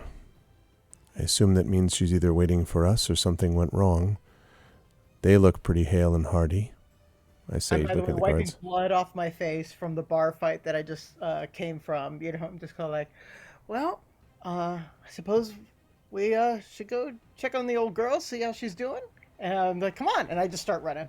So I'm like, oh, wait. Try not to get the guards moving with your movement. Take it slow. You're speaking to like air. Yeah, literally. I'm like, take it slow. Like just right. So, are you just kind of like woo! You know, like I mean, like running, running across the home. I'm running until it's time not to run. Okay, I'm not okay. an idiot, so basically, at some point I'm running, and then poof, shadows and. Gotcha. You're running mostly just to annoy Rana, and then Mission accomplished. Rana's like, Okay. So, when Rana arrives on the scene, suddenly Esplanade is by her side again, and we're both surveying the sort of like guards over there. Should we draw a card to see if we just spot Peony? Sure. Why not? So, here's the card. We can interpret it together. Okay. There cannot be a soul. There must be a soul. I think we're confused. So we don't know.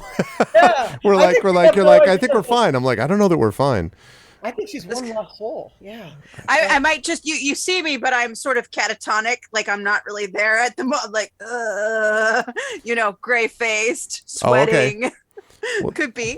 We could play it that way though. So we see her kind of gray faced, but we also see, while she seems to be hidden from the guards, it would be kind of hard to extract her right now. So I turn to Rana. It's like, Rana, do you know what we need? What's that? A distraction. And what does that mean? Well, it means that one of us needs to pull the guards away while the other one goes and rescues Rana.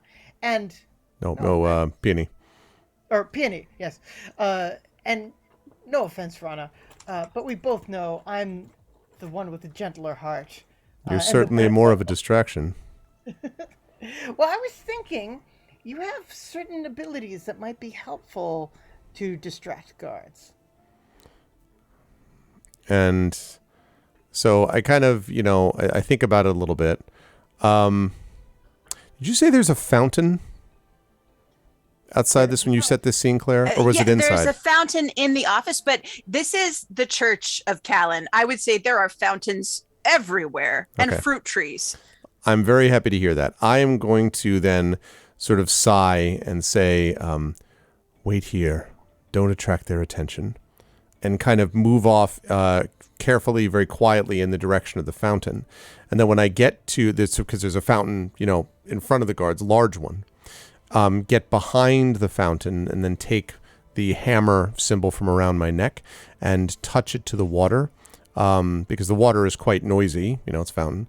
And touch it and whisper a prayer. And I need to draw a card to see if I am able to successfully slow and stop this water, though it is but mid-fall. Okay. Red, blue, purple, orange. Good luck, sir. Here's your card. Purple, orange. Come on, you can do it. Red again! You did it! I'm just like, never a doubt. No, so, okay. So, it's great. Look at that card, Greg. Oh, look at that. Yeah, so I sort of do that. And actually, what I'm pulling from that is the expression on the face of the person, who's holding the orb there. Because as, I do this, the water just sort of halts. Now, it doesn't freeze. It sort of slows increasingly until it seems as if it's just caught in amber, just stopped, right? And all of a sudden, the noisy fountain has been stilled. And I have to assume at that point that the guards are like, what? And probably come over in the direction of, one hopes, the fountain. I'll play a guard. Okay. Oi! What's that? So they all have Cockney accents also. It sounds like it's Rumor's brother, Raymer. Oi! They get oi a lot also. I'll They're play also another Rhymer, card. too. I'll play another card. Okay. Oi! It sounds like the fountain stopped. What? Well, that's impossible. Well, I don't know. It's pretty cold out tonight. I feel my nipples are really hard today. Oh, I've been looking at them all night. You can't see them through my chain mail. Doesn't mean I don't try. Well, if it's time for ice, then maybe that nice ice seller will be selling his flavored ices tomorrow, and we could have some flavored ices tomorrow. Oh, that sounds good. What's your favorite? And they're totally distracted. Yeah. They've now gone off on some other tangent and are paying attention to nothing. Cherry. I like cherry. Great. So like I imagine they're doing that as like as like the people, because this is the thing, too much money for statue, like not enough money for basic guard competence. So so I'm able to kind of sneak around the other way and head over to where is Peony by this point starting to recover? Like Oh yeah. Shaking it off, just doing meditations and prayers to Argoth, just like steady me, and it is, the effect is fading because it's not permanent, right? Right. So, and at that point would be, and I'd sort of, with my voice low, I assume Esplanade coming up behind as well, I'd be like, what happened? And I hold up Requiem's meditation crystal. Backfired. The thing is... Are you any good at this? No. That's why I don't use it. It's dangerous, I told you. Well, we'll just leave it as evidence then. I won't try to use it again. All right. Esplanade, can you get us through that door? He says player for a moment, hoping that was actually Esplanade's specialty, but not remembering it off the top of my head. Yeah, so it definitely is not, but Esplanade says, sure. Oh God. Rana regrets many choices in the last 10 seconds. So Esplanade starts patting themselves down and pulls out the most overly complicated bourgeois lockpick set that you've ever seen. Like, this is the sort of thing you buy late night at like 3 a.m. watching TV and you're like, oh my God, it's a fully functional lockpick set. I can pick locks. So it's like, shing, pulls out like 54 lockpicks out at the same time, and just shoves like 12 of them toward the lock. Jeez. Oh no. If it works. And I just like silently look to the heavens and just wait. Like, that's all I do. I don't even want to watch. Yep. I'm like drawing out several weapons, waiting for the inevitable collapse of, Right. This is not a specialty check or anything, so this is just like a narrative check to see like what happens, So I mean, it does work. It does match one of my cards, but it doesn't affect the fate of the nation either way. But so like, all history will be lost to the unremitting snow, and so. Oh look! What's that? Oh, sorry. The hand that's like this looks like it's holding a long, thin pick, but it's really just the background of the snow. Right. No, but it's pretty cool, right? So basically, like, Esplanade is like playing the fool. It's stone cold serious. All of a sudden, pulls one lock and goes, puts it away, and then instantly starts playing the jester again. So like, see, I needed all 54, but I got it. The door is open. And then I like look down from praying to Argoth, knowing that really it was the god who performed that miracle, silently touch Esplanade's shoulder in like approval, and then slip past her indoors, like fully recovered now, like very assured that my god is with me, deeply regretful about what I'm about to do, but ready now, ready and steady. And I slip towards the office of the high priestess. Are you coming with me? I would assume so. I would imagine that I sort of, look thoughtfully at Esplanade and kind of just consider for a moment. And then I'm like, hey, what's up, Nonstop? And then turn around and look at the guards, who I imagine are just kind of like, yeah, but if there's chocolate chips, I don't want any of that, right? And Esplanade is gonna go join them and start talking. Really? That's what I was gonna be. I also like ice cream. And they're like, oh, who the hell are you? Like, right? So you're basically going to keep them distracted? That's right. Yeah, like that's awesome. Playing the fool, but also just sort of like keeping the conversation. Like, oh yeah, this happened to me one time. But this is a rare phenomenon. Just like start BSing, about the fountain.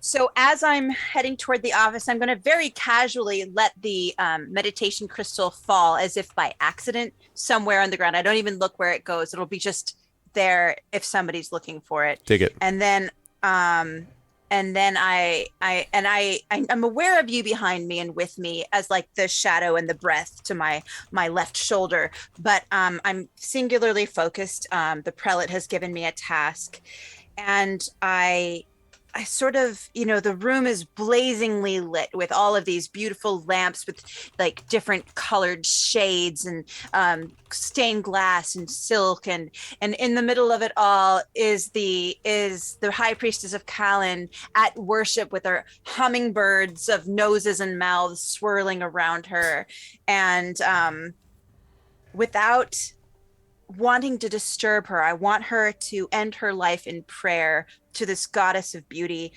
I sort of crouch and draw from their many little carriers the rain of flowers, and almost like juggling balls that I can have innumerous amounts up. I start like tossing them in the air, and then and like one by one these flower blades take down the cloud of hummingbirds. So like the death of 1,000 cuts, sort of, because they're all different body parts of hers. Yeah. And then, well, this is what I'm attempting anyway. We'll draw and see. That's my plan.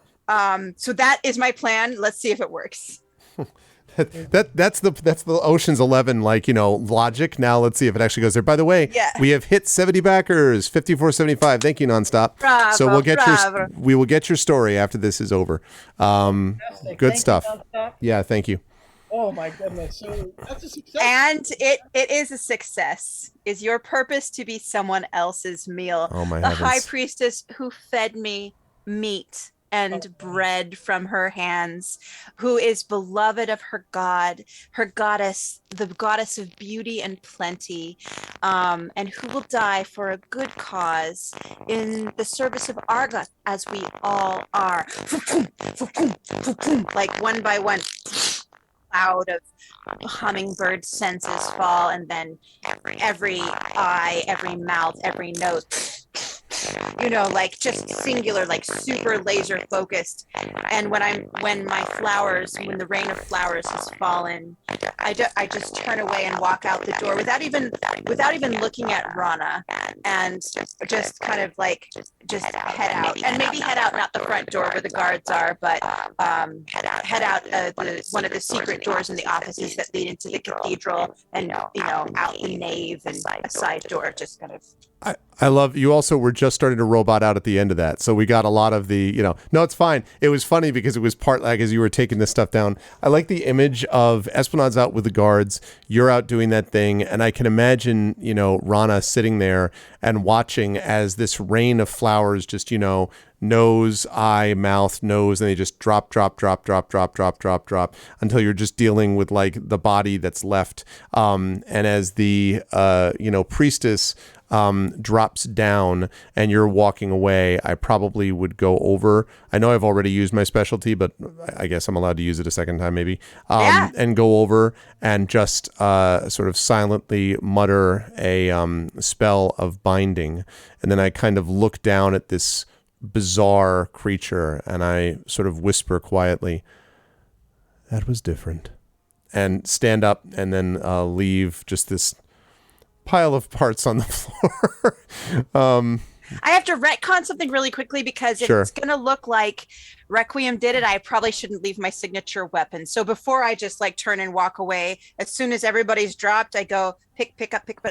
It's still bloody. Yeah. Like set them in my clothes and then head off. Okay. So we have, if I read this correctly, Carlos, we have your specialty and the protagonist to do, and Claire's to do an NPC. I did an NPC. You did do an NPC. It's a good point. So then we just have protagonist and specialty, right? That's right. And of course, we have to accomplish the final order. Right, yeah. right. Basically, what happens is that you two gather me up, and then we go to a shadowy alley where we can sort of like decide what we're going to do. Because we have to, not only accomplish the mission, but make sure that the prelate has did his faith. And so at this point, Esplanade says to you, the prelate's kind of a wanker. Says to me or to... To both of you. And I kind of look, what kind of foolishness are you talking, Esplanade? I'm talking about the fact that he doubted us? He doubted you, Rana. Do you think you deserve to be doubted? I think I deserve to be obedient. That is our role. Well, sure. But you were obedient and were still treated as if you were an infidel. Looking at Peony. Peony, was your faith ever in question? Oh, am I in the scene? I thought I'd walked away. Oh, I thought we gathered up. So like what I said is like after the fact. Forgive me. I'm sorry. I was apologizing to the chat for butting out. And I was sort of like, I'm not in the scene, so I actually wasn't paying any attention. Can you just catch me up real fast? Sure. So we're in an alleyway trying to decide our next steps. And Esplanade has just said, the prelate's kind of a wanker. And Rana responded by saying like, what do you mean? And then I was saying that, basically, how dare he doubt our fidelity? And I had just turned to Peony and it's like, do you think the prelate should have been doubting you when obviously you're performing your duties so well? The prelate, I think, has doubts of his own and sees his own flaw as wounds in others. Huh. Be a shame if that got out, huh? And I start running back toward the order. Every step that Esplanade takes is just like everything. There's no walking. It's just like run. Yeah. So I could never be like, wait, type of thing, right? And then I turn to Rana and say, Argoth adores her. And, meanwhile, I look like one of those anime girls who's late for school. Like, just like running like crazy, with lines behind me, sandwich in my hand. 54 lockpicks trailing behind you in a chain, just bouncing on the ground type of thing. Right. But basically, I'm headed in back to the order. But I'm doing it in a way where I don't necessarily want to be noticed too much. And I'm going to basically try to dig up some dirt on the prelate. So I am going to be going into their own inner sanctum, a place that, Greg, correct me if I'm wrong, acolytes generally aren't allowed unsupervised? Well, we got to be careful. If we're talking, well, you haven't gotten to this part in the book. There is an area that is considered incredibly secret, known as the repository, the penalty is death to be in there. But if you're talking about the regular sanctum, I wouldn't say they're not allowed to be in there, but it would be the kind of thing where you'd be expected to be actively engaged with prayer. So you could go in and be sort of sitting down and kneeling and praying, but actually, talking to each other. It's more type like of thing. I want to find a place where the prelate keeps documents. Oh. Yeah, because the prelate actually doesn't usually go to the cathedral itself. There's anyway. Does the prelate have a house? Yeah, the prelate has a separate house. But what I'm thinking is the fact that you could still try to find. I mean, there's also, of course, their immediate superior, the fathers, who do this stuff too. But I mean. You could try to go to the prelate's house. I mean, that's really putting it out on the line there, Carlos, if you want Esplanade to do that. Esplanade's going to go to the prelate's house. Okay. And so we'll describe it. Obviously, they live in the richest part of town Yep. here. So they are near the government district because they want to be close to the seat of power. That's part of the, Right. And isn't the government district the richest part? Very, I wouldn't say the richest at that. Well, probably, yeah, I guess so, because there's parts of the merchant district that are. Yes, in any case, it's the most stable, the safest, and obviously the most watched, no question. Right. It's heavily guarded. Big time, yeah. But, it's also not unheard of for the prelate to have acolytes coming in every once in a while. Yeah. And obviously the government tries to play, it pretty loose with the prelate. So it's not as if Esplanade is trying to necessarily hide his appearance until he needs to. But once he she leaps over the hedge and appears in the yard of the prelate, this is where they suddenly discover every shadow and, mark every footfall before they take it. So in Esplanade goes, she's being especially watchful for guards around the house, and basically the sorts of traps and tricks and hired guards. Somebody who not only is paranoid just by fact of being a prelate, but also because they're scared of the dark. This is a place that is illuminated brightly from within. So at this point, Claire, do you want to continue to set the scene here? I don't know if Esplanade would notice this, but in the prelate's garden, he has a night garden and a day garden. So he has an area of the garden where is night blooming flowers. And this is sort of an homage to Argoth and the secrecy and the shadows. And it's sort of what's expected of a prelate's garden, is to have a night blooming flowers. But in a secret place, a place in the back of the garden that would get a lot of sun, there are sunflowers, heliotropes, all the sorts of flowers that follow the sun, turn their face to the sun. It's sort of like the prelate's secret sun garden. Beautiful. Okay. Greg?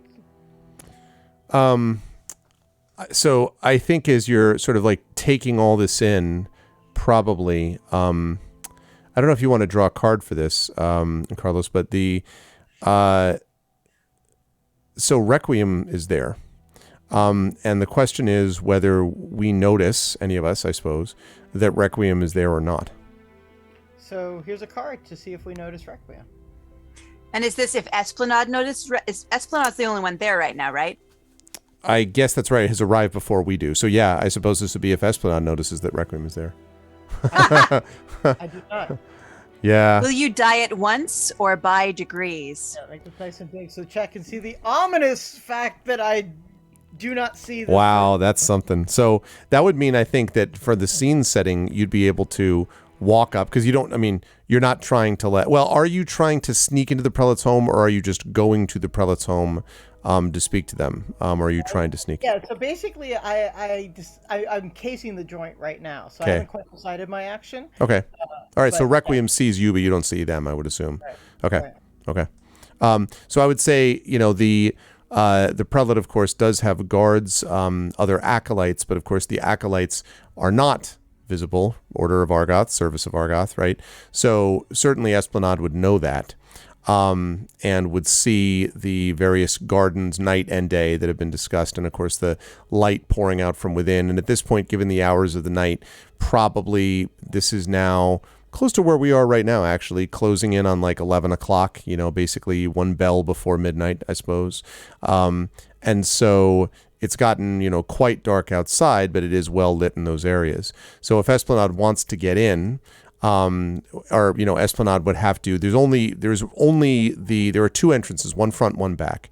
There are several windows a floor up, and it's kind of a longer 2-story house. Very, like top level like design in terms of the quality of the house and all that, but it's not super tall, but it's quite long. Right. So, Esplanade is going to hang out a little bit and wait for her compatriots to show up here. Okay. Just waiting for you two basically to arrive, knowing that you will. and we do, at a certain point.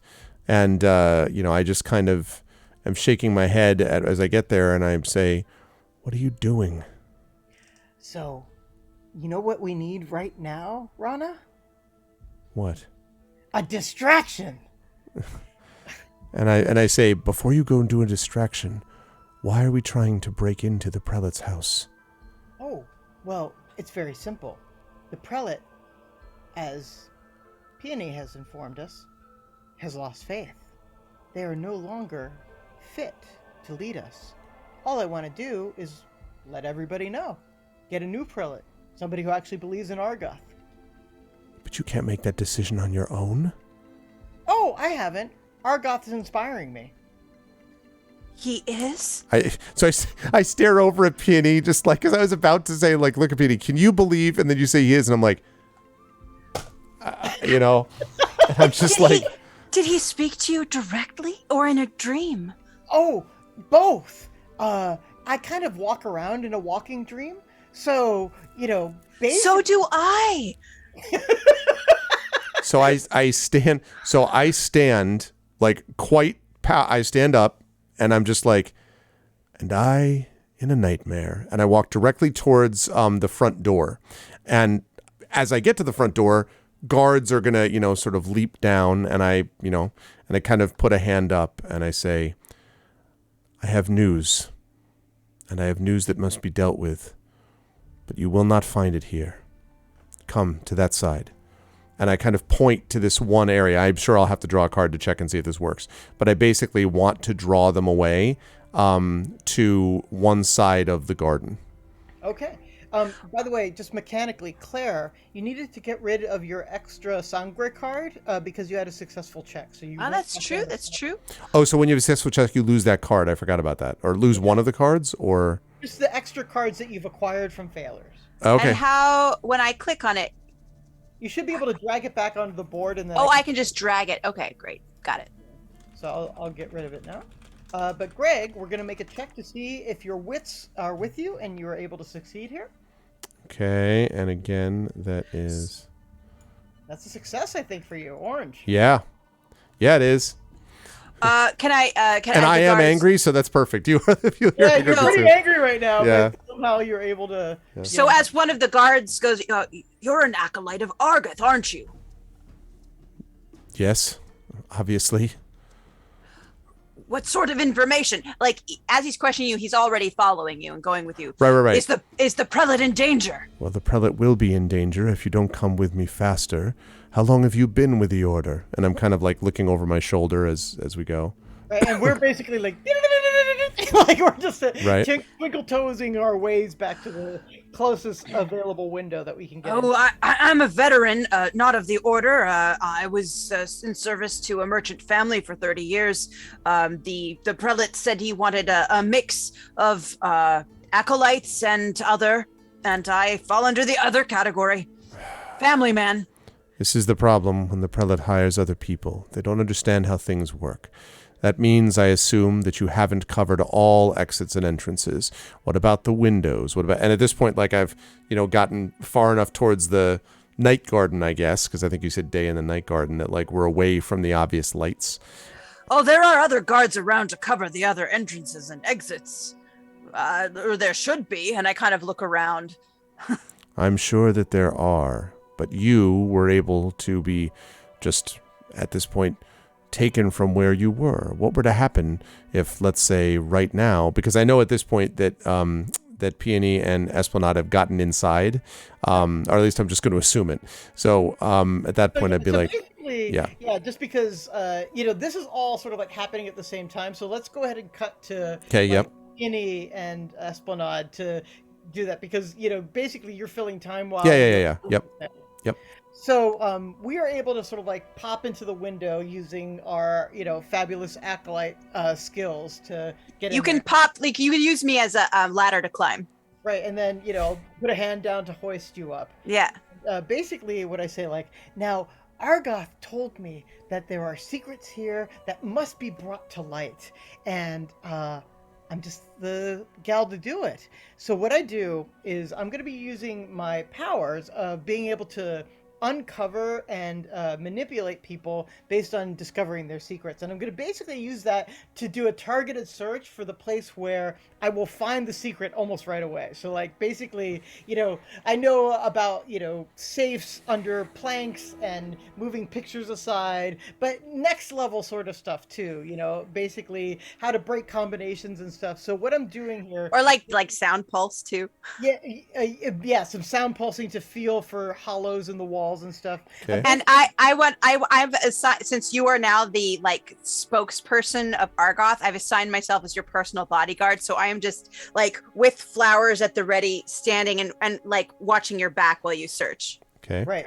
So basically, I'm gonna do use my speciality here to try and see if I successfully find incriminating evidence relatively quickly. Purple, green, blue, or orange is a success. And that's a red. That's a big old fail for me. Oh no! I failed on red too. So How many have died by friendly knives? That's okay. That's perfect, but I don't, No, but my feedback would be that you find it, but you also find the prelate with Requiem there, who is a, quote, friendly knife that has already notified the prelate that something was going down here, right? Oh, dear. And remember, you never saw Requiem. That's right. I never saw Requiem, so I love it. So the friendly knife here is Requiem. So, that would be our complication. Yeah, that's a pretty big goddamn complication. Yeah, so Whoops. right now, first of all, we move to caution. Okay. This gets added to my character sheet. Eventually, I still need to succeed at wits or specialty. I haven't used my specialty successfully yet, so I still need to do that. So, sorry, I have to grab this card, take card. There we are. Move the complication covering here. So, someone else has to resolve the complication before I get another shot at this. So, yeah, at this point, what happens is that Requiem says, I bet they're around here right now, prelate. And the prelate's like, why should I trust you? It's like, I'm your only hope right now. So the prelate and he are moving toward the room that we're in right now. I will urge you to find a shadow or beneath a desk, and I will stand and be exposed, like in the center of the light. I'm going to slowly put all my flowers away and stand like apparently unarmed, waiting. My goal is I would make my report to the prelate that we have done as he has asked of us. Okay. Maybe Greg, just because I'm the protagonist, will you play the prelate? Certainly. So the prelate would come in and then sort of stops. He sees you in Requiem behind, probably with a smug smile, I would assume, on Requiem's face, and then says, what are you doing here, Peony? Where are the others? I have come to make my report. The High Priestess is dead, and in the manner you wished her to be. And I look over at Requiem, and I smile and say, Argoth is very pleased with you. And I sort of, so the prelate says, you didn't answer my question. What has happened to Esplanade? Where's Rana? Did you do this all on your own? Rana and Esplanade met me at the Cathedral of Callan and distracted the guards so that I might enter unimpeded. Rana came with me and witnessed. She is around here somewhere. I last saw her in the garden. And very carefully not mentioning Esplanade. Yeah. And then would kind of look back, and I imagine the prelate would look back at Requiem, who just kind of, shakes their head, and then looks back and says, Requiem tells me that you had a plan, and that it was you that released Requiem from their cell. That was not part of what we originally agreed, Peony. And you still haven't told me where Esplanade is. Esplanade is doing the work of Argoth, as Requiem has done. You wished for Requiem to be implicated in the crime of the High Priestess's death. I have done so. I would imagine Requiem at that point is like, type of thing, because it's the first they're hearing of it. Okay. And the information broker has the correct information that Requiem has escaped and is abroad and a rogue. Do we not wish to tell the truth always under Argoth's keen eye? And I think the prelate's eyes would narrow at that point and would sort of take a step forward and would say, perhaps it is the truth as Argoth sees it, not as you do, Peony. One last time. I am but a hand of Argoth. You are a hand that I direct as I will, and you have not answered me. Where, specifically, right now, is Esplanade? At which point I imagine Rana would have come back with the guards. If you are indeed the spokesman of Argoth, wouldn't you know?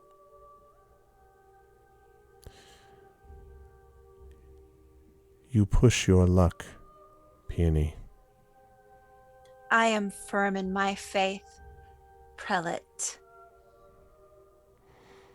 Now, at this point, I almost feel like we need to do a card to figure out who's going to go with whom, because this is very much Mexican standoff right now. Like, right? Everyone's just kind of like you. But what is Requiem? Requiem's decision. That's what I mean. Now that's part of it. Yeah. So we shall, we'll pull a card and let's see who we should interpret it for. I would say, I'm really hoping Requiem does. But anyway. So this is a removal of a complication. So mechanically, the way this works is has Peony intimidated and or revealed information so that things go her way. So this is basically a mechanical check to see. Okay. Right, yeah, because right now it was Requiem and the Prelate against Peony, and she's talked enough. Hopefully, she hopes that Rana has time to come up, and also talked enough so that Requiem knows that the Prelate had plans against Requiem. So now things are uncertain. So does she have more people on her side now or fewer? That's what we would draw for. Yeah. A lot riding on this card. Here it comes, Claire. I haven't looked recently to see what you get, but the card is green. I have a green! Hey, there we go. Let's go. Here is your card to help you interpret. Complications removed. Drink a little poison every day. Well, isn't that the life of an acolyte of Argoth, really? I feel... going on. I think that I have doled out seeds of doubt in the Prelate. I've doled out sense of being betrayed, disloyalty in Requiem. I have strung everybody along to give Rana some time to catch up. So I feel pretty confident that things are destabilized in this room to the point where it's not going to be an unequal fight should it come to that. But I have faith that Argoth will show us the way. All right. Start narrating and Greg chime in. Things go Peony's way. How does this play out? Do you want Claire to start or me? Whoever wants to. Because I would say...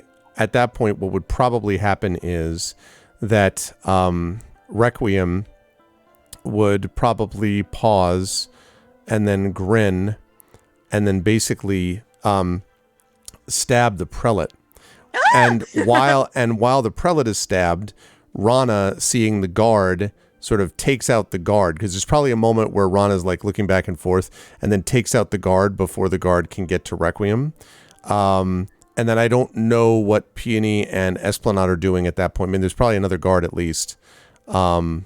So I'll see what Esplanade is doing in a second, but what is Peony doing, seeing the Prelate get stabbed? Shiv. I do what Peony does, which is look up to the sky and wait for the silence and the thrum, and it is everywhere in me. Argoth is everywhere in this room, and I am filled with the ecstasy of my God. Things are right. This is the rightness. And didn't Esplanade say that it was time for a new Prelate? And Esplanade has been touched by Argoth. Esplanade said so. So things maybe Esplanade will be the new Prelate, maybe Requiem will be, or maybe, I'm just ready for whatever happens next, but it seems right and just that this is happening. Awesome. Esplanade is still trying to find more information. So they were starting to find stuff, so they think they're on the right track, but they're still looking for that coup de grace piece of information so that all of this can be explained to all the different kinds of authorities that need it. So I'm going to make another check to continue. For the specialty. With my specialty okay. For the search here. And that is a fail. So, this is Wessel now. Amazing. Shields only delay the inevitable. Yeah, yeah, they do. Delayed right now, where people are dying and danger, right? Like other guards are starting to show up, I'm guessing. other guards, and in fact, the guard that remains has basically tackled me, so that basically they're like the woman holding the pillow ready to suffocate the man, and I am the man in the bed right now. So I've been taken. Oh darn! I actually just put that in the wrong place. So I'll just remember that I have a Wessel card as well. But so basically, I've been sort of like knocked prone, and this guard is now on top of me, going, "What are you doing?" All right, and so that's the complication, is that you're knocked prone. Yeah, that I'm knocked prone. Okay, then I'm gonna take some of my flowers and start trying to aim at the guard attacking you, but avoiding you. That's my plan. I need to draw a card to see if that works. To be clear, this is a mess. So there's a lot of people in this room. Yeah. Your card is this. I don't have a Ryo. Uh-oh. Okay. Does so that mean, no. I think we're out of like movements on the sword, aren't we?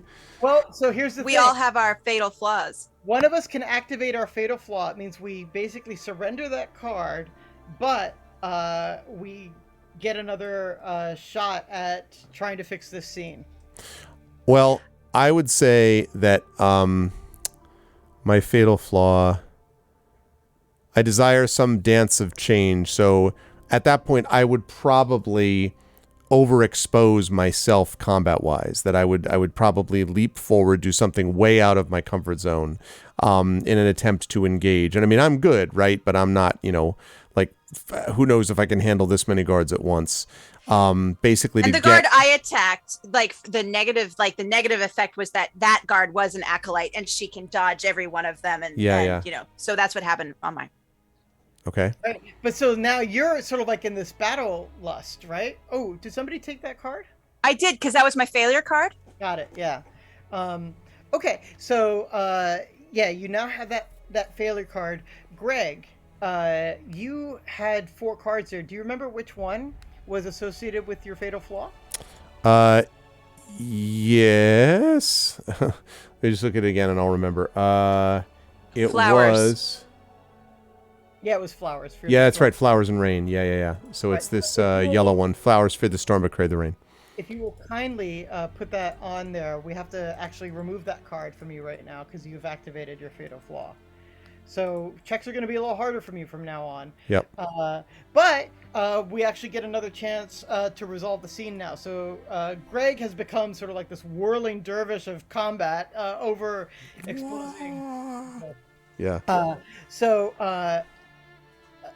Basically either you or Claire still needs to remove the complications since it's my complication. Oh, Greg, I think you should try. This is your That's scene. fine. I could do that. By the way, this combat, while this is happening, the music in the background is this like violent, da, da, da, da. So it's like guard, slow-mo guard, me just like knife, all this stuff. Boromir with the arrows, right? Okay. So all right. So I need a card, and I need one that is. I have red.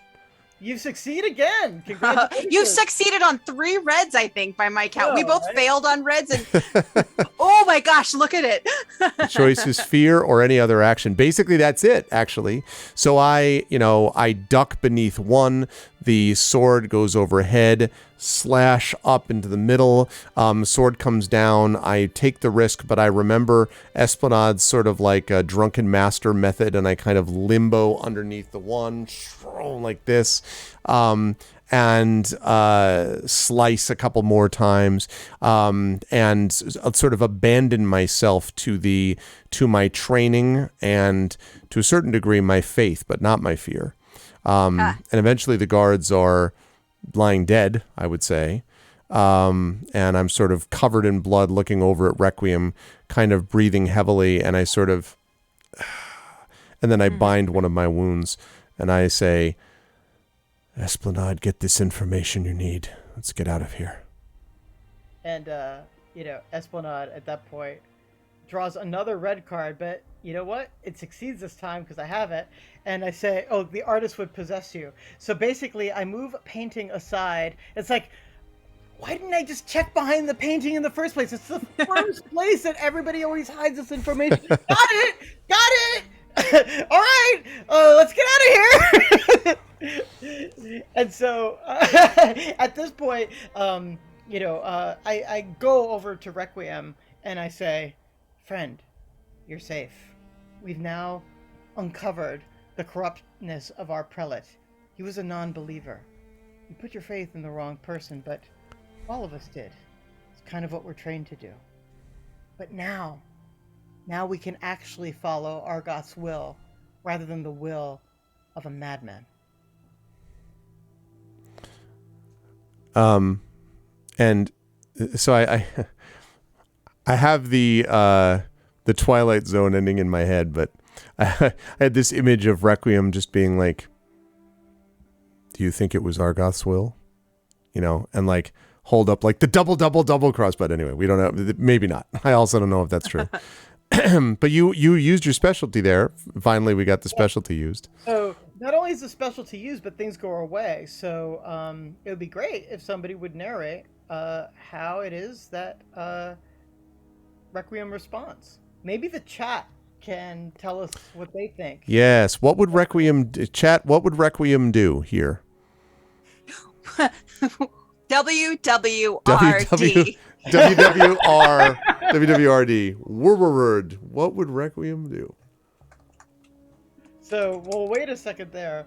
But the basic idea, now is we're going to engage in a denouement where we get to talk about how things work out for us specifically and how they're going to work out in the future for us. So players, you can begin to think about that, but you'll draw a card to see how you actually do in the short term and the long term here.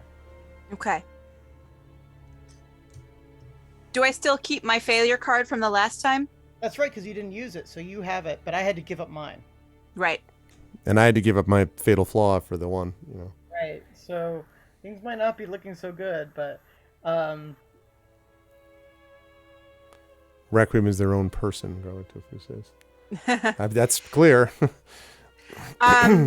So do you want to draw for me? I have an idea of what my character needs to do right now. That Argoth would.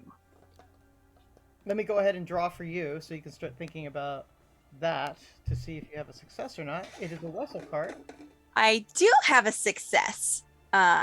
Ruins are ruins for a reason. I will look from the ruins of the home of my prelate and nod, fairly satisfied with what I see. I'll look at Requiem, who ended up helping this grand and beautiful ruin come to pass, ruining the old age and bringing the dawn of the true will of Argoth. And I know that I have to do something to undo some of the harm I did earlier that evening. So I look at Requiem and I say, I have to go collect the evidence we laid against you, and just like Irish goodbye out of there. Like, and I've got to like run back to the next church over, the Church of Callan. It's an entire game. Like, everyone just runs away with like no, like just zip, zip, zip. It's like an old Western movie. Like, and we're like, we're acolytes. What are we gonna stay around and chat? And then I'm gonna try. Like, my next thing is like diving through a window of the Cathedral of Callan and like searching frantically for Requiem's meditation crystal focus so that I can return it to them. And then the situation surrounding the death of the high priestess and the prelate will remain mysterious. And since I succeed, I'll say that I do find it and I return it to Requiem with my and Argoth's compliments. Okay. Greg, do you want to see how your fate works out? Sure. First? Sure. All right. So if you match here, good fate. If you don't match here, not so good. Okay.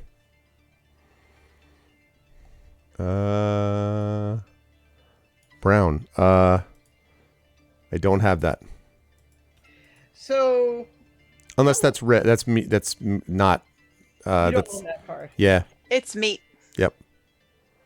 That's mate. So what's Rana's fate? Either in the immediate future or the far future? I was curious whether or not this is something which could affect the fate of the city, because my feeling is that there's a massive power vacuum if the prelate and the high priestess of this new thing just went down. So I wonder... Well, okay, I have a thought about how to pull it together, which is not great for this situation, but may lead to something down the line. But I don't want to overstate my particular card. It does affect Rana, but like it's part of the whole, you know? Yeah, we're going to get to part of the whole in just a moment. Okay, so it's like the last stage. Yeah. So I would say that Rana, is haunted by what has happened, probably, and feels completely at sea. Partially because Rana did something she had sworn she would never do, which is to lose control, which is to embrace chaos. And even though it was something that she wanted to do at the time, obviously the effect of it has been dreadful. I mean, even if Requiem was in the right, the elimination of the prelate, Requiem themselves is a random element, and no one can know what's going on with there. Esplanade and Peony just basically like running all over the place, with Peony doing kind of like her but Argoth above all things, you're touched by Argoth thing, while Esplanade is just this complete X factor, and that more rather than Argoth providing order, it's provided chaos. So I would say there's a certain point where in the complete chaos of the transition and everyone trying to figure out what's happening, I would imagine that Rana would slip out of the city of Corel and might head westward, inland into away from the Silver Coast and into the interior of the land in an effort to find something more about who she is and to decide whether order or chaos must be her ultimate path. Excellent. Sad journey of loss of faith there. I'm going to go ahead and the chat knows what they want for Requiem too, so when you're done, Carlos, we'll read Requiems. Sure, absolutely. So this is also, I think, a Carnet card, and it is not one that I have in my tremendous thing. And so, I mean, you may not believe this, but this is actually I wanted kind of like a failure here at the end.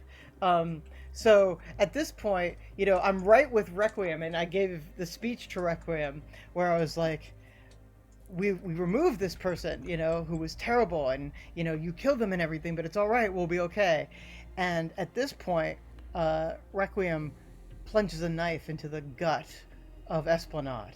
Oh!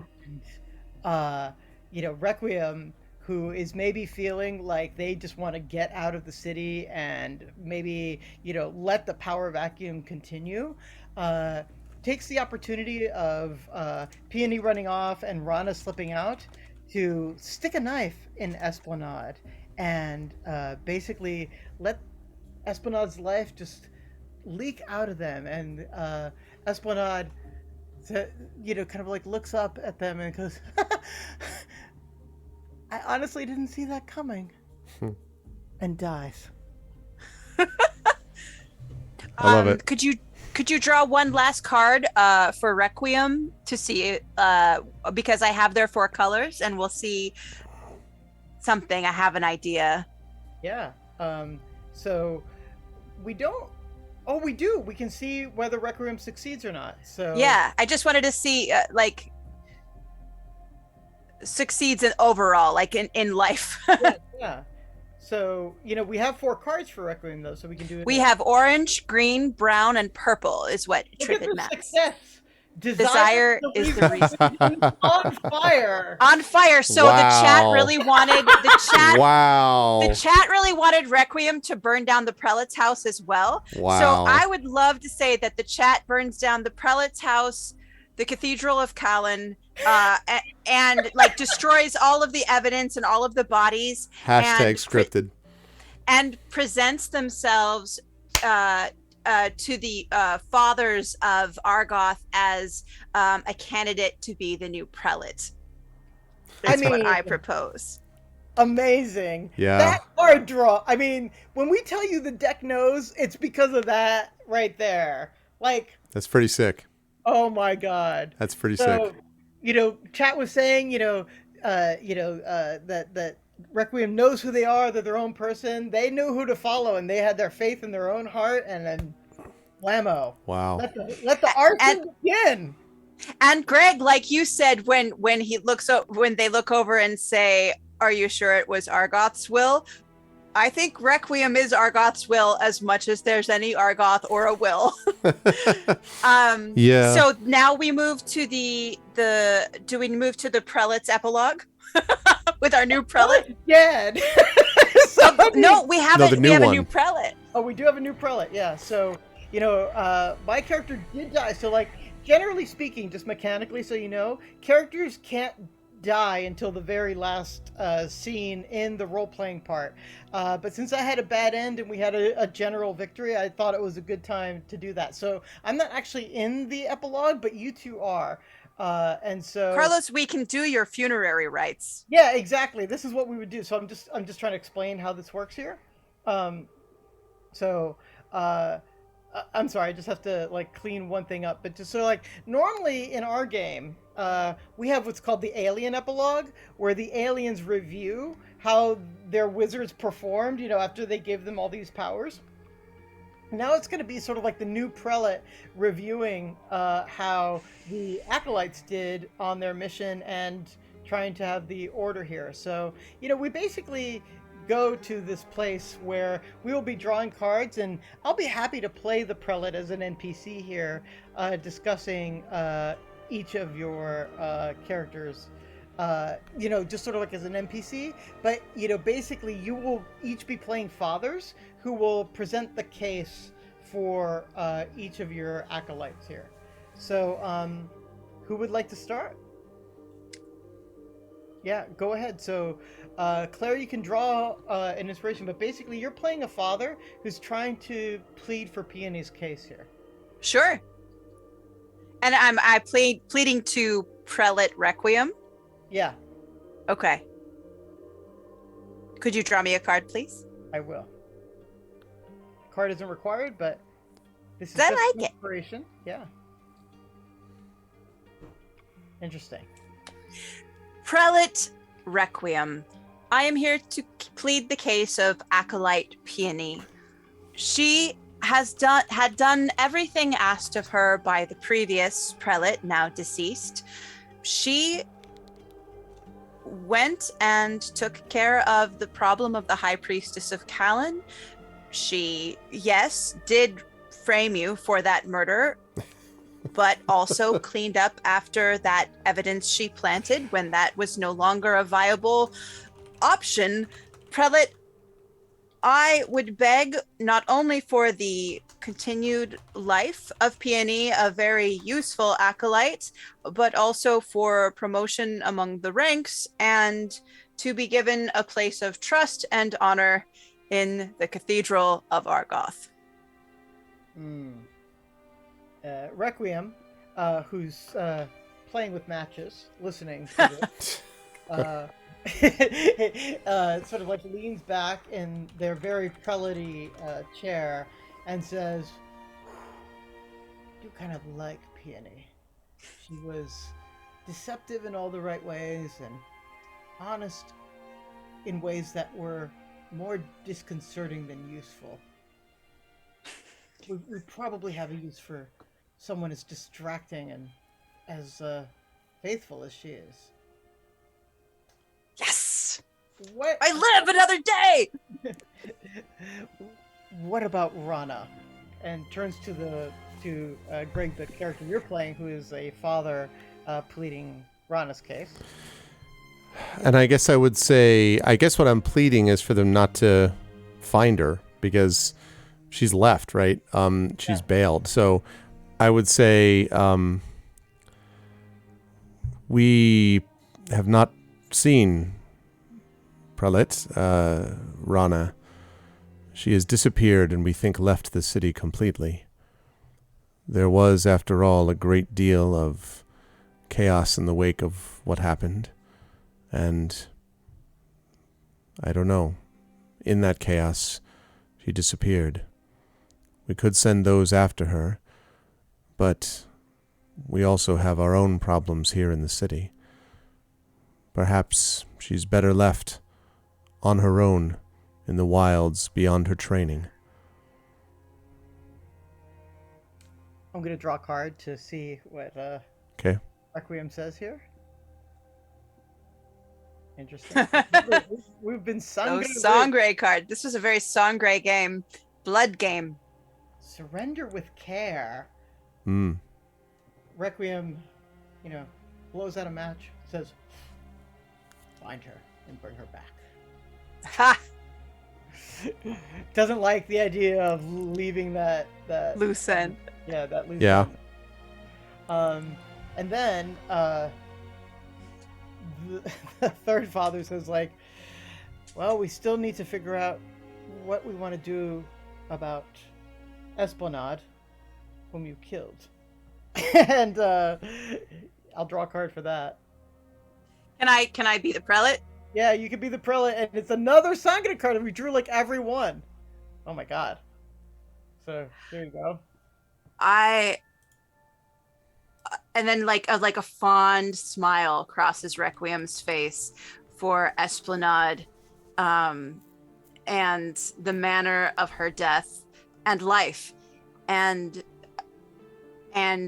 Requiem commands that they bury Esplanade in the flagstones of the church right beneath the altar with like a very fancy inscription. Here lies Esplanade, acolyte of Argoth, and a description of her specialty, so that in a way it's always a reminder both of victory and of possibility, potential, what to look out for at an acolyte, that wild edge, for Requiem to remind themselves of all the ways that night could have gone and didn't. And just as a little footnote to that, as the years go by, more and more acolytes in training claim that they hear, giggling sometimes when they pass those flagstones, but probably that's someone just playing some kind of sound shifting trick, right? Ha! A sound shifting ghost. Cool. Awesome. Mm-hmm. And game. Yay! Yay. Oh my gosh, chat, thank you so much for all of that amazing That was great, contribution chat. you did.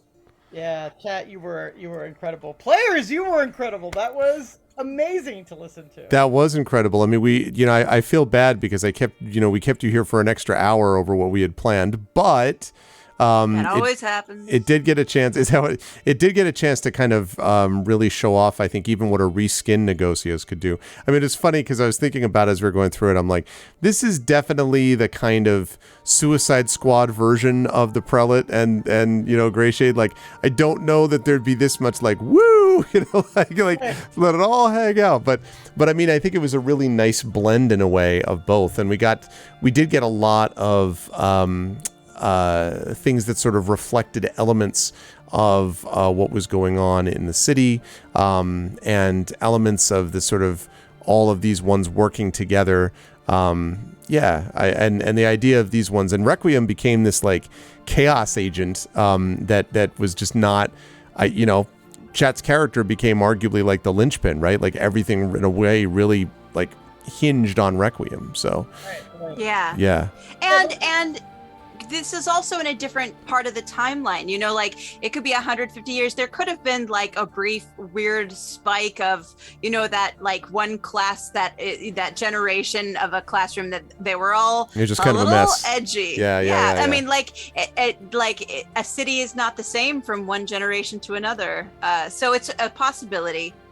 Yeah. Plus, what we were trying to do in this was sort of like showcase two things at the same time. But I think what we did is we got a lot of the elements of the world and the layout of the world. So people who now go read Grayshades, you're going to get a much sort of like more serious and darker story than what we told. But a lot of the elements are going to be familiar. So I feel like, I don't know if you ever saw the preview for Left 4 Dead, like the 4-minute movie they did before people played Left 4 Dead, but the preview was so smart because people who saw the preview suddenly knew what to expect in the game in a really mechanical kind of way. And so like what I think we did here is sort of like give you the layout of like the order of the city, some of the parts of the city, how dynamics could work. And while we told a madcap kind of funnier story, people are going to be prepared for this world, and then they get to really savor the gritty, very different world that you've written, Greg. Yeah, and I'm really glad to sort of I think getting people just a sense of sort of some of the elements of the world is really fascinating. And again, getting a chance to get that, but also get a little bit about, what makes Negocios what it is. And we got to see, the deck knows, like, how everyone narrates stuff. Definitely it's something where you need generous players, where people are able to work off of each other. And it was pretty close too. I mean, if we had excuse me, one more failure, that would have been a party wipe. We were right up against the danger zone over there. So that was pretty slick. I was impressed, to see how that stuff came together, and very grateful to both of you for being willing to take this extra time on a Thursday. Separately, also, we got up to 70 backers, and I think we started the night at like 46 or 4,700, I think. So I think we made like $700-800 while we were doing this. So that's very great. So I'm really grateful to both of you for that. I hope you both had a good time in the process of doing it. And I guess my question would be because I'm going to I'll let you folks go because you've already been here later than you expected. And then chat, yes, I will read you the story afterwards because we hit that number. But for either of you, I guess starting with Claire and then up to Carlos, anything in particular that you want to highlight beside Negocios, or any final thoughts on this, where people will see you appearing next, virtually or otherwise? Yeah, so I guess what I want to say is you did get a real good taste of Negocios' tone, but you didn't get the world. And so our world is sort of like set with, definitely... Oh, definitely, yeah. A funnier kind of premise. So, I'm grateful to Greg for allow us to play in his world. And, just want to say, like, our world can be pretty grim too, and you can play it a lot of different ways. But, the setup is basically aliens trying to prevent the Spanish Inquisition, which clearly is a more madcap in style as well. So yeah. I hope, in August, we're going to start playing more regularly and trying to have, different guest players come in from science fiction and fantasy, from the gaming world, and we want to have some Infernal Salons that feature writers, poets, but also visual artists, so that we just show you the flexibility of the deck. So really looking forward to that. I'm going to be at Gen Con, and I am too.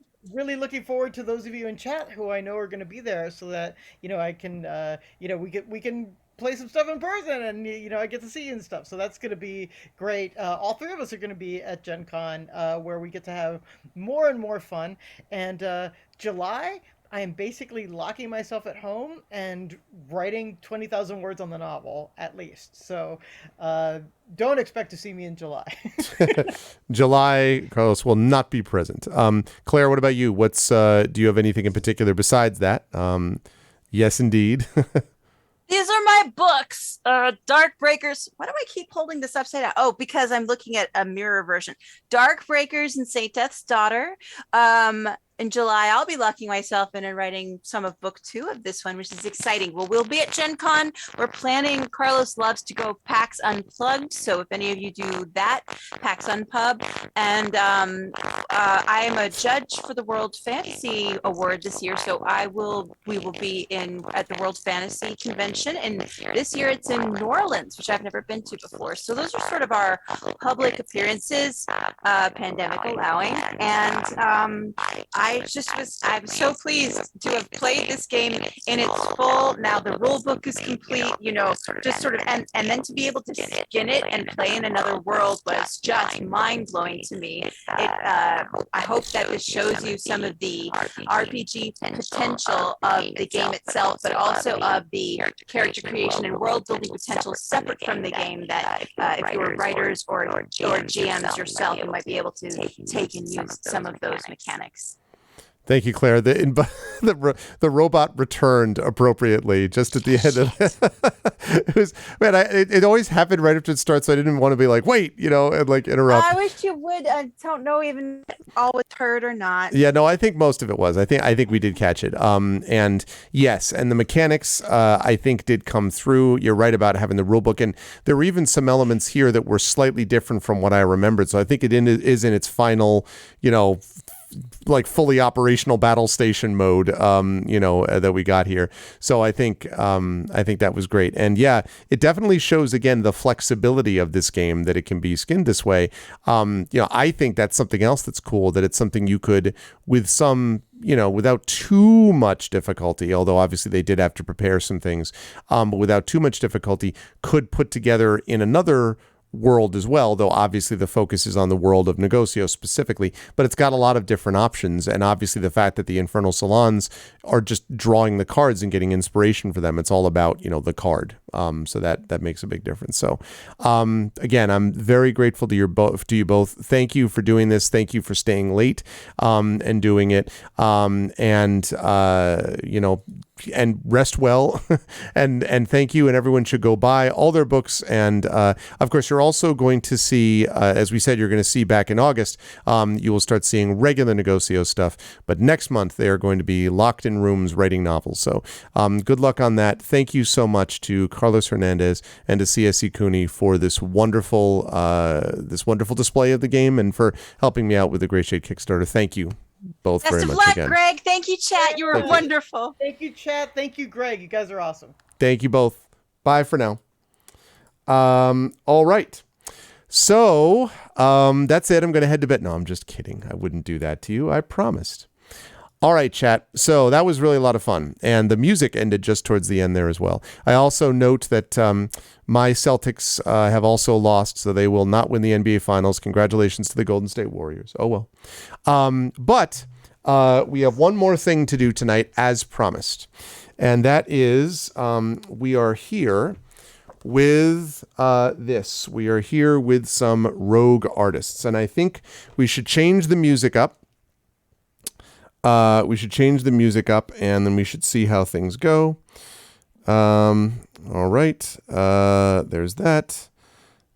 Okay. And I'm going to change the, not the music up. I can't believe I just said that. Not the music. We're going to change the look. I think that's right. I think that works. Although I could go that. Wait a minute.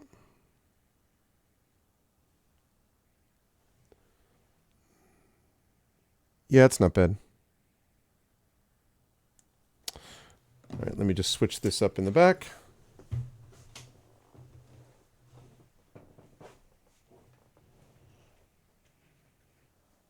Come on, you dog.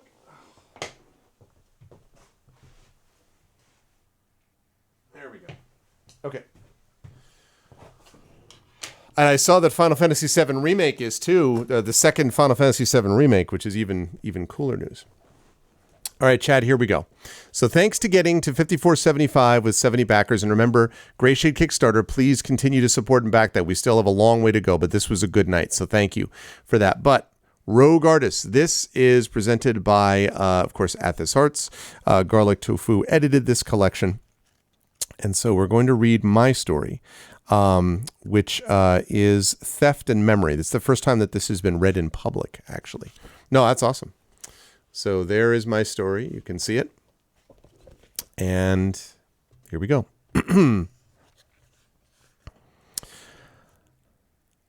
I smelled her first. Her sweet wash, I mean. That stuff they practically bathe in up in the summit. Some mixture of osmin and jessamine petals, I figured. I ain't much for scents myself. Sweet smells are as good a way as any to let your average blade know you ain't from around here. And you got the money and screws to prove it, or at least think you do. A good sour stink's what I like. Helps me fit in with most places I work. But this nurk reeked of sweet wash, and that meant coin, and that meant I could filter clean. Still, she'd come to my house. No one comes to my house by mistake, and I don't spread word of my living arrangements around the streets. Either the Shields suddenly learned how to do their job, no fear there, or the bloody twins had finally tracked me down, or she wanted to hire me. A summit bird hiring an alley rat, I thought. Strange days, love. So I waited, watching how she walked as she made her way into the front hall. A light silhouetting her form helped me guess the kind of nurk she was, and when she was out of the glare I saw I was right. A summit bird, sure as sixes. She was wearing a red ruffled dress, a purple silk scarf around her shoulders, and she carried a white lace umbrella and a matching white purse. She closed the umbrella as her bright blue eyes opened wide, trying to make something out in the shadowy darkness of the room. Well, my eyes had already adjusted, so I had time to take stock of her white face, pale as the white marble they used to build houses in the summit. She had a few decades on her, but she wasn't old neither, and something made me start to wonder. Could be making a mistake, and, "Hello?" she suddenly said. A high voice it was, high and light and delicate, like a feather floating on the wind. Could be the twins got smart, I suddenly worried. Maybe they're getting innocents to do their damn work, and... "Is anyone there?" She spoke again, her voice like tiny bells in the wind. "Deal with what's in front of you," I reminded myself, forgot about the twins and cleared my head. "Someone's here, love," I said, starting with the landscape on the bottom left of the room, a painting of Kervaris at night, just as the stars begin to peek out of the sky. She turned quickly in that direction, and I brought the lights in the room up slowly. Her hair was auburn, the color of the dark reddish sunset over the Ezran Sea and the painting hanging over the entrance to my home. Her gaze fell on the Kervaris landscape. "Who said that?" she asked, but her voice was steady. "I did," I said, now in the top right of the room, a portrait of some merchant woman from the guild, smiling as she sat next to a bowl of golden apples. A woman turned again, looking in the direction of my voice. She took a step forward, lifting her head like she was trying to see someone hiding below the frame. "Well, I'm hiding, love, but not where you can find me," I thought. "I heard," she said after a moment, taking a few more steps forward, "that there's magic to be found here. It seems the stories are true. Or perhaps you have speaking tubes set around the room?" "Perhaps," I replied, now in the middle near the stairs, a painting of two armies at night, explosions lighting up the soldiers fighting over the bodies of the fallen. I always liked this one, even though it was a wee bit aggressive. There ain't nothing efficient about war. Ain't nothing less efficient than war, for being honest, but the liar knows we ain't got any honest people left these days. "But it don't much matter, love," I went on. "You're here and I'm listening. I won't be listening for much longer, so I'd hurry it up." "Can't I see who I'm talking to?" the woman asked, staring at the painting. Those blue eyes were intense, cold as the damn fountains in the summit, and I caught myself looking for longer than I should have before pulling myself away. "No need for that," I said, now in a painting of three children playing near the bank of the shallows, right near to the front entrance. "I can see you, love, and that's what matters." The woman turned her head, but not all the way, and I could see her take a deep breath. "All right," she finally said, turning back to look straight ahead of her. "I'm looking for someone to get something for me. I heard you're the best one to do it." "Get something?" I asked, amused. "Well, everyone wants something, love, and I can get all kinds of things. It all depends on what the something is."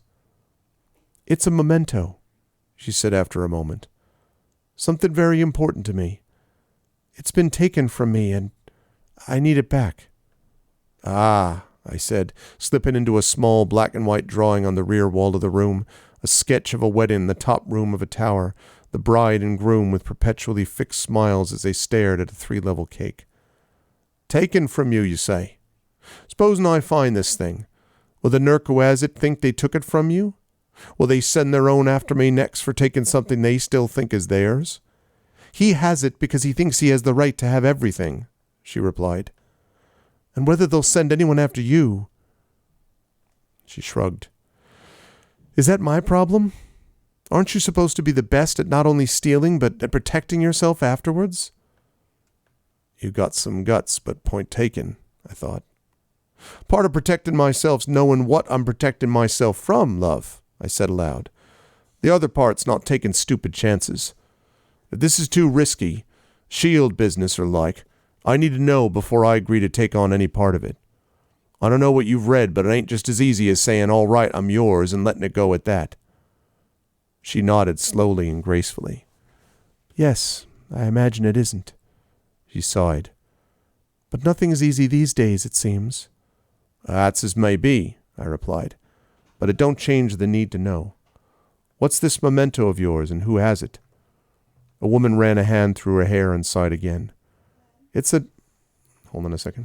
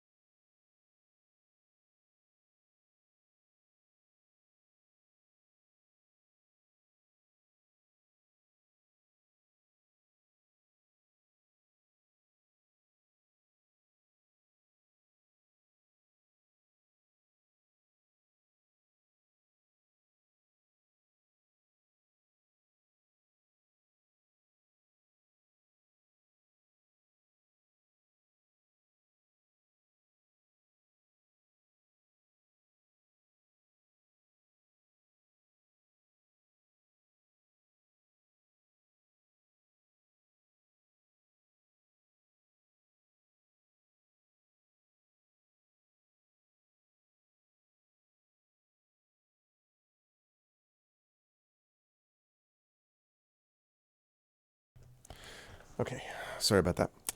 Oh shoot, where was I? Oh yes. The woman ran a hand through her hair and sighed again. It's a necklace. A silver golden necklace with a locket made out of marcris. I blinked at that. A rarest metal in Kervaris. Some say marcris ore came from a meteor which fell into the sea millennia ago. Others swear it comes from a massive volcanic eruption well before Kervaris or any city was even built. Wherever it's from, even the richest in the summit only have a few small bits of it, maybe a cufflink or two or a pin, each worth more than everything in the alley put together. That's quite a memento, love, I observed. Quite a treasure to have stolen. You have no idea, she said, switching her closed umbrella from one hand to the other. She was so calm for a summit bird. It's possible she was putting me on. Maybe this whole business was an attempt to bring me into the open. But the twins never joked about anything. A Shields had no sense of humor at all, and no one else would be brave or foolish enough to play games with me. Why me? I asked. Because I'll pay you well? Because you're the best? Because you need a challenge? I snorted. In my younger days, my much more foolish, ridiculous younger days, I cared about those last two things, and I might have fallen for this swill. But now all that really mattered was the first thing above everything else. I'd long since given up the idea of impressing people, and anyway, the less I cared, the more they were impressed. Well, a locket like that's worth a lot of coin. What's to keep me? I asked, moving to one of the tiles on the ground near the front entrance, part of a mosaic of smiling dancers swirling around a great hall lit by fires, from finding this locket and selling it myself. Nothing, she replied, except you won't know where it is without me. You won't be able to sell it without a bunch of questions you don't want. And from what I've heard, that's not the kind of thief you are anyway. In the streets, they call you honest. That's hard to find in Kervaris, no matter where you are. Well, that was true enough, at least the part about how it was hard to find honesty in Kervaris. But for me... All right, I replied. Say I believe you. What's the payment? 500 ralls. Half now, half on delivery. You said this number as if she'd just said something about the weather being warm. 500 ralls was enough to buy half of the alley, buildings, squatters' coin and all, and have some left over for some Aroisk wine to celebrate your luck. Who in Kervaris had that kind of coin to spend? 500 ralls, I mused. Well, that's an investment for certain. And who has this necklace? The Praetarch, she replied. The Praetarch? I said, a lot louder than I planned, but I hadn't thought I'd been hearing that. Now I understood why she was willing to throw more coin at one job than most in Kervaris would see in a lifetime of earnings. The Praetarch was the head of the Church of Kervaris, the official religion of these parts, and that made him one of the most powerful people around. It was the Praetarch's job to watch over the governor's soul, and everyone with a brain knew he'd do that by watching over the governor's purse. The liar only knew how many coins people had given to the city coffers that ended up in the Praetarch's vault instead. I wasn't much for gods and priests and all that reeking nonsense to begin with. A priest and me is both thieves, but I never said I was anything else. The Praetarch was the worst of all of them, and with a taste for finer things to match. You don't think you can do it? She checked her umbrella with a slight sniff, as if she was a bit disappointed she'd come. Not much, love, I said, sliding to a tapestry made of interweaved red and gold threads hanging against the far wall, showing a unicorn surrounded by a pack of angry wolves. I know I can do it. Question's why I would bother. I don't want the church breathing down my neck, and I sure as sixes don't want the whole city looking for me when I bring back this thing. They don't much like it when their things get taken. This isn't theirs, she said, her voice intense. I looked carefully at her. Her face was flushed, and her hand was gripping the handle of the white lace umbrella so tightly I could see the skin of her knuckles turning even paler than the rest of her. But she didn't blink, and she didn't move. For just a moment, she looked like the rigid, cold stone of the statue outside of my home. I thought for a moment. It was the Praetarch's, and it was true that I didn't want that heat. 500 rawls was a lot of coin, and besides, the Praetarch, a stuffed-up preening peacock. What's he need with another necklace he's nicked from someone else? And just like that, I decided. Done, I said, returning to the night landscape at the bottom left of the room. Leave the rawls on the floor where you're standing before you leave. She started, her expression surprised. She must have thought I'd say no. And hells, I thought I'd say no, so I couldn't blame her. But she pulled herself together quick, and reaching into her purse took out 5 large 50 coins and carefully placed them on the ground. And she turned and walked out. Just as she got to the door, she stopped. When will you have it? She asked. Soon, love, I replied. You'll know when it's done. And don't worry, I added as I could see her hesitating. I don't steal from my clients. Bad for business. She opened her mouth as if to respond, then closed it again, gave a tight nod, and left. From the statue I watched as she moved quickly down the street, more to make sure she wasn't going to get jumped by a drunk alley rat than anything else. Then I returned to the hall and looked at the 5 coins on the ground, gleaming in the light. Strange days, love, I said, musing. The Praetarch's home, more like a small fortress if words mean much, was in the summit, not far from the district entrance. Just close enough to keep an eye on the rich and toss a few coins to the poor, Carver used to say with a laugh, but much good did the jokes do that nurk when someone stuck him in the street behind the untuned fiddle one night. Still, it was true the church needed to be close enough to the people with money to make sure it got its cut, and close enough to the people without money to make sure it got its flock. And the Praetarch, who'd been in the job so long no one could remember when he'd taken it or what he looked like when he did, was the one who made the church go. I'd never seen him up close. Not much interest in getting on his good or bad side. And besides, the liar knew he'd have no interest in a reeking nurk like me. But I'd seen his own before, right enough. Gates on the outer wall surrounding a 3-story building, all blue steel, marble, and gold inlay, with gargoyles overhead, and the tapestry of the church, a sword crossed with a branch of green leaves on a field of black, hanging above the front gate. There were always 4 shields from the city, too, at least 4 visible ones. Rumor at it there were others on the roof and several inside. Lot of lock and key for a religion about the open heart and mind, I always thought, but, well, maybe hypocrisy's how you know you're alive. No matter what I thought, though, the shields were the shields, and I couldn't joke my way past them, and a tapestry of a sword and branch ain't much to work with. So for once I was glad for those gargoyles, especially at night. From the corner of the street opposite, I could zip right up to one of them ugly nurks and do a decorative badge above the topmost window and from there inside. Still, I never liked shifting to gargoyles. There's a bit of the ancient about them from the time before anyone learned to shift, and I always feel a bit stuck inside one of them before I can shift away.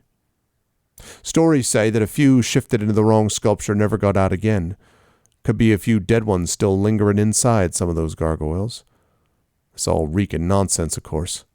The only way anyone gets stuck inside a work of art is if a shifter pulls them in with them, and that only works if the person knows the shifter's there in the first place, and it's beyond dangerous to try. Besides, there ain't no one left in Kervaris who can shift, besides me. Still, being inside a gargoyle don't feel pleasant, and I wasn't sorry to get out through the decorative badge and into a painting inside the top room. A massive painting of farms and fields, and the liar only know what else. Boring stuff, but plenty of room to maneuver. Inside I had the chance to look around and take a breath. The room was pretty dark too, but one lantern hanging from the ceiling. How in the hells did they light that thing? Gave off a dim light, enough to see the room was even larger than my front hall, with paintings and sculptures everywhere. I curled my lip. Us take everything. Who the hells cares how you put it together, eh, Praetarch? It was about as well organized as the back room of old Jack's store in the alley. You could just as well have thrown a bunch of paintings and statues on the floor and called it an evening as do whatever this was. Statues next to paintings, next to tapestries, next to sculptures of some gloried soldiers' heads, and no rhyme or reason to any of it. This is just collecting, near as I could tell. Collect and keep, and the hell's with anyone else who might like to see it. I'd done some gathering myself in my day, but not this much, and for coin I actually used to survive, and helped others do the same once in a while. For all his church's mewling and babbling about being carried through fire and not taking time for granted and all, I doubted the Praetarch actually helped anyone real right there in front of him when they needed it, and this proved it. Stealing for the sake of it. Priests. I shifted into a beautifully detailed oil painting of Kervaris, each district outlined in a different color of paint near the open archway to the rest of the room so I could get a different point of view. None of it was well organized, but there was a reeking lot of it all the same. I hoped I might be able to find the necklace under glass. Not the easiest item to filch that way, but a lot easier to find. But there were few glass displays at all in the room, and none showing jewelry. There was always a chance the Praetarch was keeping the necklace elsewhere, too, in his room or in his secret vault. That'd make old reeking business that much more difficult to manage and take a lot longer. But I couldn't do nothing else, and I cursed quietly as I got ready to shift to a black and white sketch of two side-by-side houses, one perfectly preserved, the other run down and destroyed, and start the search. Then I stopped. In the middle of the room was a small, elegant statue made of white marble, the seams inlaid with pure silver. It was only a few feet tall, but it stood on a short, dark, velvet-covered dais, almost dead center of the space. It looked like a young child, with long hair over wide eyes and closed mouth, the whole expression serious but calm. And around the statue's neck hung the necklace and a locket. Patience, love, I thought. Much easier than you thought. And I prepared to shift into the room. Suddenly, the space was flooded with light, and with some pain I just managed to stop myself from leaving the painting. Looking down, I saw the light was streaming from the open archway above which my painting was hanging, and I ducked behind one of the haystacks in my landscape so I could watch as the light moved into the room. Someone was carrying a radiant stone, so bright I couldn't look directly at it. But as the person moved away from the archway and my eyes adjusted, I could see they was wearing a long green and black robe, fringed in white, the crossed sword and leafy branch image of the Church of Kervaris embroidered on the back. Only one type of person I knew wore that kind of outfit in Kervaris, and since I was already in his home, there was only one person this could be. The Praetarch, sure as sixes. And like he somehow heard my thoughts, he turned back towards the archway, giving me a good long look at his face. Grayish eyebrows under thin and gray hair, a neatly trimmed beard of gray and white. His skin was lined, especially between his brooding eyes. But I'd seen these kind of lines before, and they weren't from age. They were from someone who spent most of his days frowning or angry, from a man who never smiled, let alone laughed. I learned a long time ago not to trust someone who never laughed, because those are the ones who trust themselves the least of all. Right now, though, he looked more unsure than angry. The Praetork peered at the archway for a moment before turning back to his task. He took slow steps to the statue, a light from the stone in his hand sending wild shadows past the other sculptures and displays, and stopped just a couple of feet from it. For a long while he just stood there, looking down at the statue, the white light gleaming off the necklace and locket around its neck. I figured I could be patient. I could stay in this painting for several hours before things got dicey, and unless he decided to go to sleep on his cold gallery floor, he wouldn't stay that much longer. "Beautiful," he suddenly said, just as I was about to settle in for the wait. It was a deep voice, low and rumbling, like one of those bells which rattled my bones every morning I passed by one of those damn church sanctuaries. I watched as he bent down and leaned closer to the statue, looking at the necklace. "Beautiful," he repeated after a moment, standing back up. "Don't you think?" I started and ducked down behind the haystack even further, though he couldn't possibly sense me in the painting. "I assure you I'm quite aware you're here, thief," a Praetork said, and now his voice was a rumbling menace. "You're watching me even now, wondering if I know where you are. And I do, of course. You can't hide from me." Hells. But it couldn't be. Even if I'd been standing in the middle of the open landscape, all they'd see from the outside was a cloaked figure, painted in the same style and with the same textures. Maybe not what they'd expect, but nothing which would make it seem like what it actually was.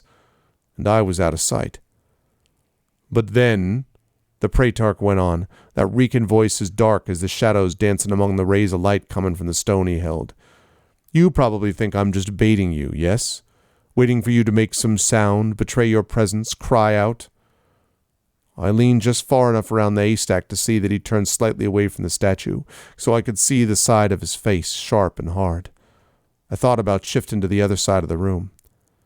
"I don't expect that you're that careless, though," he said, eyes glancing right. "You were clever enough to get in here, although foolish enough to have come in the first place." He turned back towards my painting, but I stayed still.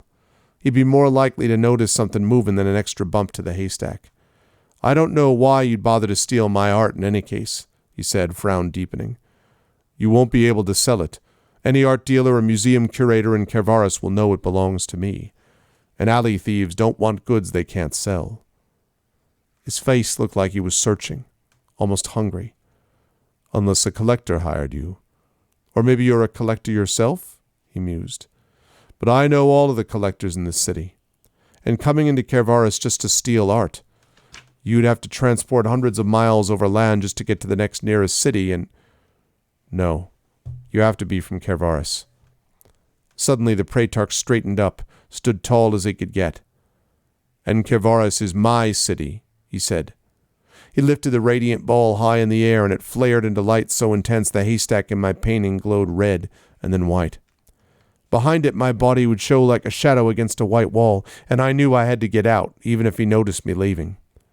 I concentrated and moved into the black and white sketch of the two houses. But as I shifted, I saw his eyes widen slightly. "What in the hells?" He whirled in my direction. "So," he said, eyes still wide, "one still remains. I didn't think there was anyone else left in Kervaris who knew how to do that." It ain't possible. But even as I thought it, I knew I was wrong. Somehow the Praetork could sense shifters, and I was in big trouble. I had to throw him off and give myself a chance to think. "I didn't think there was anyone else left who could sense us," I said, scanning the room for my next move. He started at the sound of my voice. "Arrogance," he said after a minute. "It's always the same with thieves. They get drunk on their own cleverness, and soon enough they make mistakes." He turned in the direction of my voice, the radiant ball in his hand a blinding globe of fire. "We talking about me or you, love?" I asked, gritting my teeth and squinting. A sketch I picked with those two outlined houses wasn't a great place to block out the light, and I had to get somewhere else before he got to me. Really, I just needed out of this room and back home. This was more than I had bargained for, more than even 500 rolls was worth. But I also needed to know how much the Praetork knew about me. And besides, the necklace was right there. And there was something about a Praetork's face, something familiar. A Praetork moved around the statue and towards my sketch. "Not just anyone would hire a shifter," he said. Not just anyone would know what they could do. And not just anyone would own this much junk, I said, trying to shield my face with my hand as I squinted through the light at a painting of a tall-masted, multi-sailed ship on the nearby wall. Dangerous if I ended up in the ocean instead of on a ship's deck, but I couldn't see much of anything else, and at least here I'd have a wider area from which to get out if I had to. Bigger the target, bigger the payout, and it ain't always about the money anyway. The Praetork stopped for a moment. Not about the money? He said. Then you must be... He took 2 more quick steps forward, and with a silent prayer to the lyre, I slipped across to the painting of the ship. I didn't hit the water, but I aimed too high, and I ended up on the mast, hanging onto the ropes like a fool as the glow in my vision faded. As I adjusted, I could see it already turned around, and for the first time the frown was gone. So, he said quietly, it's not about the money, and you're a shifter. That means she hired you. He drew straighter. I pulled myself back onto the mat and watched as he lowered the ball of light and took a few steps closer to the statue. She hired you to steal this, thief, he said, gesturing towards a necklace. Do you want to know why? Again, something seemed off. I don't ask questions once I take a job, love, I said. They want something, I get it for 'em. Anything else ain't part of the work. It's not work for her, he said, staring down at the necklace. She thinks something of mine belongs to her, and she's wrong. He bit the words out like poison. A bowl was dimmer now, but still illuminated his face, filling in and softening his features. This is mine, thief. Mine alone. That ain't how she sees it, I responded, digging my hands into the rough wood of the mast I was clinging to. He'd already guessed enough that I didn't see the need to guard the rest of what little information I had about the woman who hired me, and I needed to draw him out. Suddenly he laughed, a bitter, angry laugh. No, he said after a moment. She was always stubborn and willful. I knew she would come for this some day, though not this soon. Suppose I shouldn't be surprised. He rested his hand on the statue's head, slowly tracing his fingers down as he spoke. I've always loved beauty. Beauty in anything and everything. The perfect ratios in nature, the perfect symmetry of our sanctuaries. Beauty reminds us that we're alive, straightens our faith. When I met her in the Garden of the Ancients, I was admiring the beauty of the statuary.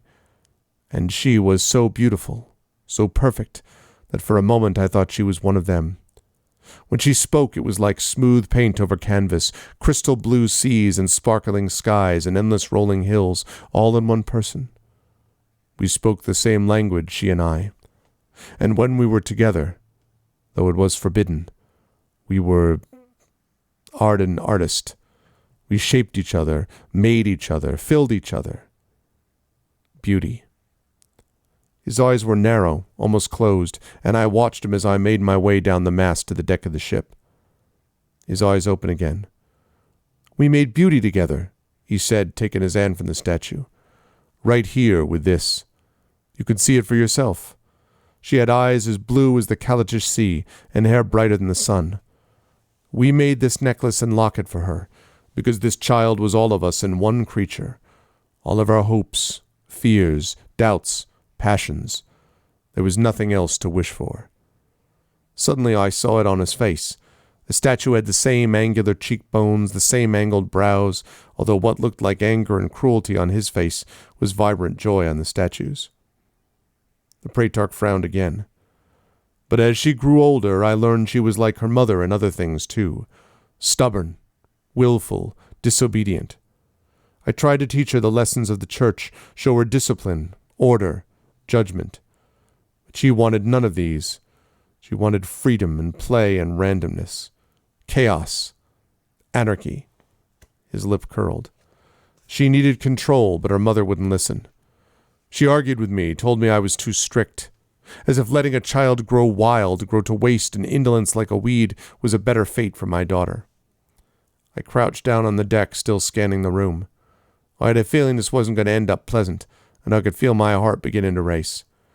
We quarreled more and more, and I grew angry at her defiance, he went on. With her help, we could have turned my child into something permanently beautiful, inside and out. Instead, she became insubordinate and sullen. ugly, and that I could not abide. My heart was pounding and my head felt hot. Calm, love, patience, love, I thought, but I had little of those things left. His grinding voice continued. Her mother left me a note one day, a note which said only, I hope you find the beauty you seek, and she took my daughter's locket with her, the Praetork said, frown deepening as he stared down at the statue. My daughter. But I had already known what she might try, and I spirited the child away to a secret place of my own before the mother could take her, a place where I could develop her in the ways she needed without her mother's interference. She tried to find my daughter, but I had hidden her too well. Yet my daughter grew listless. She lost her energy, even her defiance. I tried to show her, he said, voice rising in anger.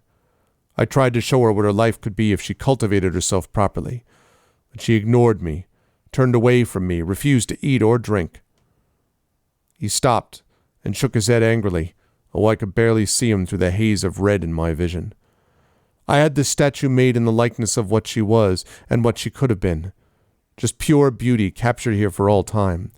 And I took the locket back because it and this, he spat as he gestured to the statue, belonged to me, even if the mother... Suddenly he stopped and turns towards my painting again. Even if the mother doesn't understand that. He lifted the ball of light which began to brighten again. You tell her that, thief. You tell her that this locket is mine, and it's her own willfulness which made it so. You tell her she ruined my daughter, but she won't ruin my memories.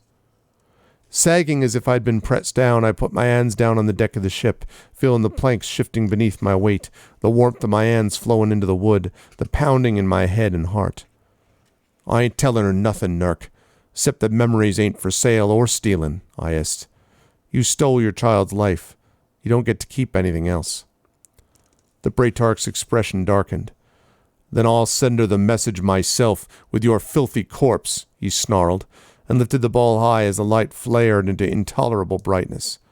I thought he was going to blind me, but as he strode forward I heard the sound of a dagger being drawn from a sheath. Move, love, an inner voice commanded. It's dangerous to shift without seeing where you're going, but if I didn't get out now, I wasn't going to get out at all. I ran forward and jumped off the deck just as I reached the side of the ship, trying to focus on my memory of the black and white sketch with the houses. I saw the Praetork's face, red and angry, as I flew past him into the sketch, banging painfully into the side of one of the houses. But I landed, and as I turned around at the sound of ripping and tearing behind me, I saw the Praetork had slashed the ship, curls of canvas rolling to hang from the carved frame. There was nowhere to hide here, and as he turned around, the hall of light getting brighter every second, I scanned as quickly as I could around the room, trying to remember the position of every painting and sculpture. He walked, then ran toward me, dagger high, and even as he closed in, I was gone to the landscape painting, landing on my knees next to the haystack as the sounds of cutting and tearing echoed from behind me. The black and white sketch fell, shredded, and he turned again, looking like one of the stray dogs in the alley when it ain't had enough to eat. The light was so bright I could barely see, and as he ran toward the landscape, I knew I was in trouble. I didn't remember the decorative badge outside the window well enough to reach it, so I had to shift back further inside of the room, and away from escape. I shifted again and again, the Praetork slashing or smashing every piece of art right after I left it, and with every destroyed work of beauty, with every shift as my heart threatened to beat out of my chest, my odds decreased. Shifting out of the art and into the room itself would weaken me so much I probably wouldn't be able to stand, much less defend myself. But what was going to happen when I ran out of art to shift into? Soon there were only two things left in the gallery. Breathing heavy, I crouched inside a vase painted with images of flowers in springtime as the Praetork stalked towards me, rising like one of the vengeful archangels his church liked to yammer about as his entire body glowed with light. Nowhere left to go now, you filthy alley vermin, he growled. Nowhere else to run. My vision was completely dazzled, and I only heard him moving in. Imagine the dagger he held in his other hand lift an eye above his head, ready to smash my vase to pieces. And again, you was always an alley rat, I thought. You was always going to die like vermin. I closed my eyes as I waited for the end. I wondered what the child felt when she was passing, what her journey was like. I wondered if the Praetork had ever thought about that. Then something flashed through my vision. The Praetork. The child. His robe. The statue. I waited, imagined the Praetork's dagger in its last descent, pictured his robe in every detail I could. At the last moment I leapt forward into the branch and sword image on his robe's back, just as the smash and sound of porcelain echoed behind me. Didn't have much space to work with. I could feel the edge of the blade and the thorns of the branch cutting and poking me. But I could move. And if I could move, so would he. With a yell I strained forward against the back of the robe, and the Praetork jerked back as the robe pulled against his neck. Choking and sputtering, unable to cry out, he dropped the ball of light and dagger as I felt him scrabbling at his neck, trying to unfasten the robe. I paid no attention, wading forward like I was moving through quicksand, step by step, to the only piece of art in the room. I lurched to the front of the statue, and there was only one other thing left to do. "Rat," the Praetork gurgled, pulling uselessly at his collar. "Vermin." "No, love," I whispered. "The only filthy thing to take down here is you." And with a last effort which felt like I was ripping my body in half, I pulled the robe and the Praetork down onto the statue, shifting into the locket hanging from the necklace around its neck. It was a terrible metallic crash, a sound of stone breaking. And then silence. Silence like the dust settling over us as we lay on the ground. Ears ringing, head still pounding, I shifted from the locket into the room, almost falling over in exhaustion. The gallery was destroyed, a ruin of stone and canvas and paint. And there on the ground at my feet was the necklace, the smashed bits of the child's statue, and the body of the Praetork. Nothing in that now, of course. What was left of his soul was inside the jagged pieces of rock that used to be the perfect, beautiful image of his child. Jagged rocks for a jagged soul, I thought. It's about right, love. I heard the sound of footsteps running, voices calling, and I pulled up the necklace from the ground and secured it inside my cloak. I staggered to the window, and with my last remaining strength, and shifts from the decorative badge outside the window to the gargoyles in the corners of the building to the corner of the street below, I was gone. 2 days later, I was still weak, barely able to shift from one painting to the next in my own place. But I'd grown strong enough to smell when the woman returned, and to be ready for her. She was dressed the same way as when she first came, and she entered my home even more slowly than the first time.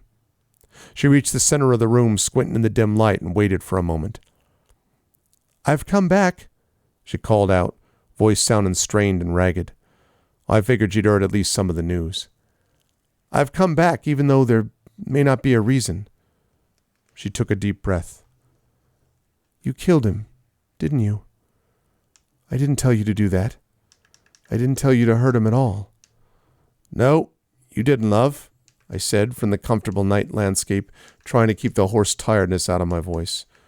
"And I didn't actually mean to. I was kind of forced in the end. Truth is, he did most of it himself. I just, helped him along, you might say." She swallowed and nodded. "And the necklace?" I brought up the lights on a pedestal I'd recently added, on the top of which was a velvet-covered stand. And lying on the stand...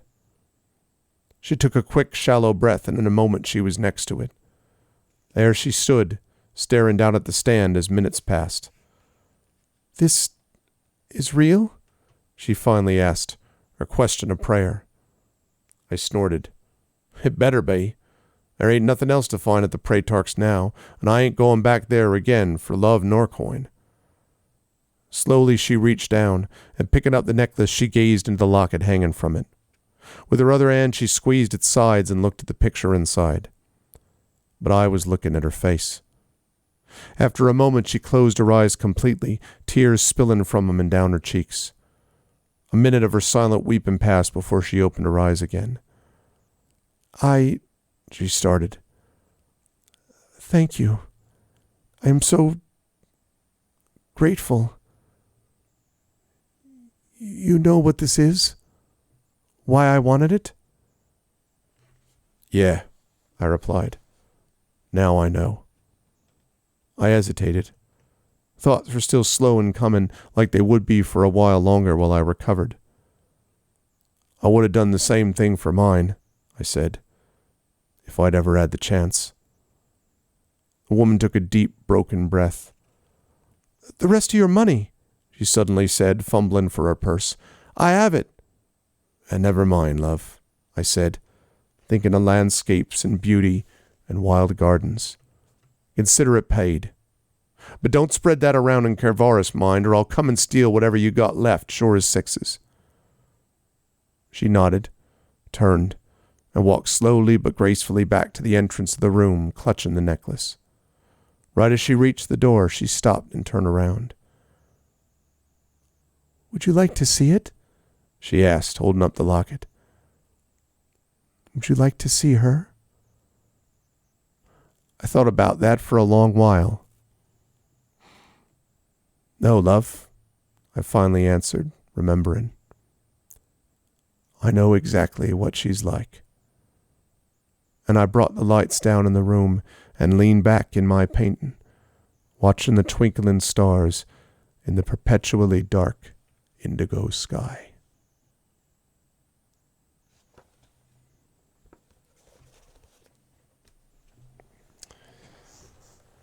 The end. So that is Theft and Memory. And as I said, it was part of the Rogue Artists anthology. So this is one of many stories. You should interview this author. Thank you, Dragon. I will see what I can do about getting him on. I kind of know him. This was a lot of fun to write, and it was, not unlike what I was talking about earlier on my thread about Grayshade. This was something that I cared a lot about.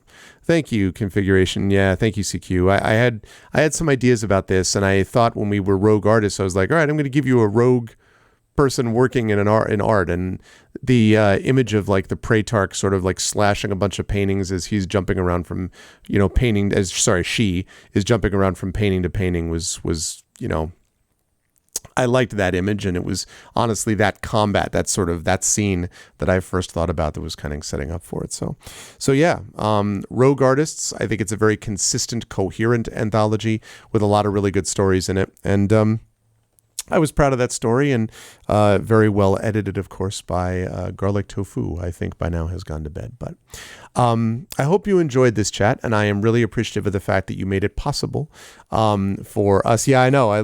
That was all Emily's idea. Hey, there's Garlic Tofu. I don't know if you heard any of that or if you were asleep. I wasn't sure because I know it's late, Garlic, but we got it high enough. We wanted 70 backers, and we got that number, and we made a big push. So thank you, chat, for making it possible. And thank you to Garlic Tofu for absolutely putting herself out there, as she said, and pulling in, tirelessly pushing. I thought you might have, because you said you weren't sure if you said, quote, I'm not sure if I'm going to stick around. That is a dead quote, a straight quote from you. So I listen when you tell me something. And that's what I thought you said. You made popcorn. Well, I appreciate the fact that that you really wanted it to happen and that you really made it, you really helped to make it happen. So thank you. And chat in general was able to do that as well. We ended up actually with a pretty solid day. Because I think we made just about 1,000. And if we, she was kidding. Well, I don't know. I know that she likes to go, listen, I know that she likes to, likes to go to bed late. And popcorn likes to not go to bed super late. And she's already very tired from all the work that she's done on this. And all of you folks have been a big part of this and have made this go very well so far. But as you can see, we have a long way to go, chat. We are at 54.75. That means that we are over 20%, actually 22 or 23% now of goal, which is great. But remember, goal is really the bare minimum. So we're really trying to get past that if we can. But we have done steady work, I think, for those first 2.5-ish, let's say, days. We have a long way to go, and we've got a lot more events that are a part of it. I've got an update, which I was going to be posted tonight, although I did not know we were going to be running for almost 6.5 hours when everything was said and done. The Negocios went a little bit longer than I imagined it would, and then we had the story, which is a longer story that we read from. So I'm going to try to get that update up tonight, and then of course we've got a update on Saturday from one Mr. Brandon O'Brien, and I've seen that update, and it's really, really lovely on the Kickstarter. And so we've got that, and then we've got other other special events that are coming up, and all of that is going to be part of this month of Grayshade, as you say, as we continue to charge forward. And speaking of major events, by the way, and things like that, let me remind everybody that is not going to be the right calendar. So let me just sign out of that because that's not right. Let me remind everybody that we've got a couple of big things coming up this weekend as well. For one thing, starting tomorrow, we have a premiere of a new Speculate. What's up, Big Boss? We have a premiere of a new Speculate show, my Speculate podcast, which is called Court of Blades. It is the premiere of Court of Blades. If you liked some of the political intrigue stuff, we did a little bit of that tonight. And if you liked some of that court intrigue business, and if you like the stuff that we're starting to get to in Eberron, then you are definitely going to want to make sure that you are here for tomorrow. That's going to be starting, I believe I have it listed at 8 p.m. Eastern. I think that's correct. We will run for a few hours. This is going to be kind of a world-building character generation thing. Oh, well, thank you. I'm glad that you liked it, Garlic. I'm glad that you liked listening to it. And again, I'm glad that you were thrilled with my writing. I was proud of it, and I really appreciated the edits as always that you made as well. And they made a big difference. So thank you.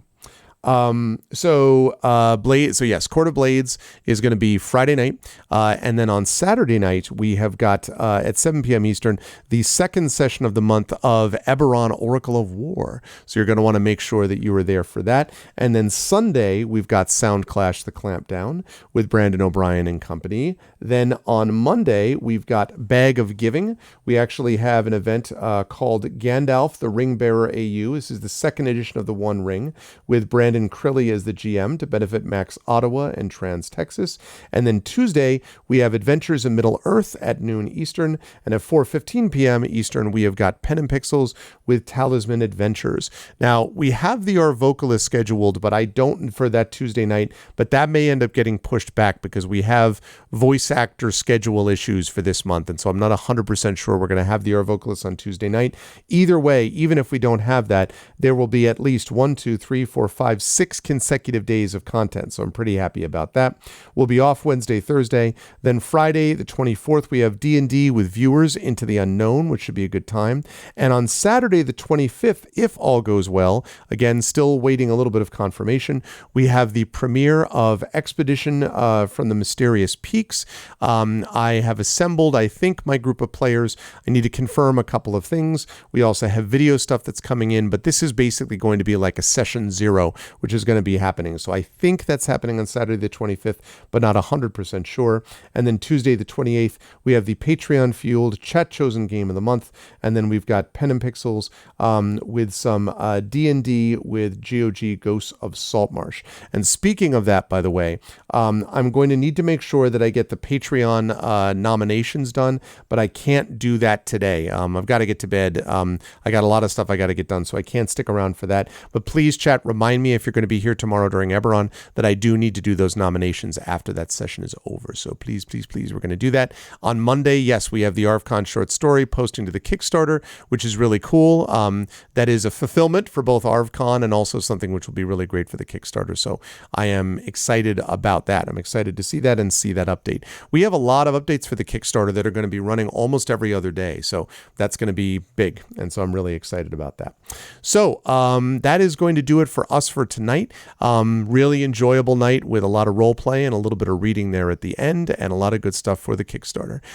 If you folks like what you saw and heard, of course, please follow the channel. Check out the YouTube with !ArvTube, Discord with !ArvCord, Twitter with !ArvTweets, website arvanelleron.com, financially !ArvShop, !ArvTrayon, and subbing to the channel is great. !Icarus is my Icarus graphic novel from Athos Arts. !Library is Tales and Tomes from the Forbidden Library, my 5e adventure and sourcebook, and from Alligator Alley Entertainment, of course. And I'm going to talk about those two companies working together in a minute. As always, I'll talk about that now. Grayshade KS, my Grayshade Kickstarter, which of course is what you see right there, currently sitting right there at $54.75, 70 backers, and with 28 days to go, really 28 and a half days to go. Again, we had a very solid day when all was said and done, thanks to the charge charge that we made later on in the day. But again, if you were able to do this, please do a few things for me. If you back the Kickstarter, please leave a positive comment on there. Please spread the word because that really helps the algorithm. Please spread the word by using hashtag #GrayAssassin. Please let people know in your Twitter feed, Facebook, whatever your social media happens to be. And of course, please back the Kickstarter if you haven't done so already. Please keep spreading the word so we can keep bringing people in. The more this momentum builds, the better it is for everyone. And again, I'm very excited about this project. If you liked the glimpse of the world that you got through Negocios Infernales tonight, then this is definitely something that I hope you will check out. Special thanks tonight to Carlos Hernandez and CSE Cooney for really coming through and being so generous with their time and their effort to actually reskin their game for Grayshade. It was great, and I think it came out well, and it was really a fun game to be a part of, and I think reflected well on both Negocios and on my world, and so I hope there'll be something you will want to see more about in the time to come. Last thing I need to let everybody know, as always, !BLM, Black Lives Matter. Very important to affirm and assert the significance and importance of Black lives. !Help Now, the World Health Organization page on suicide prevention. And Ukraine, Ukraine, to help support the people of Ukraine as they fight back against an illegal, illegitimate, and devastating war. I want to thank today all the people who made this an awesome stream. Thank you to my wonderful mods, to Dragon Spear, of course, to Garlic Tofu. Thank you, Garlic. To Hillness, to Rock God, to Triffity Mats, and to Nonstop. And to Triffity Mats. Thank you so much. Best mods in the business. Thank you as well to my subscribers and Patreon supporters. Thank you to Dragon Spear, Garlic Tofu, Hillness, Rock God, Triffity Mats, Nonstop, Ballstag, Big Boss, Configuration Queen, Mrs. Dunsel. Thank you to Classicor as well for the gift subs today. Thank you as well to Oli Ivana. Thank you to 420. Thank you to Askamaska. Thank you to Terminologies. Thank you to Idria, to Joe's Fedora, Light and Passion. Thank you to PC Perina. Thank you to Rockhead. Thank you to Ross M. Thank you to Soy Cuberville. Thank you to Sophia Fox. Thank you to Supa. Thank you to Wispy Song. And thank you for the raid that we had earlier tonight as well from those folks. That was a really good way to get things started and underway. No raid today. It's super late and I got to get a couple things done and then head on to bed. But I will see you folks Friday evening for the premiere of Court of Blades for Speculate. And I will see you, of course, for a lot more work to be done on Grayshade. Let's do that together. Thank you again to Carlos and Claire, and thank you to all for being here for this special event. And I will see you. Thank you for the edits to said story. But you're welcome. It was my pleasure. And I will see all of you lovely folks Friday night for some Court of Blades. Until then, everyone, please be good to each other. Much love, and I'll see you folks soon. Have a good night.